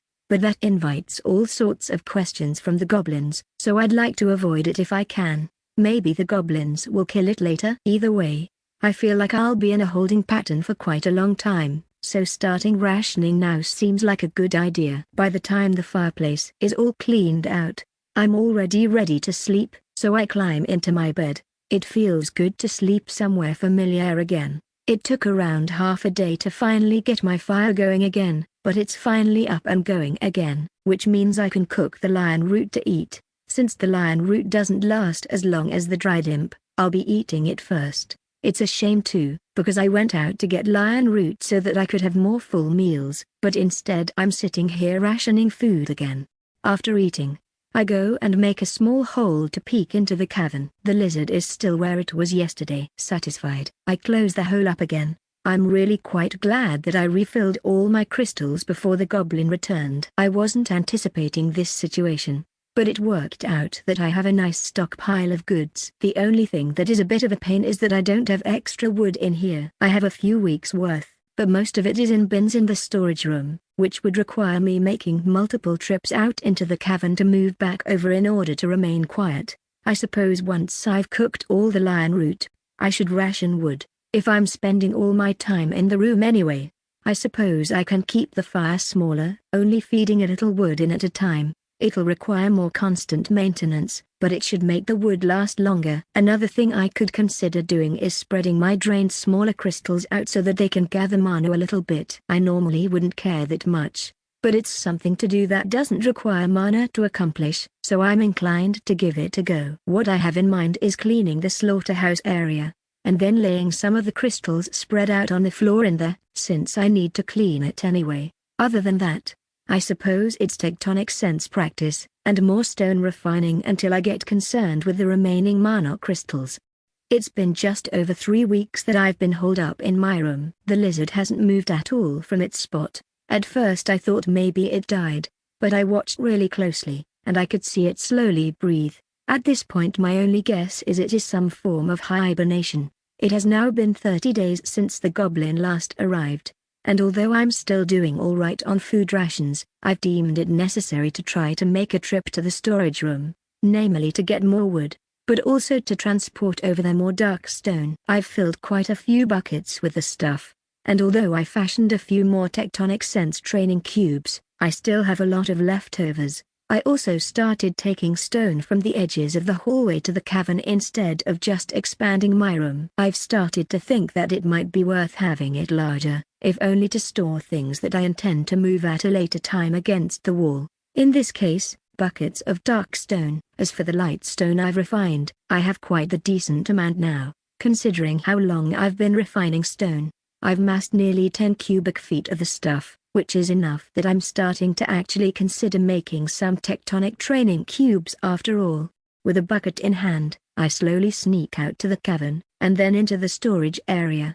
I'm thankful that it seems that the lizard is a heavy sleeper. Once there, I leave the bucket, and then go gather wood from my plentiful stockpile here. I'm taking extra long picking and sorting the wood here, so that I can carry as much wood as quietly as possible. Regardless of how heavy of a sleeper the lizard appears to be, I want to be as quiet as possible. I also want to limit myself to only one trip a day or less into the cavern. I feel like an abundance of caution is warranted here. I have no idea when it will wake up, so being extra careful seems wise. With that in mind, I pick up all the wood that I can safely carry back, and make my way back to my room. The new wood should last me another 5 days at least, and I still have an abundance of dried imp meat from before. It should be only 15 days until the goblin comes back, so I'm interested to see what happens between it and the lizard. For the next few days, I think I'll continue making a once-a-day trip to the storage room to move things about. I'm a little more than halfway through my crystal supplies, so taking this extra time doing something that doesn't require mana should help limit my consumption of them. Something else I could consider doing, although it is a little risky, is going out to a new sub-cave with a bucket and gathering some large crystals from there if push comes to shove. For now though, I'm exhausted, so I mark down my current status before going to bed. Volume 1, ch.31 Killing the Beast. Well, I spent the last 5 days doing my regular training and sneaking things to and from the storeroom. In some ways I feel like I've stagnated some. I'm not really accomplishing much other than accumulating materials and slowly training up my tectonic sense. Speaking of tectonic sense, I'm really starting to get good at the tougher cubes if I say so myself. I think I might even make a few training cubes with different amounts of dark and light stone within them. If I can get good at those, then maybe I'll move on to cutting actual blocks from the walls to dry. I've got enough wood and still plenty of food in my room to last for a few weeks yet, so I think I'll just wait until the goblin arrives soon to see what happens. Well, it's day 47 now, and I haven't seen the goblin. It's never been 2 days late like this. The lizard continues to just sleep.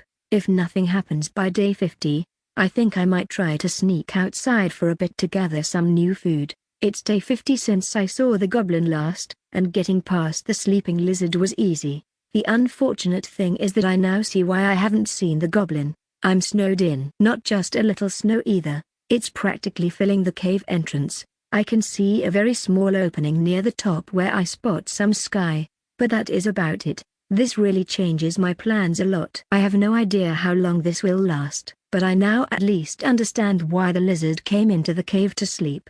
I didn't want to have to try to kill the lizard before, but if this weather goes on for too long, I very well might have to. Actually, thinking about it that way, if I'm going to do it, I should do it sooner than later. The longer I wait, the riskier the whole thing becomes. I'll really need to do some experimentation though to see how feasible it will actually be to kill it.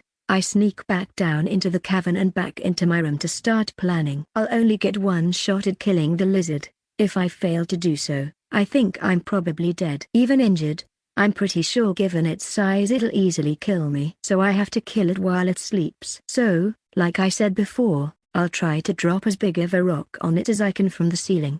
The first thing I'll need to test is how far I can actually do stone shaping from. To do so, I think it's safest to go into a new sub-cave and begin testing. I sneak back out into the cavern and begin entering new sub-caves until I find one long enough to make testing worth it. It's fairly cramped through the cave, but it's exceptionally long, so it should do for testing.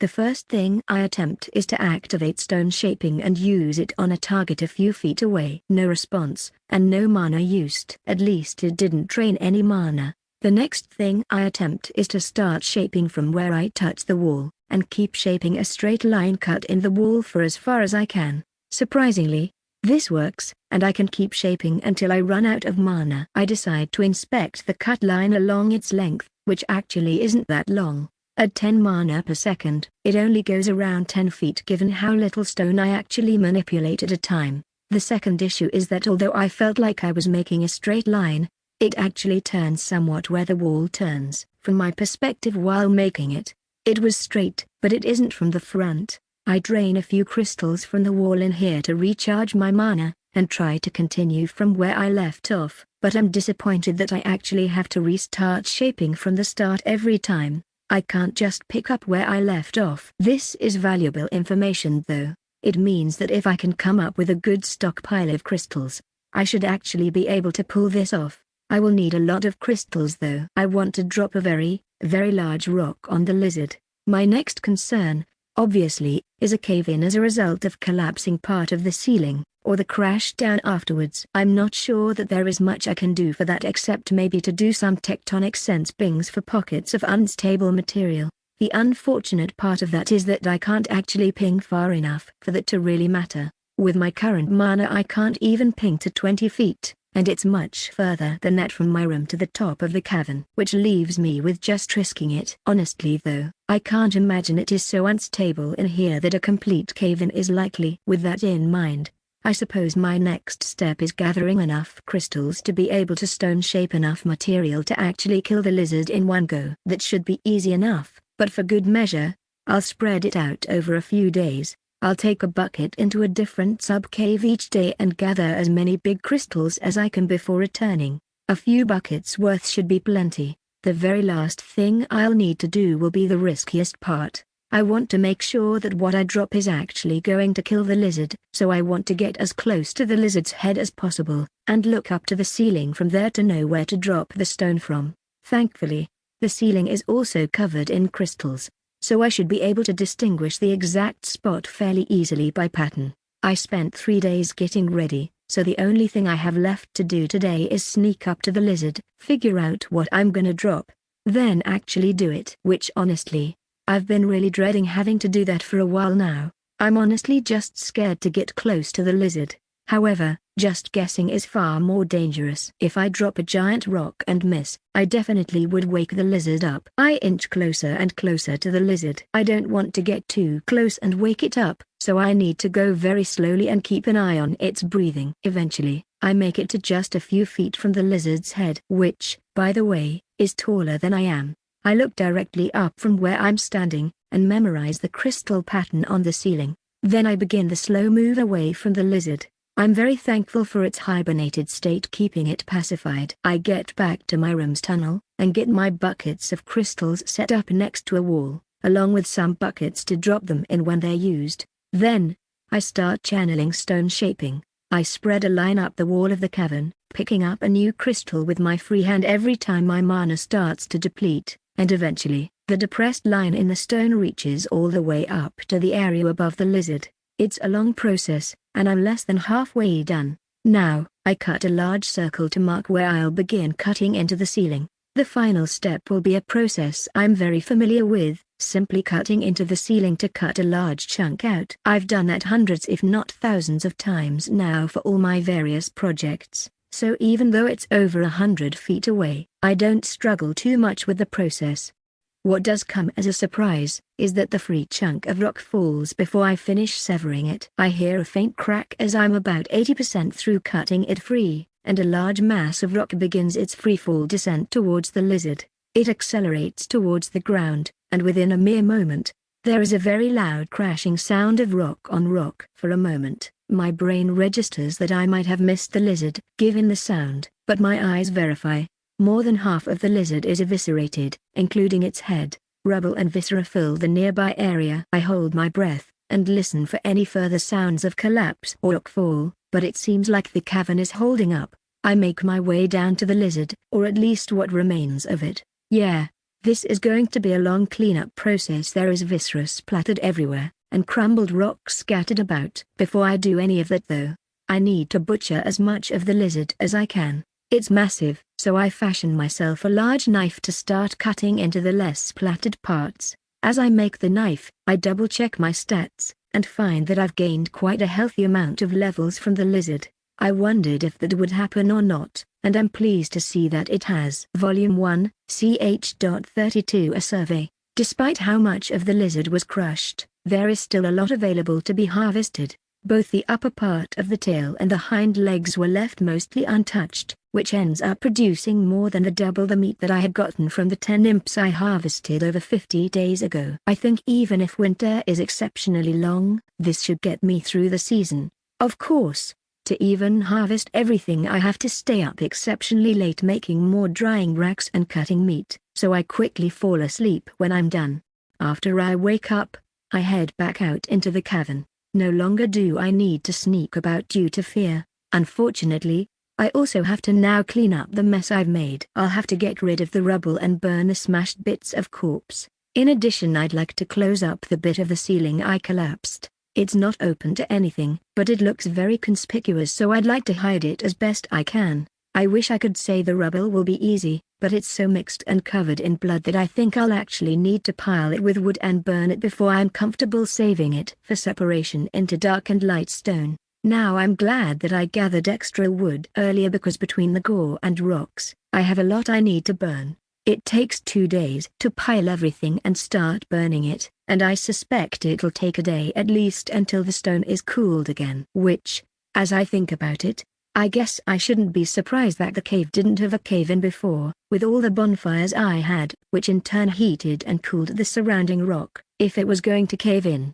it probably would have already. I'll also take the opportunity with the light from the bonfire to use stone shape on the ceiling to roughly close up the hole I made. Yup, this is going to be a long process. Well, it took 5 days, and I haven't fully cleaned up yet, but I moved all the rubble into buckets, then also collected most of the ashes into separate buckets, and closed the hole in the ceiling. All of the buckets are in the storehouse, save a few of the rubble buckets which are in my room for separation and refining. I've got a handful of tasks ahead of me, which should end up taking a few days at the least. I've got lots of the rubble that I'd like to separate and refine. All the new crystals I gathered need to be sorted and then put into crystal trays for charging, and I'd like to go recharge my existing crystal trays as well.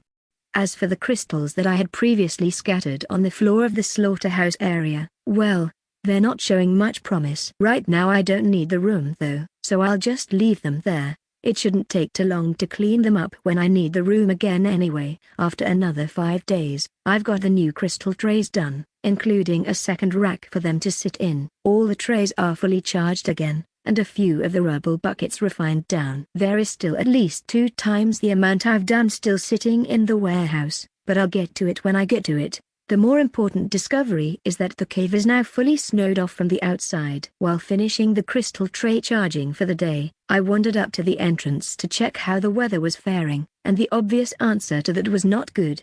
I've made some good and some bad assumptions in the past, but I think that I probably won't be visited by the goblin again this cycle.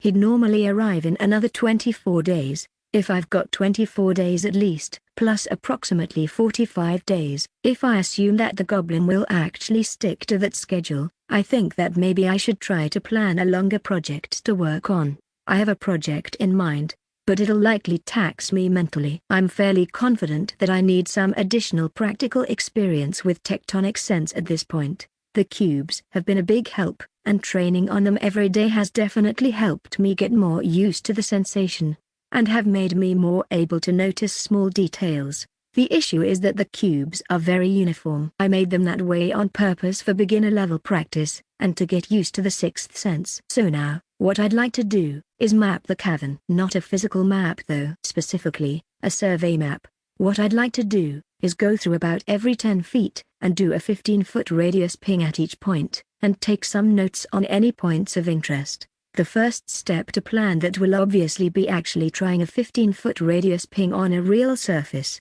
For the past many weeks I haven't actually tried tectonic sense on a real surface, so I'm not sure how it will go, but I decide to give it a go where I know the bubble behind the wall is. Initially it overwhelms me a little since I've gotten so used to the test cubes, but I can confidently say I do have a more detailed view than I used to, and can spot differences more readily. The first hint at this, is that I notice there are a few crystals embedded in the walls of the bubble. The second is my ability to make out the shape of the bubble. It's shaped a bit like a gourd, with one part being large and round, and then a tube extending out from behind it which is smaller in diameter, but reaches backwards a little more than twice the size of the initial bubble. Since I'm in my room anyway, I etch into the wall some small details about the bubble in this spot. Another thing I've decided is that the goblins and imps here aren't actually all that perceptive. So I think as long as I don't put markings by the entrance where they're obvious, I can actually just mark up the walls in the cavern and no one will notice. I mean, the imps definitely won't. They only just came into existence, unless they're like me, and have some memories from before they were an imp. Then even markings on the walls are just normal to them. The old goblins really don't seem to pay too much attention either, guessing from how they come here like clockwork. I'm assuming at this point it's so routine to them that they just don't notice small detail changes. What I have in mind is keeping master information records of each point, then just etching a small number in the wall where I use tectonic sense. I'll probably need multiple shelves to hold all the tablets of etched information as well, so I'll need to make that as well. Ultimately, it's a large project that will require me to spend a lot of time in the main cavern, so having this time where I'm snowed in should provide the perfect opportunity without any fear of a random intruder suddenly spotting me. The downside being that I'd really have liked rope to help with the project, but I don't really have the option to go out and collect things for it, so I'll have to make do with making some measuring sticks instead. Another thing I can do is move my training cubes to the storage room. I could dismantle them, but they can be dismantled in the future if I need to. For now they can just be piled into a back corner of the storage room, and that'll be just fine. Although if the storage room gets much more full, I'll probably need to design a new project to deal with the upcoming storage issue. For now though, I have a few days worth of preparation work before I begin the actual survey. I need to make tools, get the shelving ready, and prepare plenty of blank tablets to etch information onto. It took a solid 3 days of work, but the new tools are done, as well as the shelving with plenty of blank tablets. I had a few epiphanies while I worked as well. First of which is a folding ruler. It stacks up side to side, and each ruler is attached with a rotating joint that can rotate 360 degrees, for a total of 11 feet of length in 11 segments. Initially I just planned on making 10-foot-long rulers, but then I thought that being able to ensure that the rulers all stayed in a straight line would be useful. The only slight downsides are that each is offset by the width of a ruler from the previous ruler so that when closed they all stack on each other, and that the rotating joints are somewhat rigid because they are stone-on-stone joints. The second epiphany is pretty neat. I started embedding the smallest crystals into the 4 corners of these tablets. They don't provide much ambient light, but it's enough that it helps me see easier on the tablet, which given there are some darker patches in the cavern, especially towards the back, I think that it'll be useful. The only thing left for me to do is actually go out there and start marking things and doing the survey, which I'll start tomorrow first thing when I wake up. Volume 1, ch.33 Change of pace. It's only 3 days now until the goblin would be expected to show up. I've made quite the progress with my survey so far. I'm still only about a third of the way done, but I've already made note of a few points of interest. The whole process is actually taking longer than I'd like, mainly due to the fact that I still get a headache if I use tectonic sense repeatedly in short order for the 15-foot radius that I'm using. That's fine though, since it gives me some time between uses to be more methodical and make sure everything has been measured correctly. I even made myself a pseudo protractor to get my angles right. Even though the snow is still covering the entrance to the cavern,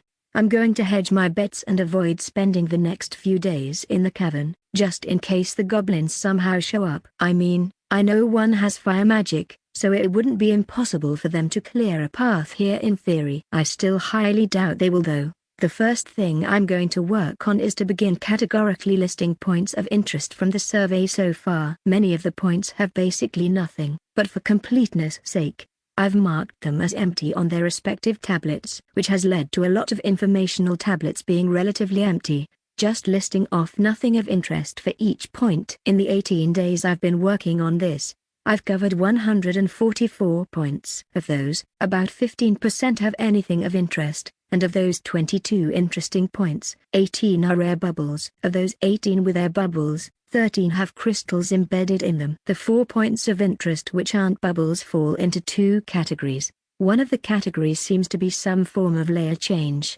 These 2 spots are next to each other, and are closer to the entrance of the cavern than any other spots, and are against a wall. The second category are amorphous shapes generally forming long spindles. They're also clearly not rock or crystal, or at least don't give off the same sort of signal as either. I don't want to get my hopes up too much, but I suspect it might be metal. Exactly what metal though is hard to say. On Earth, it'd likely be native copper, but I'm not on Earth right now, so I should be ready for anything. Each of those deposits aren't actually that large either. There might be a few cubic feet of material between the 2 of them, so whatever it is, it's not a massive deposit. Regardless of what it is, once the survey is complete, that is my highest priority of excavation.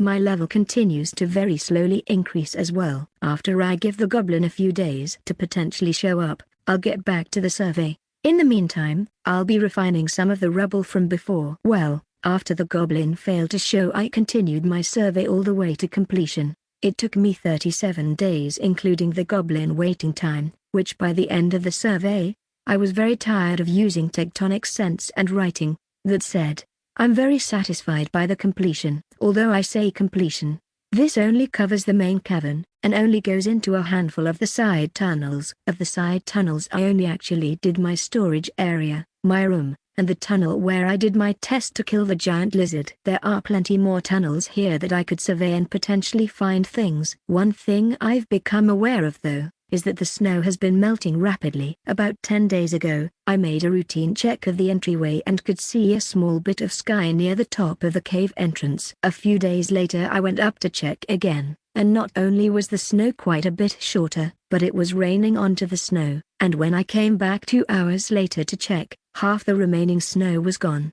I suspect in about 11 days, the goblin will arrive again, which means I'll need to be ready.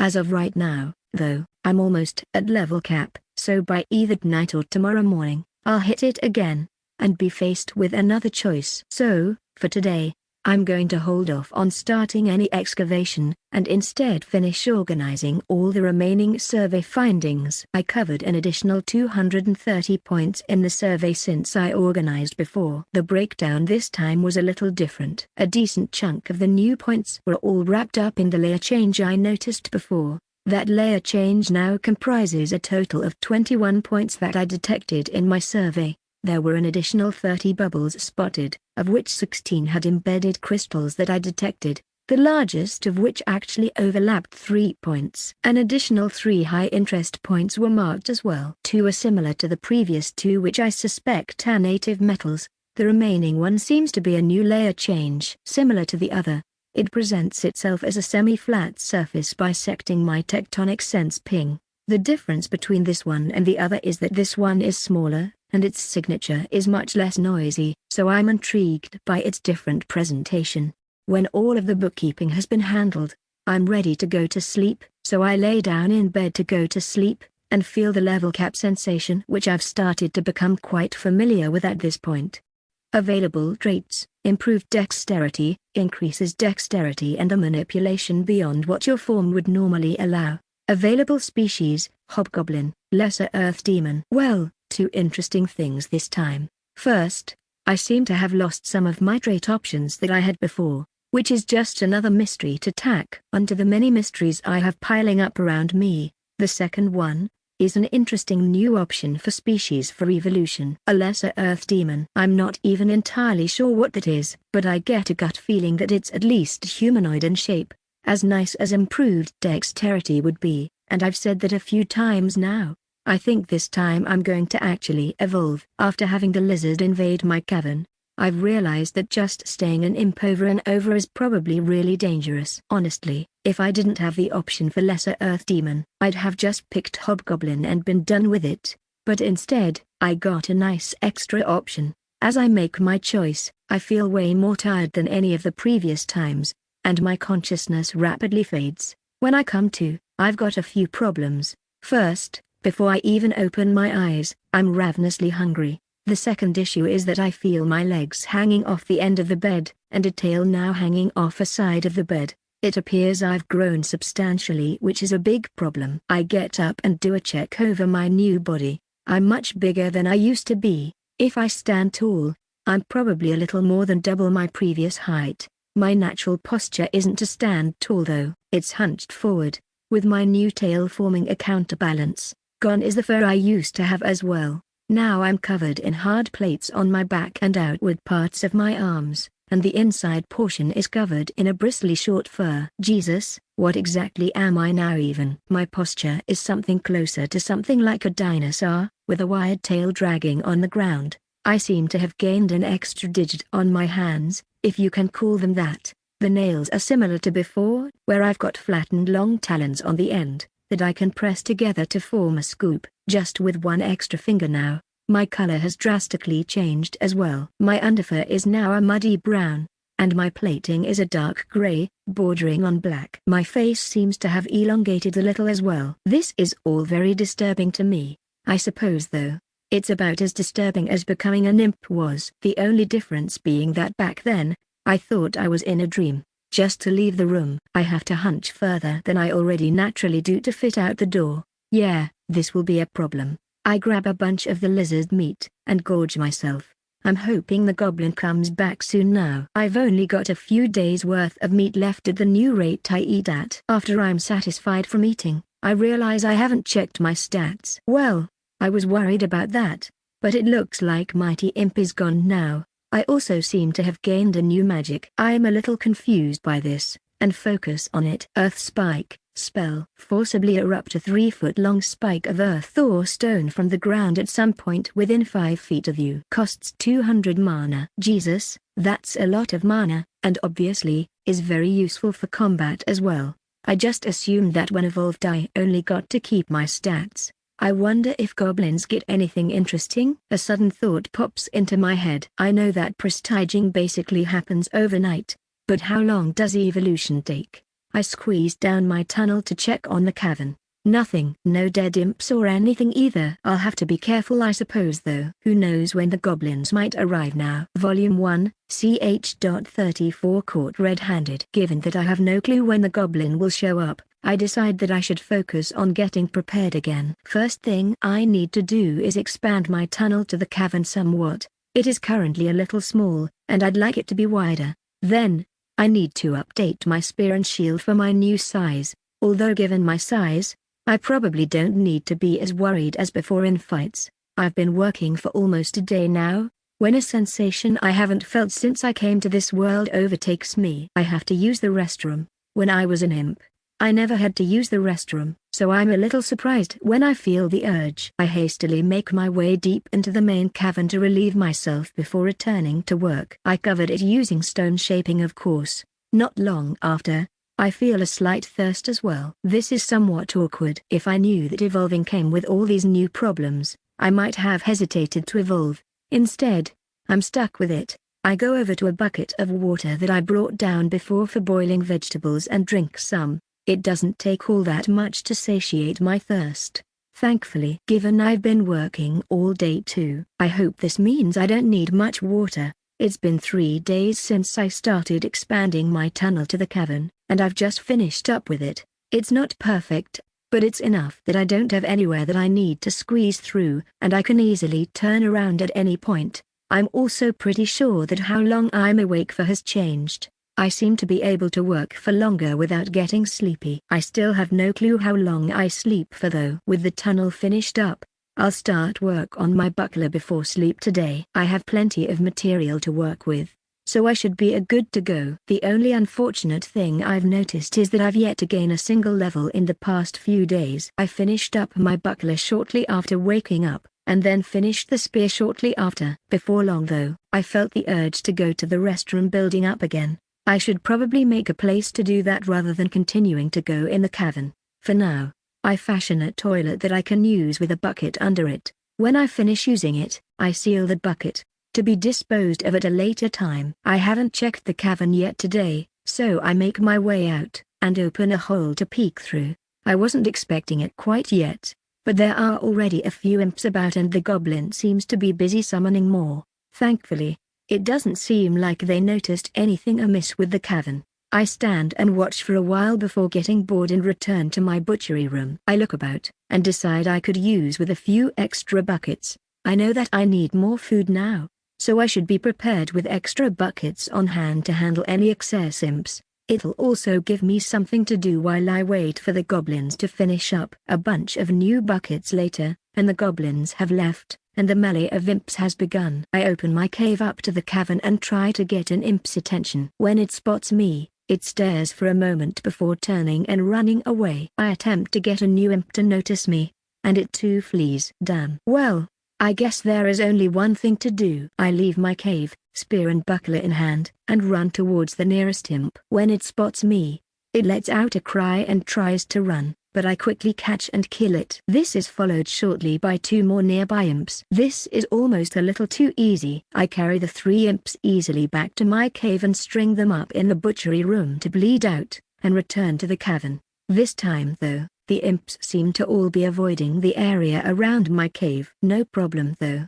I'm much faster than them, and they aren't really fighting back. I have to spend some extra time, but I quickly deal with another 3 imps. I notice by the time I kill 3, all the remaining imps are again avoiding both me and my cave entrance by a considerable distance. Oh well, just means more work for me. I repeat this hunt and drain process an additional 3 times, totaling up 15 imps that I'll need to butcher in the morning. I had to spend some extra time jury-rigging some to the ceiling of the slaughterhouse to be able to fit them all, but I managed it. The next morning, I peek out into the cavern. There is only one goblin that I can spot. He's seated quite far from my entrance, and the remaining imps are also all staying far away from my area as well. I watch for a bit, and after a little bit, the fireball goblin returns, killing the handful of imps that were left with magic. After a brief exchange with the new goblin, and some hand gestures, the new goblin points towards my sealed entrance, and by extension me.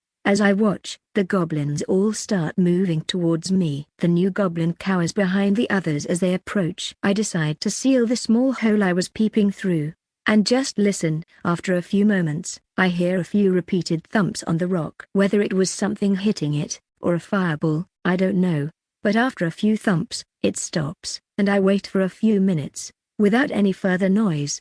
I once again peek out. The cavern is empty now. I'll need to think over what just happened. In the meantime though, I get to work butchering the imps that I have in the slaughterhouse. They take a while, but I get through all 15 with a little of the day ahead of me still. 15 imps seems like a lot of meat to me, but honestly, I'll probably need more. I suppose I can go out and check if any of the fireball killed imps' meat is still good. I peek out before I leave, and don't spot anything. So I head out and inspect the remaining imps. A handful seem recoverable, so I begin moving them into my slaughterhouse. Overall I found 8 that were recoverable, which means I'll need to make multiple trips. On the 3rd trip, as I turn to return to my cave with the last 2 imps, out of the corner of my eye I spot movement. I turn towards the cavern entrance, and I spot a goblin running up and away. Crap. Seems like I've been spotted. I hurry back into my cave, and seal it shut, adding some extra thickness to it for good measure. Once I feel like the stone is thick enough that I'm safe, I bring the remaining 2 imps into the slaughterhouse, and begin processing all of them. By the time I'm done, I feel tired. I carefully peek out into the cavern, and after seeing nothing, seal the entrance again before going to sleep. Well, as a consolation, at least I've gained 1 level. For the past 3 days, I haven't gone into the cavern once. Instead, I sit right by the entrance to my cave, doing stone separations while looking through a hole that I made to watch the cavern entrance. I haven't seen anything in all that time, so I'm starting to feel emboldened to maybe venture out, and possibly even go check outside. I think if I still don't spot anything by tomorrow, I'll make the trip up to the surface, obviously bringing my weapons when I do. With my plan set, I continue working on stone separation until tired, close up the hole for the day, and go to sleep. Volume 1, ch.35 Action and Reaction. Well, I haven't spotted anything in the cavern, so today I'll venture outside. I eat my morning meal, and gather my spear and buckler, and begin the slow ascent to the surface. As I get closer, I walk near the edge of the wall, and am extra careful not to make noise as I try to sneak towards the surface. When I finally get there, I only spot one thing out of the ordinary. There seems to have been a camp set up close to the entrance, where they had a campfire at one point, although it seems to have been out for a while, as there isn't any residual heat. I carefully scout the nearby area, and again I spot nothing. One thing I do notice though is that it is very hot out. I am a little confused by this, considering there was an abundance of snow only a few weeks ago. I spend so much time down in the cave though, that I really don't know how normal or abnormal this heat is. I'm fairly confident that the goblins have left, having checked the nearby area and found no evidence of them. I'm stuck with a new problem now though. I'm certain they spotted me, but I didn't notice them returning at any point. Have they fled? Will they come back? There are a lot of unknowns. One thing I have going for me now though, is that I'm much stronger than I used to be. Maybe it's time to fully claim the whole cave for myself. Honestly, it's not a bad idea. I'm actually too large to get down into my storage room now, so claiming the whole space would allow me to make use of the whole cavern, and at some point I could open my way back down to the storage area to bring everything out. Plus I could make stairs and a railing so I won't have to stumble on my way up and down when I go outside. The cave entrance is fairly large. It's a little over twice my height, and about 3 times as wide as it is tall. Closing it off will end up being quite the long task. I suppose just closing it off isn't quite enough either. I should actually make the space useful. Since I need water now, I could modify the area to collect water. As I think through the logistics of everything, I'm going to be busy for a while. That said, I just need to close the cave for now. I think that maybe the best thing to do is go down a little ways back from the entrance, and seal that area off with a vertical wall, and then deal with any other additions later. I make my way back into the cave to where the light has started to dim from the entrance, but not by much, and mark the floor. Then I head down to my room and get my supplies for construction, namely, the hanging weight for making vertical walls, and bring it back up before getting to work building a wall to close off the cave. 6 whole days to complete the wall. It took much longer than I initially thought. The main issue was that I had gotten used to using crystals to recharge my mana, but this close to the surface I can't use crystals to recharge my mana. Thankfully the natural rate that my mana refreshes is much higher near the surface. I'm also confident that my sleep cycle is currently synced up with the solar cycle now, since I've been working where I can see daylight the whole time. The first few days I was getting up a few hours before sunrise, but now I'm getting to the entrance just as the sun's rise, and I head back down just as the sun set. The wall I've got set up is pretty sturdy and thick. It's not much to look at, just a plain surface made from the same rock as the surroundings. I hollowed out some of the space behind where the wall was built to get the extra stone I needed, so now it's a little more spacious right behind than it was before. Although you'd be hard-pressed to tell, given how it is now pitch black. I can't even bring the crystals up here to light up the area, so for now it'll just be dark. I think next I'll flatten the area before the wall. Then I'll attempt to build a proper stairway down to the cavern. To make that stairwell proper, I'll need to figure out some way to bring fire along to light the way as well. Oh shoot, I almost forgot. I need to also make some gaps near the top of the wall for air to get through. I don't want to completely stagnate the airflow down there, so building some grates near the top, and maybe near the sides should allow both air and some light through. I should do that before I actually go down to sleep again, which means I'll be working by moonlight for a little of the time tonight. Well, it took 15 whole days to finish the front floor flattening and the stairwell. The good news is that now that I have a stairwell with a railing, it's easy for me to go up to the entrance and back down to the cavern. I've also set up a small flat area behind the wall as well where I've stashed extra buckets full of water. It rained a few times while I worked, but it was all mild rain, which was a nice compliment to the hot weather. I have yet to see any hint of the goblins returning, but just in case, I'm taking extra precautions. I'm fairly certain my internal clock has changed from when I was an imp, and that my days are longer now than they were before. As a result, I'm not really sure when the goblins will be back. Just in case, I think I'll make a spare spear and shield, and keep one set in my room, and one up by the wall. Between getting a good piece of wood, and making the buckler and spear, I spent 4 days toiling away.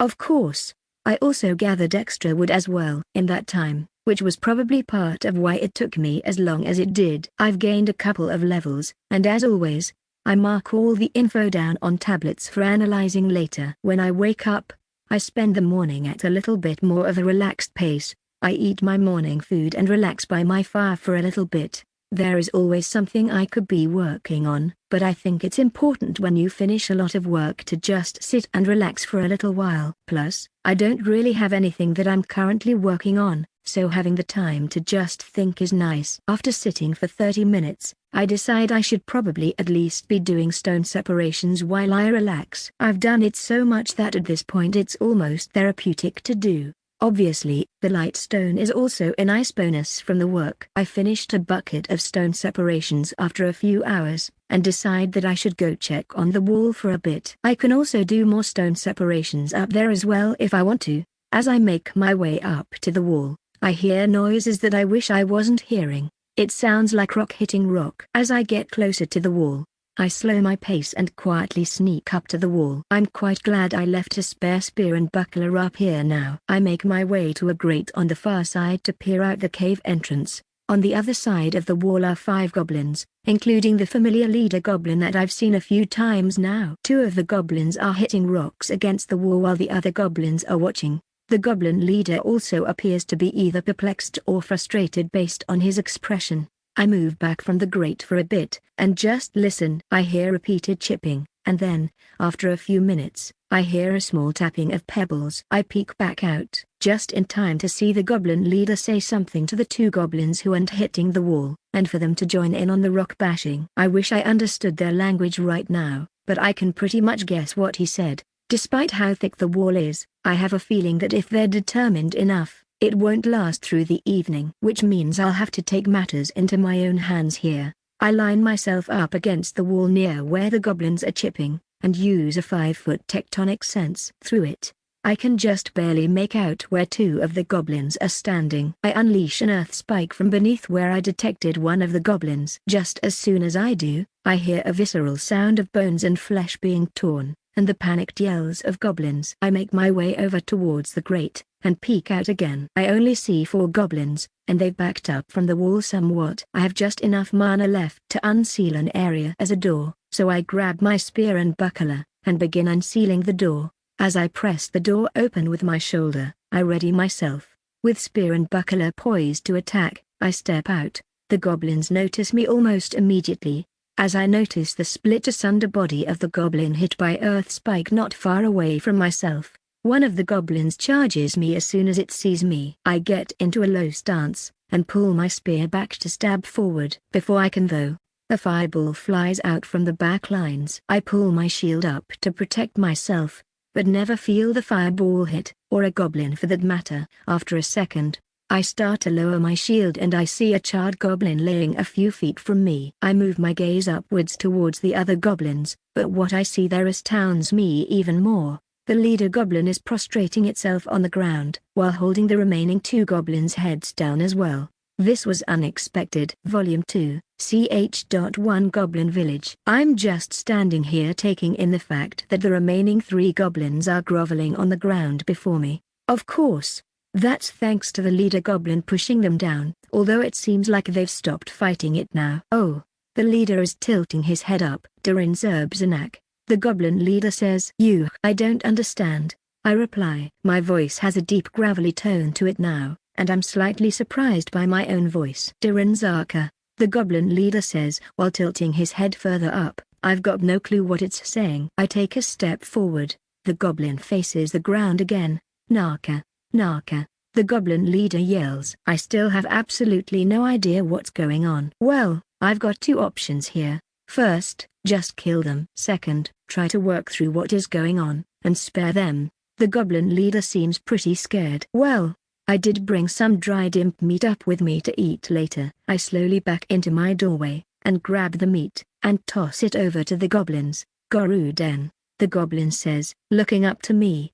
Then the food. I step back a little and watch them. After a minute or so, the goblin gives it a taste, and after determining that it's edible, he splits it with the other goblins, and all 3 rapidly eat all of it. I don't want to drop my weapon or anything, but I'll sit down at least to appear less threatening. We both just sit and look at each other for a while. After a few minutes, the goblin leader goes to stand up, so I do as well. He takes a hesitant step towards the inside of the cave, so I step back towards it as well. Eventually, I'm standing in the opening I made in my wall, and he's only a few steps ahead of me. I hold my spear towards him, and he stops moving again. He points past me and says, Nakadoru. Of course, I have no idea what that means, so I just shake my head no, and gesture with the spear towards him. He takes a few steps back, and I wait for a little bit. We both stand there, and then he eventually points at me, and then towards the outside. Dayuden Anagora,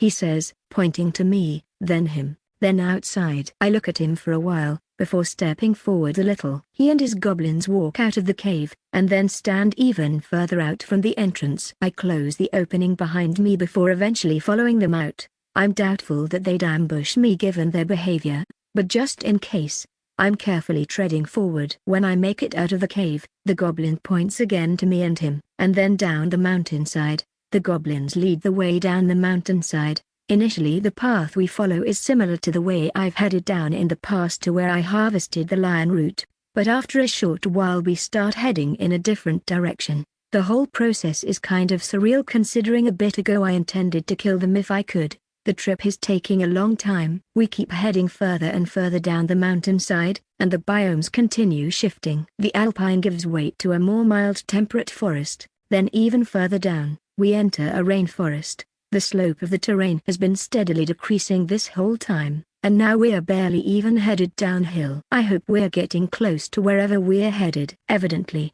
we weren't that close because we've been traveling for hours now. Although more than half of that was the initial descent to the lower altitudes, now the majority of the time is actually navigating the rainforest, with its thick underbrush. I was initially a little worried about wildlife, but I haven't seen much. Maybe it's because we're making a lot of noise. Either way, I'm happy that for the most part, all I've heard have been either small animals or birds. Soon, we come across a stream running through the forest, and the goblins begin following it, with me close behind. At this point, I'm quite a ways from home, and I don't think I'll be going back up by tonight considering how long we've been traveling. As I'm thinking that the goblins stop, the head goblin yells out, "Gorudi Carter, Gorudi Carter Diran." I still have no idea what he's saying, but he steps forward with the other goblins through the underbrush, so I follow him.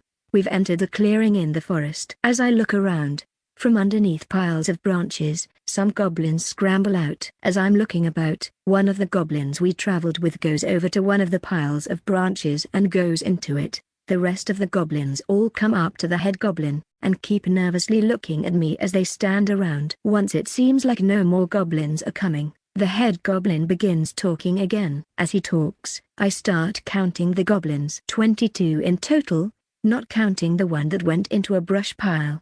I pretty much tune out what the head goblin says at this point, as none of it makes much sense to me, but he gestures to me throughout his speech a few times, and the goblins look at me then back to him. It makes me a little nervous, so I readjust my grip on my spear, just in case. After he stops his speech, the other goblins all kneel down before me, which at this point is making me feel very self-conscious. After a few moments, they all get back up, and go back to their brush piles and crawl in. The head goblin leads me over to a slightly larger one, and puffs his chest out, and points into it before crawling in. I clearly won't fit in, but I can at least peek down in. I put my head down through where the goblin crawled in. On the inside, it at least looks more well maintained than the outside appears. It's actually deeper than a brush pile would make you think, as he's dug down into the floor, and cleaned up the ceiling of any errant branches or leaves. So it somewhat resembles a small room. Although there isn't much other than a leaf pile that I presume is his bed. After I pull my head back out, I stand for a bit before the head goblin comes out of his presumable home. A few goblins are nervously peeking out from their own homes while I stand there. I mean, they honestly have a good reason to be terrified of me. I did eviscerate a goblin only a few hours ago,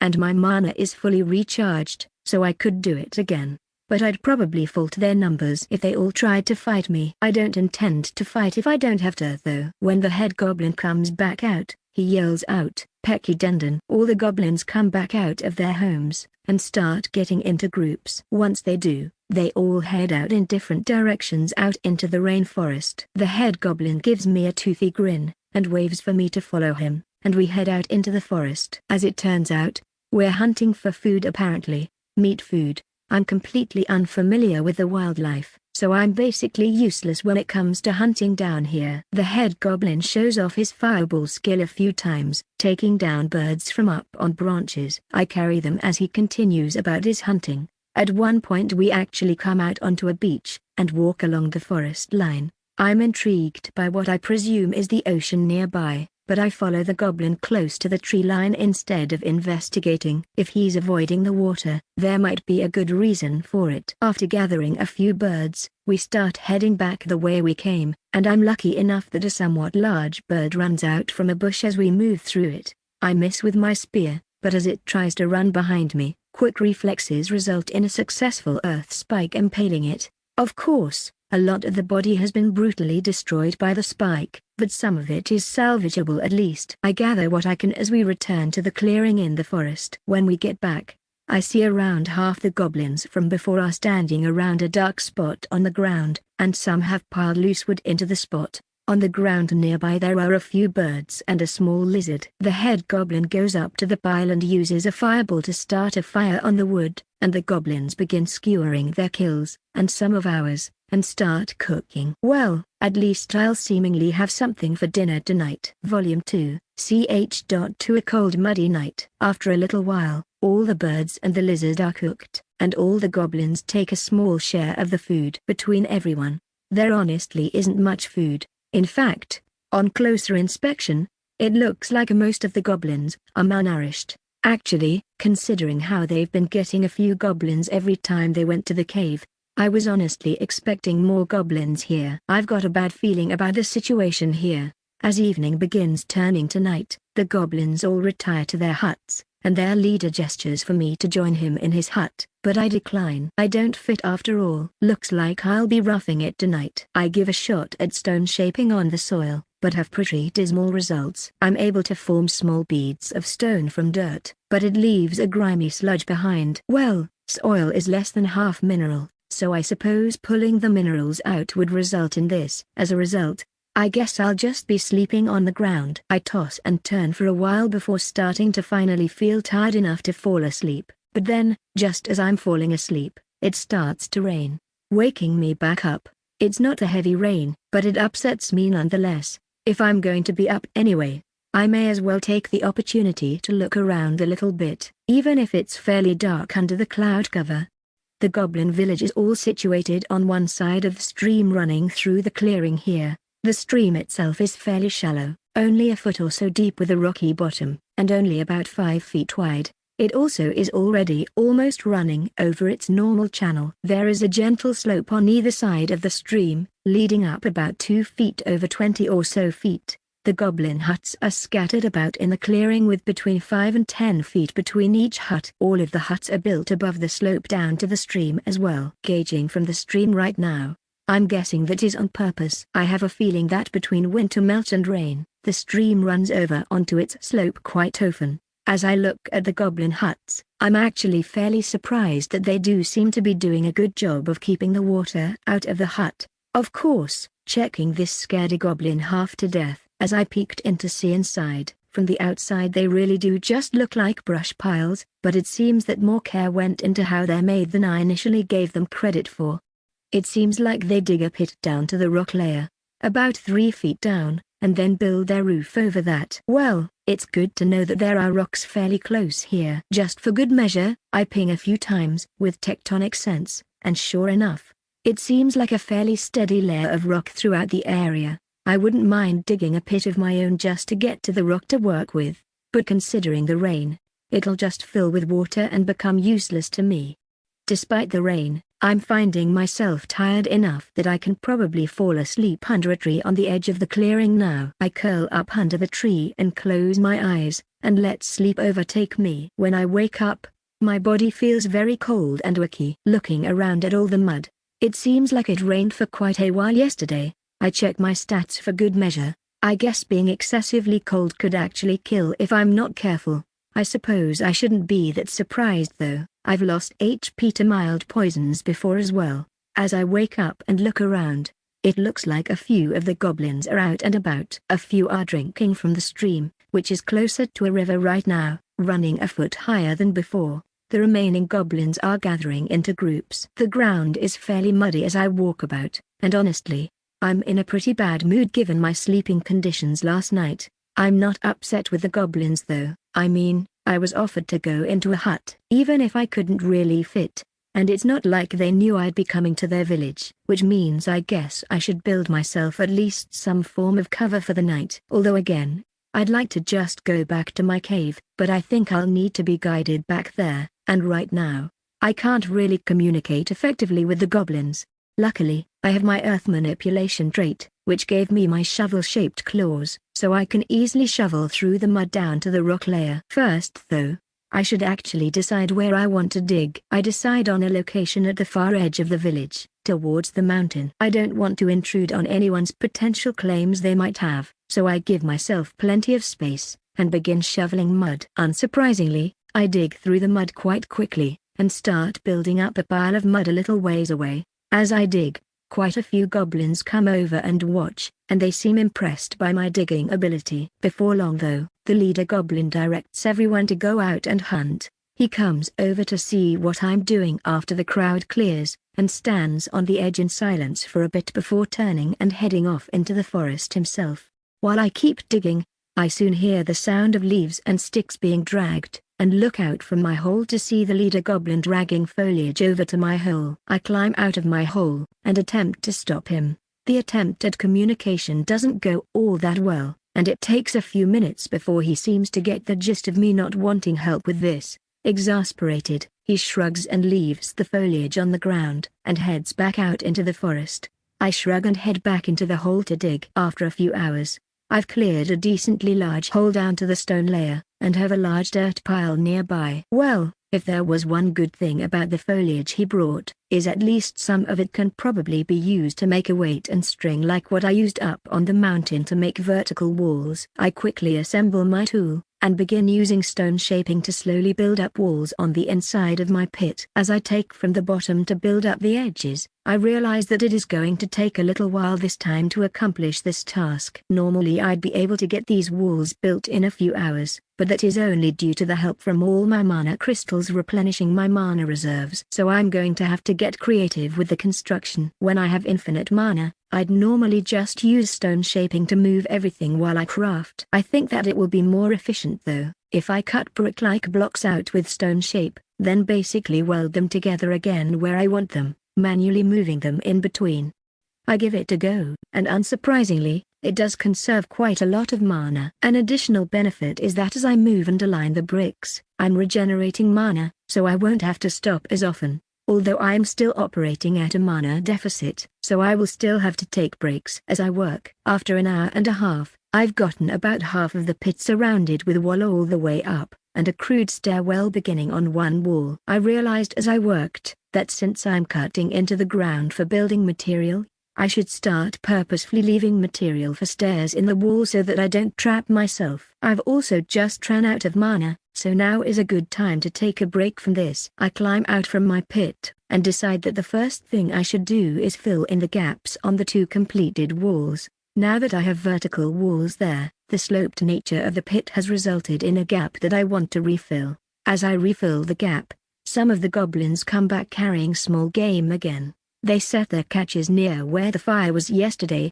and turn back around and head out into the forest again immediately. I'm a little disappointed they didn't come check out my pit right away, but that's fine. As other goblins come back, they each turn around to head back out. So I decide to follow a trio of them for a little while. They seem pretty nervous with me following them, but there isn't really anything I can do about that. They keep whispering to each other, and sneaking glances back at me. After a little bit, they find a downed tree, and begin breaking off bits of wood. Once they've gotten as much as they can carry, they turn to leave. I call out, "Hey, wait a moment, I'll help." All three drop their wood and turn to face me with terrified expressions on their faces. Not exactly what I was hoping for, but it did the job. As they watch me in fear, I break off some bigger pieces of wood, and then walk past them. Then turn to face them. They stand there for a little while, before one says something to the others, and they each pick up the wood they dropped, and we head back to the camp.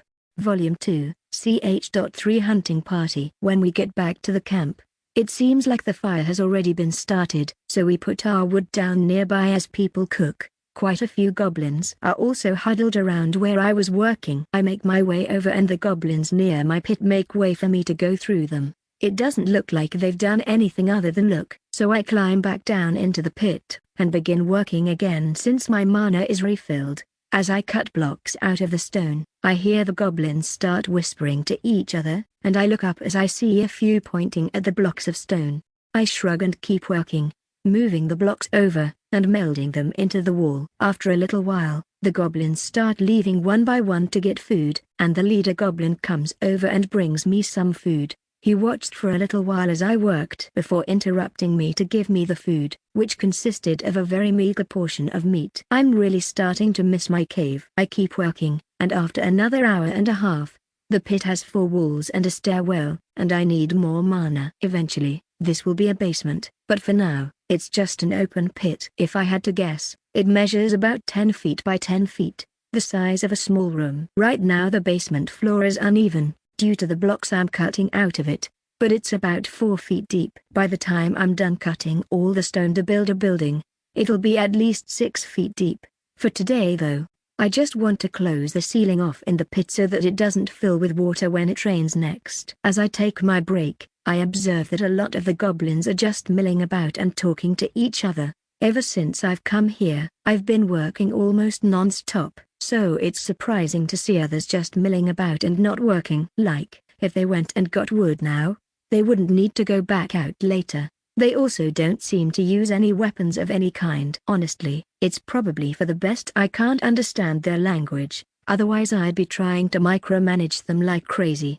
With that in mind, I fully intend to keep working rather than just lazing around. I think I can probably find that down tree again myself, so I might as well go get a load of wood to haul back. As I make my way to that tree, another ground bird runs off from nearby. With my mana empty and my spear in the village, I barely even get a chance to swing my claws before it's long gone and running off into the underbrush. Too bad, I suppose. I'd really would have liked some more food. I'll have to settle for hauling the wood I came here for initially. When I make it back to the goblin village, a few goblins look over with some confused faces as I drop the wood off at the fire. I'm really starting to feel the hunger though, so I think tonight I'll be sure to go hunting as long as I can finish covering up the basement roof. I am getting a little frustrated that I'm even building this though. I'd much prefer to be back up in my cave, and I feel like maybe I should just head out and attempt to go back, but I also don't want to make a sudden enemy of the goblins. I'm not sure what they even think of me in this situation. If I can get them to guide me back to the cave, that would be good. They have had a habit of periodically returning to the cave, so hopefully at the point they return, I can just go with them. I continue working on the basement, adding a central support pillar, then slowly extending supporting arch-shaped beams to the walls, then filling in the spaces between the beams with thick stone. I definitely don't want any collapses to occur. I make sure to leave the space above the stairs open as well. At this point, I'm glad my natural posture is a hunch, because the ceiling in the basement is pretty low. Eventually it'll be higher as I continue harvesting stone from the floor to build though. With the ceiling mostly completed, I'm again out of mana, and it's getting to the evening. It seems like a few of the goblin groups have already set out to hunt, so I might as well join them to hunt. The leader goblin comes over to try to get me to go hunting with him, but I think I'd rather join a different group if I can. Mostly, I'm interested in how the other goblins hunt. I've already seen the leader use fireballs to roast birds. Initially he keeps trying to get me to go with him, but I persistently follow the group I followed for wood earlier in the day, and he eventually splits off on his own. I hope I didn't hurt his feelings or anything, but I am curious to see how the other goblins operate. My initial impression is quite low. They basically just try to run down or sneak up on small animals, which probably explains their low success rate. After watching them fail to catch a small bird for the 3rd time, I stop them. They seem a little wary of me, but I guess my actions from earlier with the wood have at least made them less terrified of me. I grab a few nearby pebbles on the ground, and use magic to etch a 1, 2, 3, and 4 on them. Then I point to the 1, and myself, and set it on the ground. Then I repeat for 2 through 4 to each of the goblins. I lift the pebble up, and put it down. Then I deliberately do a light jump. I point to 2, and do the same, and go through each to ensure they get the idea that the pebble represents them. Then I spread their pebbles out a ways away in a fan, and move them in towards me. I have no idea if they understand what I'm saying, but I'm basically trying to convince them to go out, and drive animals towards me. Initially they, just kind of go a short distance away and move towards me. Which, while I'm glad they get roughly what I meant, I guess I need to try harder with this. I move their pebbles all to one side, then move them out as far as I moved them before. Then I wait a moment, and grab all three again, and physically walk them a short distance away. Then fan them back out. I wait again, then begin sliding them all in towards me. I'm not quite sure that they got it, but after a moment, they group up, and walk off in a direction together. I stay where I'm at, and when they don't come back immediately, I decide the only thing I can do is wait a while to see if they understood or not. I grip my spear, and try my best to hide myself somewhat as I wait. After a few minutes, I hear some rustling, and I ready myself. Out from the underbrush a little ways to my side, I catch sight of one of the ground birds running past. Dang, it's a little too far for me to do anything about. So I continue waiting and listening.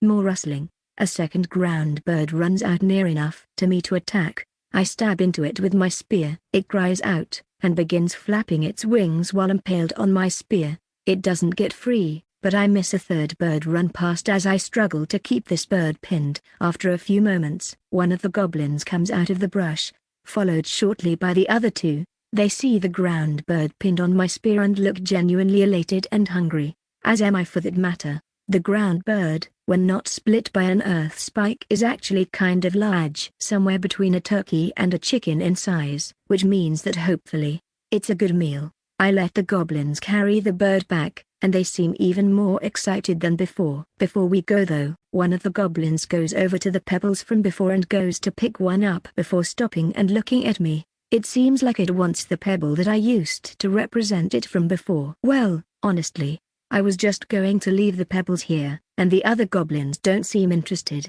I pick up all 4 pebbles, and the goblin looks a little saddened. I then reach out and present them to it. It looks up at me, and back to my open hand, and grabs the number 3, which I used to represent him. I nudge my hand forward to it, looks up at me before grabbing the other stones. As the goblins and I return to the village, the 3 goblins in my group all have very happy faces on. I'm glad for them. More than that though, I'm hungry, so I'm very happy when the leader goblin comes over to start the cooking fire. He seems impressed by the ground bird kill as well. He talks for a while with the 3 goblins I went out with, and then he watches as the goblin I gave the pebbles to shows him what I showed him. He seems genuinely interested and talks for a while. The goblin conversation is interrupted when the food is done. It's actually quite the haul this time, as the leader goblin also caught a ground bird, in addition to other very small game that some of the other goblins caught.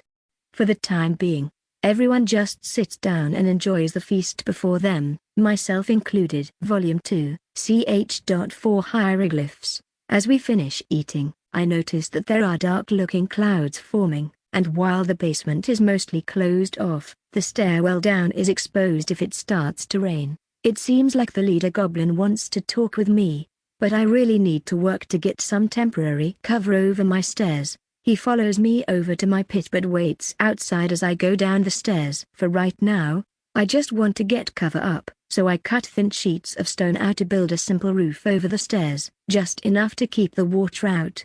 When I come back up, the leader goblin is still waiting there patiently, so I set the sheets over the stairs to keep rain out and turn to the goblin. He looks at me before uncurling both of his hands. In one hand he has the pebbles that I gave to that other goblin. In the other hand he has a second set of pebbles that haven't been marked. He holds his hand out with the unlabeled pebbles and gestures for me to take them. I do so, and look back at him. He pokes one of the labeled pebbles on an unlabeled pebble. I guess he wants me to duplicate it, so I do so. Then I make a duplicate of each of the pebbles. He then seemingly wants the pebbles back, so I give them to him. He looks them over, before giving me a nod, and going back to his hut. Whatever that was, I guess I'll find out. I do hope he gives back the original pebbles to the other goblin though. Not long after, it starts raining again. All the goblins go into their huts, and I climb down into my basement and close it off. I'm missing my cave even more now, because it is pitch black in here. Without crystals lighting the walls, I'm almost as good as blind. At least that isn't the worst thing in the world. I do have tectonic sense to figure out where I am in the dark, and I'm out of the rain. I'm not quite ready to sleep yet, so I may as well use my mana up. I use tectonic sense to find where I was cutting from the floor before, and start using stone shaping to cut out blocks for construction tomorrow.